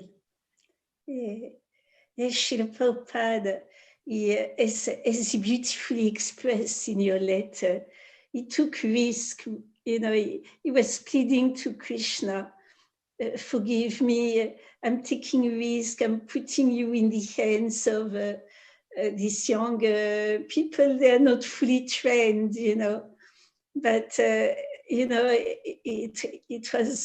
it's just so beautiful, all the risk he took. And about Srila Prabhupada's love for the deities, I would just share what Yamuna told us, about that special installation of the deities, Shishiradanandanishvara. We remember that at one point a tragedy almost took place when the heavy canopy was threatening actually to fall on the deities. And Yamuna said that all of a sudden Srila Prabhupada jumped on the altar with his hands. He just brushed away all the paraphernalia. And with his left hand, he was holding probably the column or the canopy. And with the right hand, he took the hand of Srimati Radharani to reassure her. And he looked, his face looked completely transformed. And Yamuna said she saw actually the mood of strength. He was not looking like an old man, the mood of strength, of chivalry. And he was actually protecting his beloved Radha and Krishna. And when she looked at that, she thought, what I am witnessing doesn't belong to this world. And it is from above. And this is where I want to go. So that was Srila Prabhupada's love for the deities. And that's so special. Haribol. One little thing about the deities in Los Angeles, Prabhupada came off the altar and he was smiling, and we said, "Oh, Krishna is smiling today." And then he remembered this, and he said, "Oh, we said, oh, Krishna is smiling, Srila Prabhupada." And he said, "Oh, Dwarkadashi is smiling, but Londonishwar smiles the most." Yeah, yeah.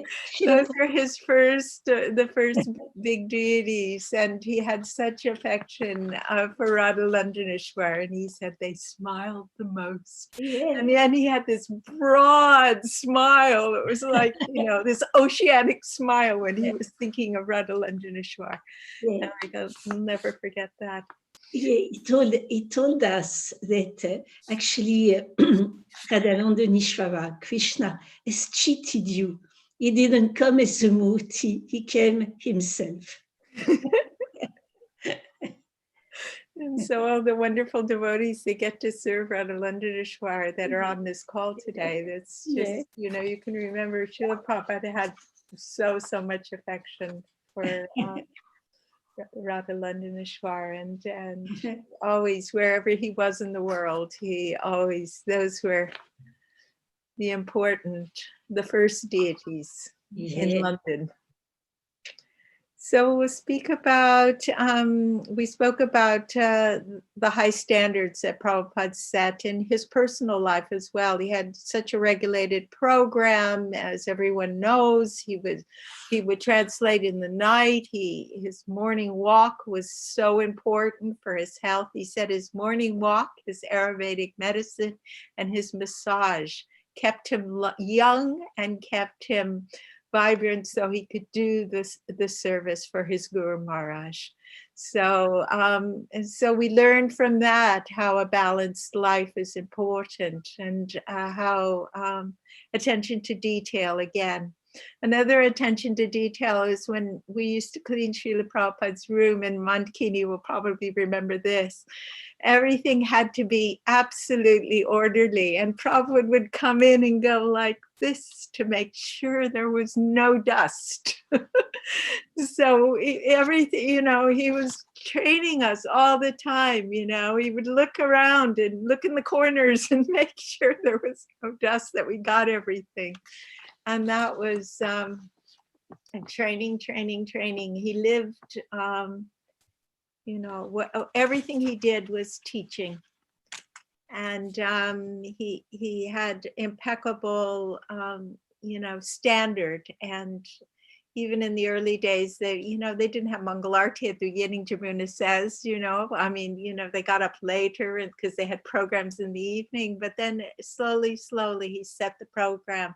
And actually this is so important for you know, the stability of the program, and to have a strict spiritual program of chanting our japa, of doing our reading, of, you know, doing our devotional service, the Krishna sandwich, you know, program in the morning, program in the evening, and service in between. And that was Srila Prabhupada's, you know, that was the foundation that really kept us on the map, so to speak, kept us vibrant in our Krishna consciousness, because spiritual practice, so much service is there, but a really important, the japa time was so important, and Prabhupada just lives that by example. And when we watched that, and we learned from him actually everything, really, didn't we? So do you have another story? No story. We'll go on then to Prabhupada's faith in Krishna. Obviously was, you know, Prabhupada, you know, Krishna was, as the story at the beginning when he defeated the Mayavadi, Srila Prabhupada was totally convinced in Krishna. He belonged to Krishna. And actually, and his dedication, when we read his books, we see how his depth of spiritual understanding and is so vast, and his understanding of how of what to give us, new people who knew nothing. You know, how he had to kind of give us the ABCs at the beginning just to kind of get us, you know, just to first grade really. And but everything he did was an example of how we should behave. And I have one little story of when I dressed the deities in Los Angeles, and I was cooking the offering to Prabhupada, sent Shruti Kirti down asking who dressed the deities. And I had to run upstairs to see Srila Prabhupada with a beating heart, thinking there was something wrong, because we're always thinking that something is, you know, we haven't met the standard, because, you know, we're just so neophyte. And Prabhupada, I remember walking into the room, and Srila Prabhupada, the sun was coming from behind him, and another, as Ranchor spoke about, the luminous aura of Srila Prabhupada. He was absolutely golden going into the room, and I just offered my obeisances, and he said, so did you dress the deities? And I said, yes. And he said, very nice, I'm pleased. And he was pleased. And that was the only time that I had personally, you know, when I was married, it was one thing, but really, he just encouraged me. And he was so kind, and he gave the mantra that I have carried this 50 years with me. He said, always serve Krishna, always love Krishna, always remember Krishna. And this life will be perfect, and the next will be perfect, for you'll go back to Godhead. And this is not just for me, this is for all of us. Serve, love, remember, dedicate ourselves to Krishna. And that is our ticket, you know. And then Prabhupada, another lesson, he asked Shruti Kirti for his little pouch with his Lakshmi, and he put his hand in, took out $20, which in 1973 or 74 was quite a lot of money. And he handed it to me for the deities. So it was giving dakshina to the deity, it was giving an offering to the deity. And I said to Srila Prabhupada, oh, we'll use this for the next outfit. I think Janmashtami was coming up, and I just put it in the little tin, you know, all the Lakshmi was in a tin in the Pujari room. But I offered my obeisances, and Srila Prabhupada he just looked at me, and I knew he could see all the broken bits inside, but he could see some hope. And that hope was his love. And his affection. And his, you know, he accepted us as his daughters. You know, we were family.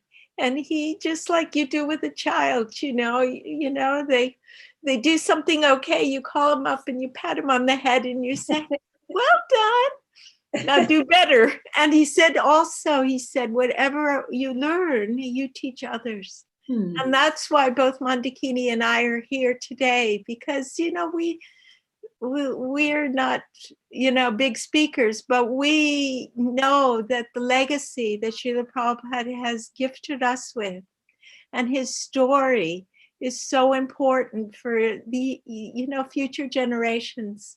Because, you know, we're in our 70s. We don't know how many minutes more we have left on the planet. But you, young, vibrant, next wave of devotees, you actually know that Srila Prabhupada, even though we have stories, Srila Prabhupada isn't just those stories. Srila Prabhupada is with us every day. He's just there when we call him in, and when we sit before a picture of him, when we chant our japa, when we pray, we say, please come be with me, guide me, inspire me, teach me. And because the spiritual master is not is beyond time and space, it's a living, loving relationship that's vibrant and is accessible to every one of us. All we have to do is ask. We just have to say, please be present before me. Please guide me. Please help me make the decisions that are for my highest good and for the highest good of all our community. Please give me the taste so that I can share it with others. This is the real compassion work, you know, of distributing the books, of making beautiful temple, distributing Pashana, being kind to our community, looking after each other. And Srila Prabhupada, he gave us that. And now we share it with you, because this is what community is. This is what Sangha is. This is what fellowship is. All of us working together to enrich and deepen our experience, our spiritual experience, and share it with the world. Prabhupada wasn't a miser.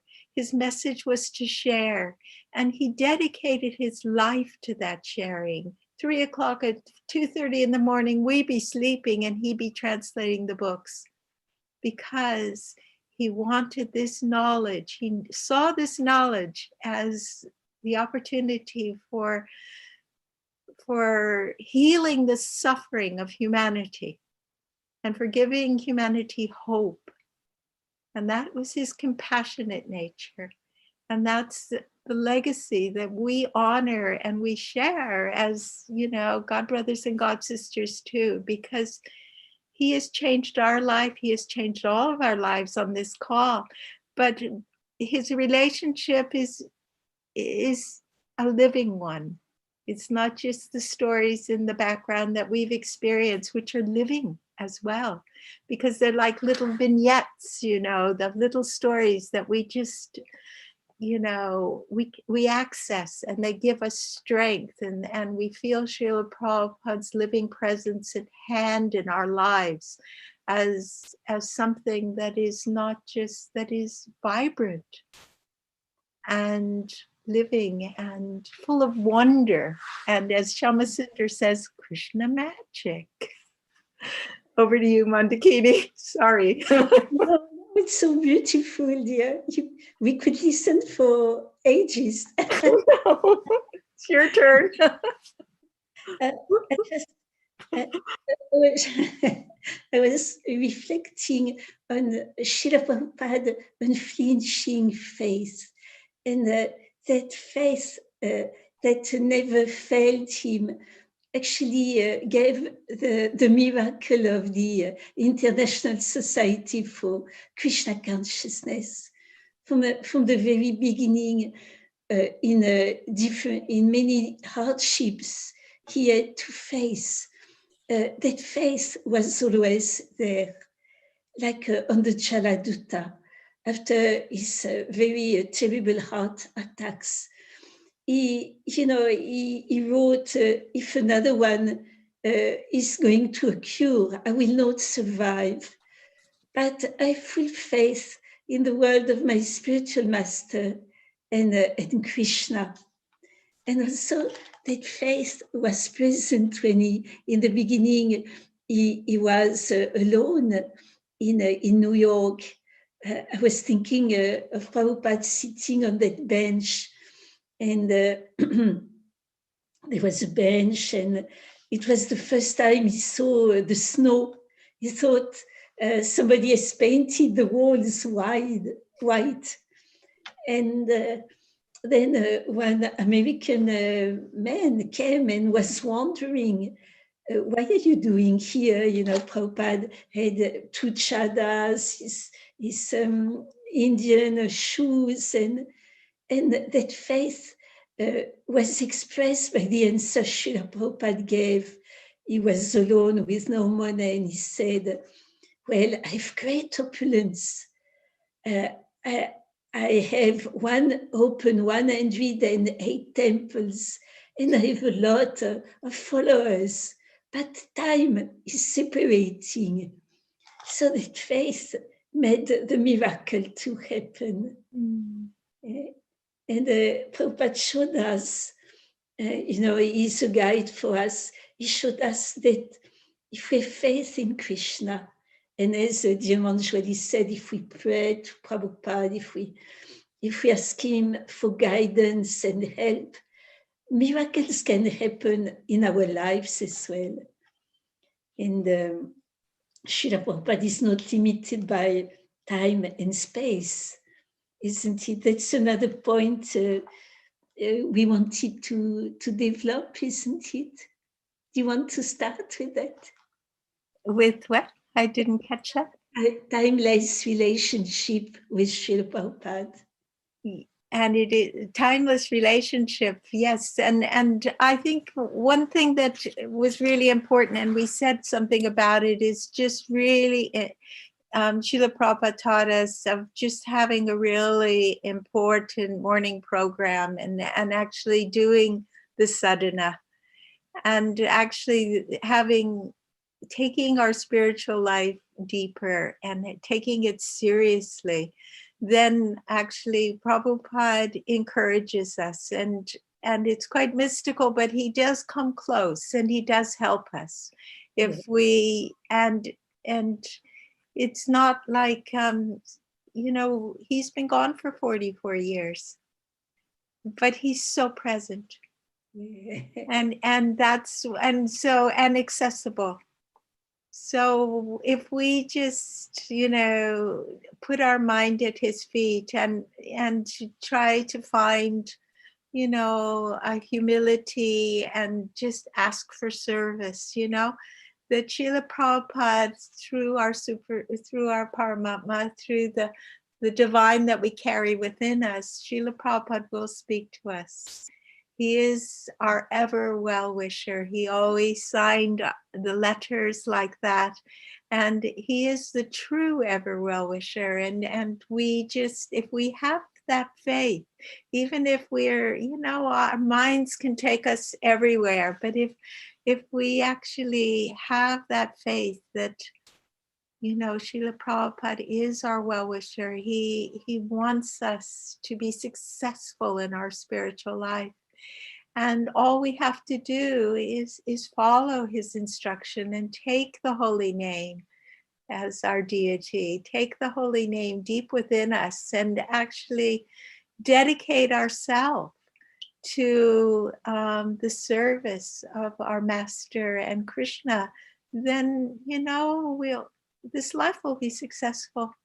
Mm-hmm. And he said, always serve me, remember Krishna, love for Krishna, and serve Krishna. So, it's so simple, really.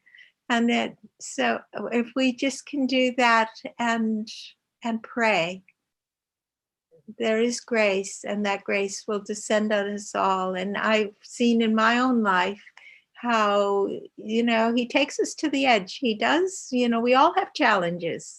Life is not easy, but through those challenges, we learn some very valuable things about ourselves and how this material world is a place of training and a place of working through our the stuff we have to work through, but most important is a place of loving unconditional devotional service.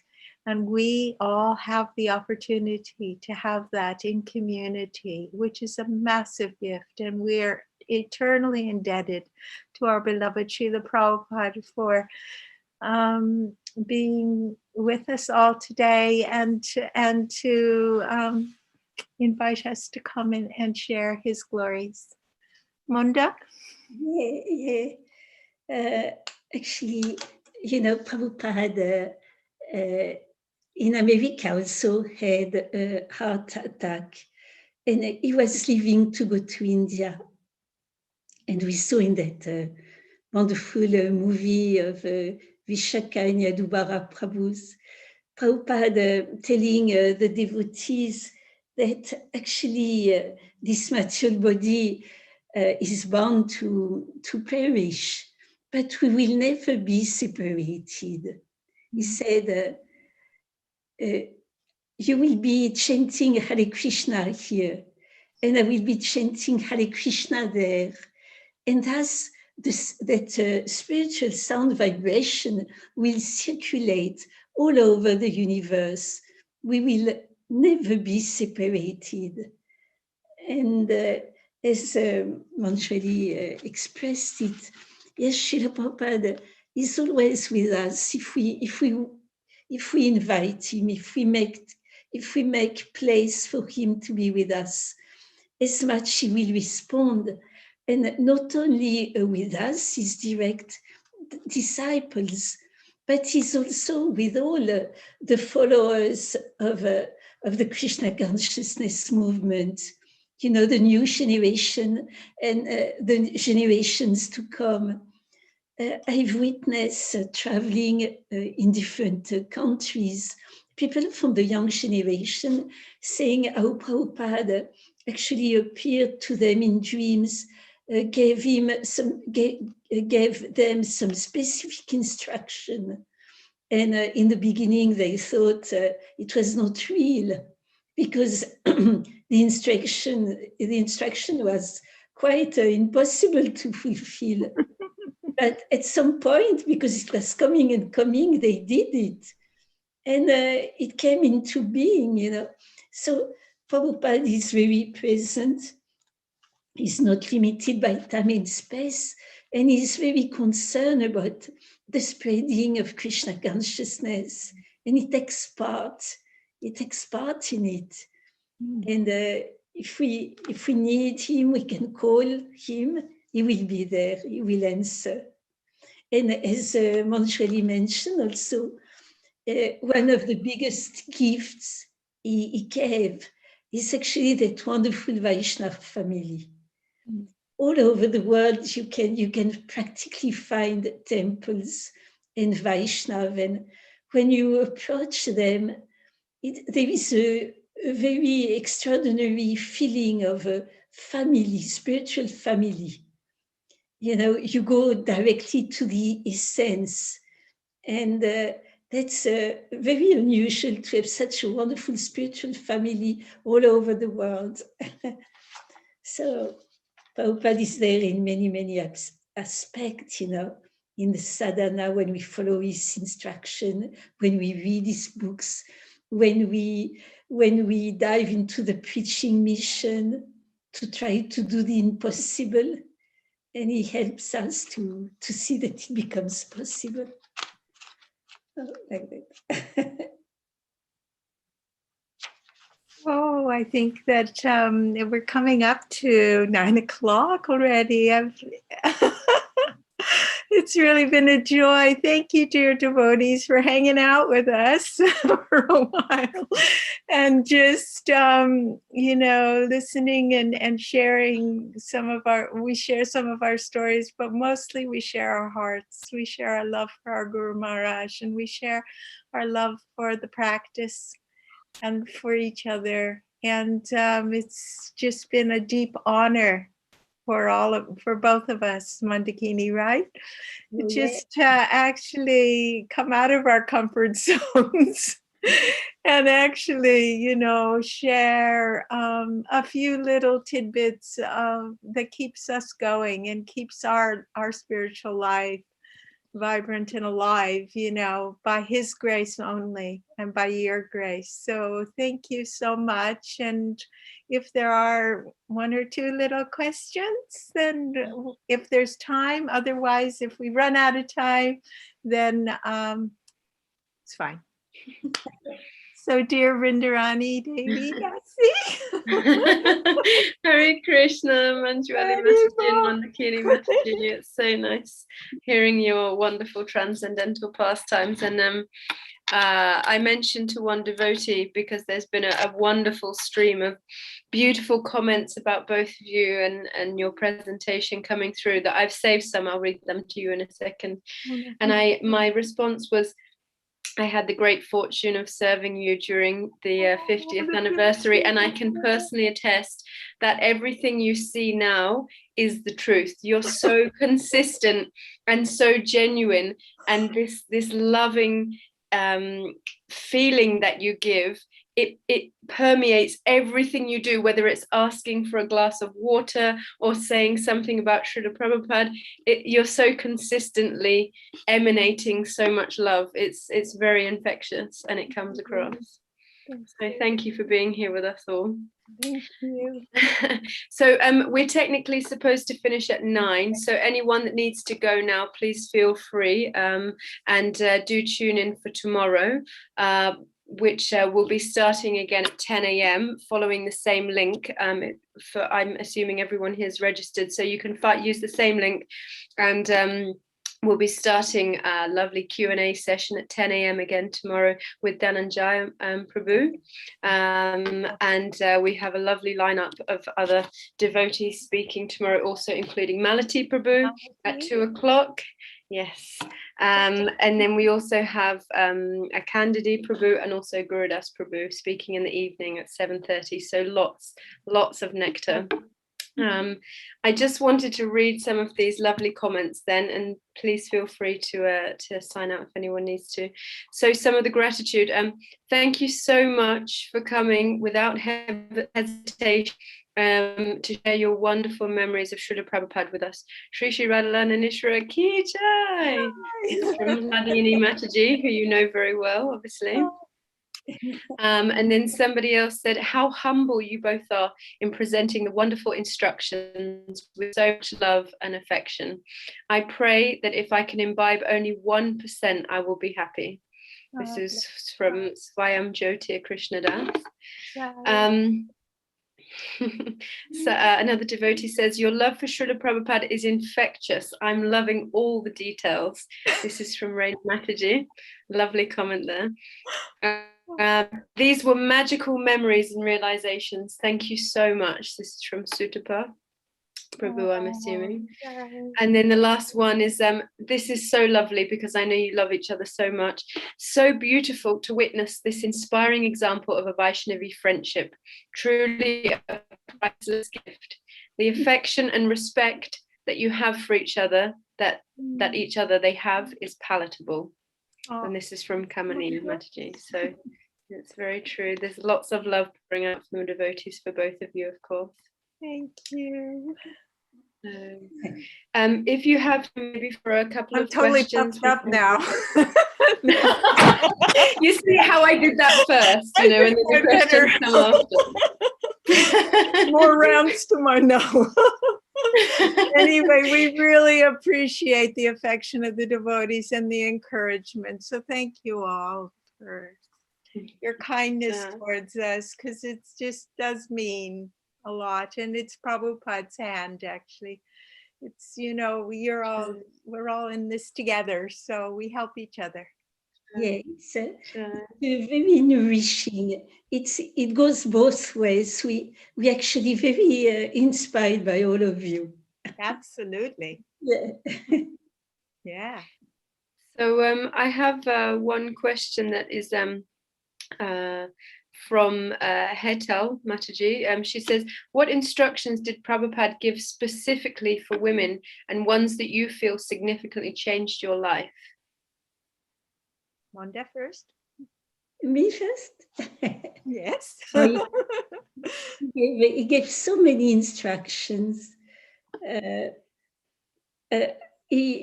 ladies, you know, in general, he told us, of course, we have to do our duties according to our bodies and mind, but he gave a big instruction that we are not these bodies.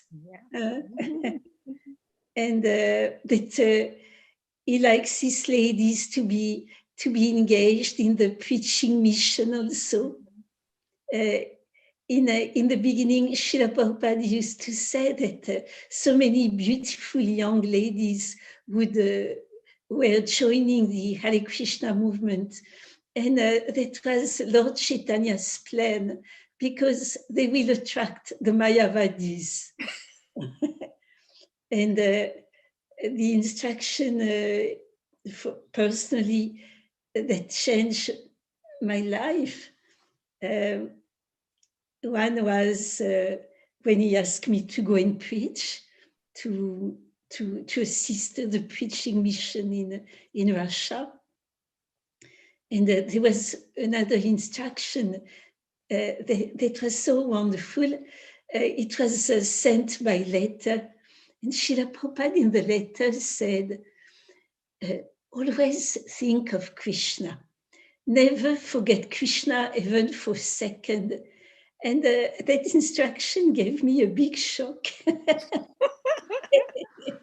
Because I was maybe 20, 21 years old. And I got such a big shock. I thought, Srila Prabhupada, he wants us to become saints, you know? Because if you look at other traditions, either Christian, Orthodox, or all the traditions of the world, religious tradition, people who think of God all the time, who don't forget God for even a second, it's really unusual. They are saints, you know? Even saints, sometimes they forget. But I thought Prabhupada wants all of us to become saints. You know? It was, I love that instruction, and I'm still trying to work towards one day, you know, maybe following it fully. But do you want to tell more? Just one thing. I mean, Srila Prabhupada encouraged, you know, when I was married, we were team players, and we were all serving together. And it was, you know, we came to Krishna looking by Srila Prabhupada's grace, and we came for service.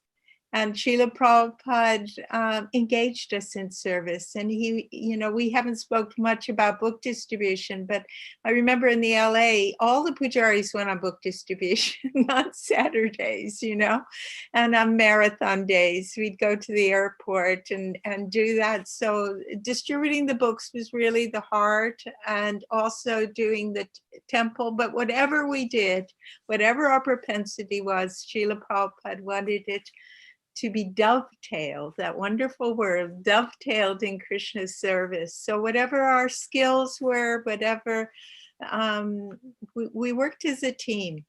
And Prabhupada, you know, he encouraged that, and we were his loving daughters, and that was, you know, it was different in the sense that the men had a lot more association with Srila Prabhupada. Well, we weren't bothered to be up there. We just wanted to be on the team, you know, and just making the beautiful offerings and making the beautiful clothes and distributing the books and keeping each other, supporting each other, you know. And looking after, you know, it's not always easy to live in community. When I was a brahmachari, there were 24 of us in one room, or 23 in one room, you know. We had wall-to-wall sleeping bags, you know, and we each had a milk crate of all our paraphernalia. You know, you could only have one milk crate. So, you know, it was very simple. And I think, you know, the simplicity, and it's not about gender so much. It's about loving kindness and service and dedication. And every day, Srila Prabhupada taught us, every day, first thing in the morning, we bow our heads to the earth and we offer obeisances to our Guru Maharaj, and we dedicate ourselves. And at the end of the day, we review where we've worked and where we haven't worked, and we dedicate ourselves again. So it's just that thread of service and calling in the presence of our divine master to guide us as men and women. We're super, you know, the body is the vehicle, but ultimately we're all on the path together. And so just be kind to one another and respect each other's boundaries. And at the same time, you know, take your spiritual life seriously, because Srila Prabhupada will be happy. Yes, we can say that Srila Prabhupada in married life, he wanted Krishna to be at the center always, and that will assure success.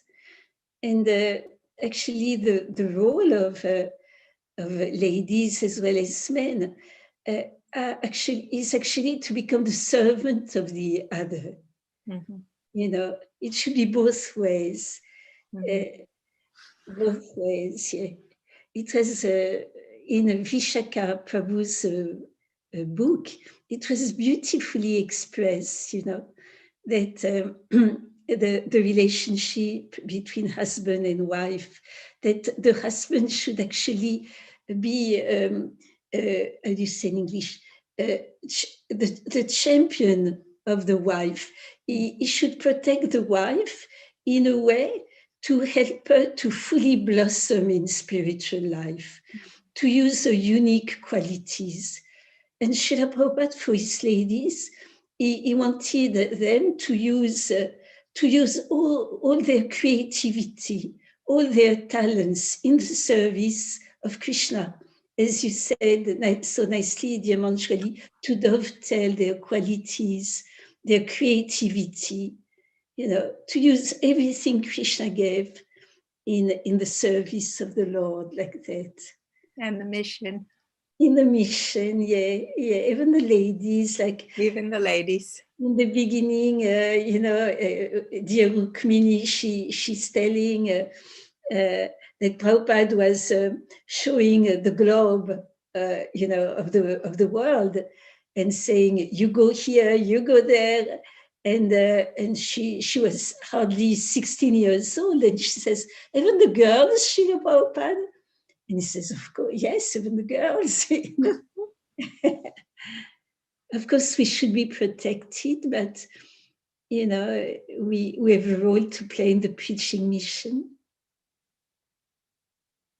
But Prabhupada also wanted us to look nice. He told my husband, make sure your wife has nice saris. Make sure she has bangles, you know. So it wasn't just, you know, we were monastics, but still he wanted us to, because we represented the movement, and he wanted us to, when we went out preaching, to look everything detail, you know, to look nice. Yeah. To be well turned out, because we represented Srila Prabhupada.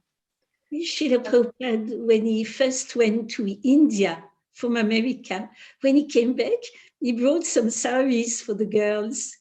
And at the time, Yamuna, she only had a few saris, you know, maybe 2 or 3. So she was washing every night. And Prabhupada was joking.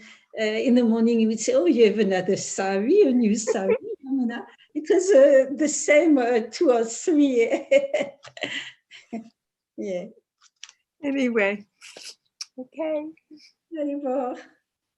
Hare Krishna. Hare Krishna. It's I think now it's 9:15. I know it's quite late, so I don't want you to no, we got to get up early. I know your routine, ladies, so you're very good on your sadhana, I remember. And in Paris, where Mondakini is, it's an hour later. Yes, absolutely. So thank you again so much for giving your precious time and your beautiful stories. I'm so glad they're recorded for us to listen to over and over again. So Hare Krishna. Thank you so much. And thank you, dear devotees. All glories to Srila Prabhupada. Thank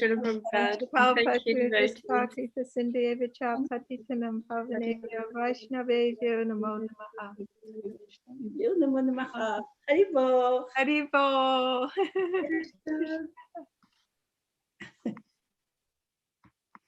So again, just thank you everyone for joining us, and please do tune in tomorrow morning at 10 a.m. for the last day of this first of several sessions, UK nationwide, for the celebration of Srila Prabhupada's 125th appearance anniversary. Thank you very much. Hare Krishna.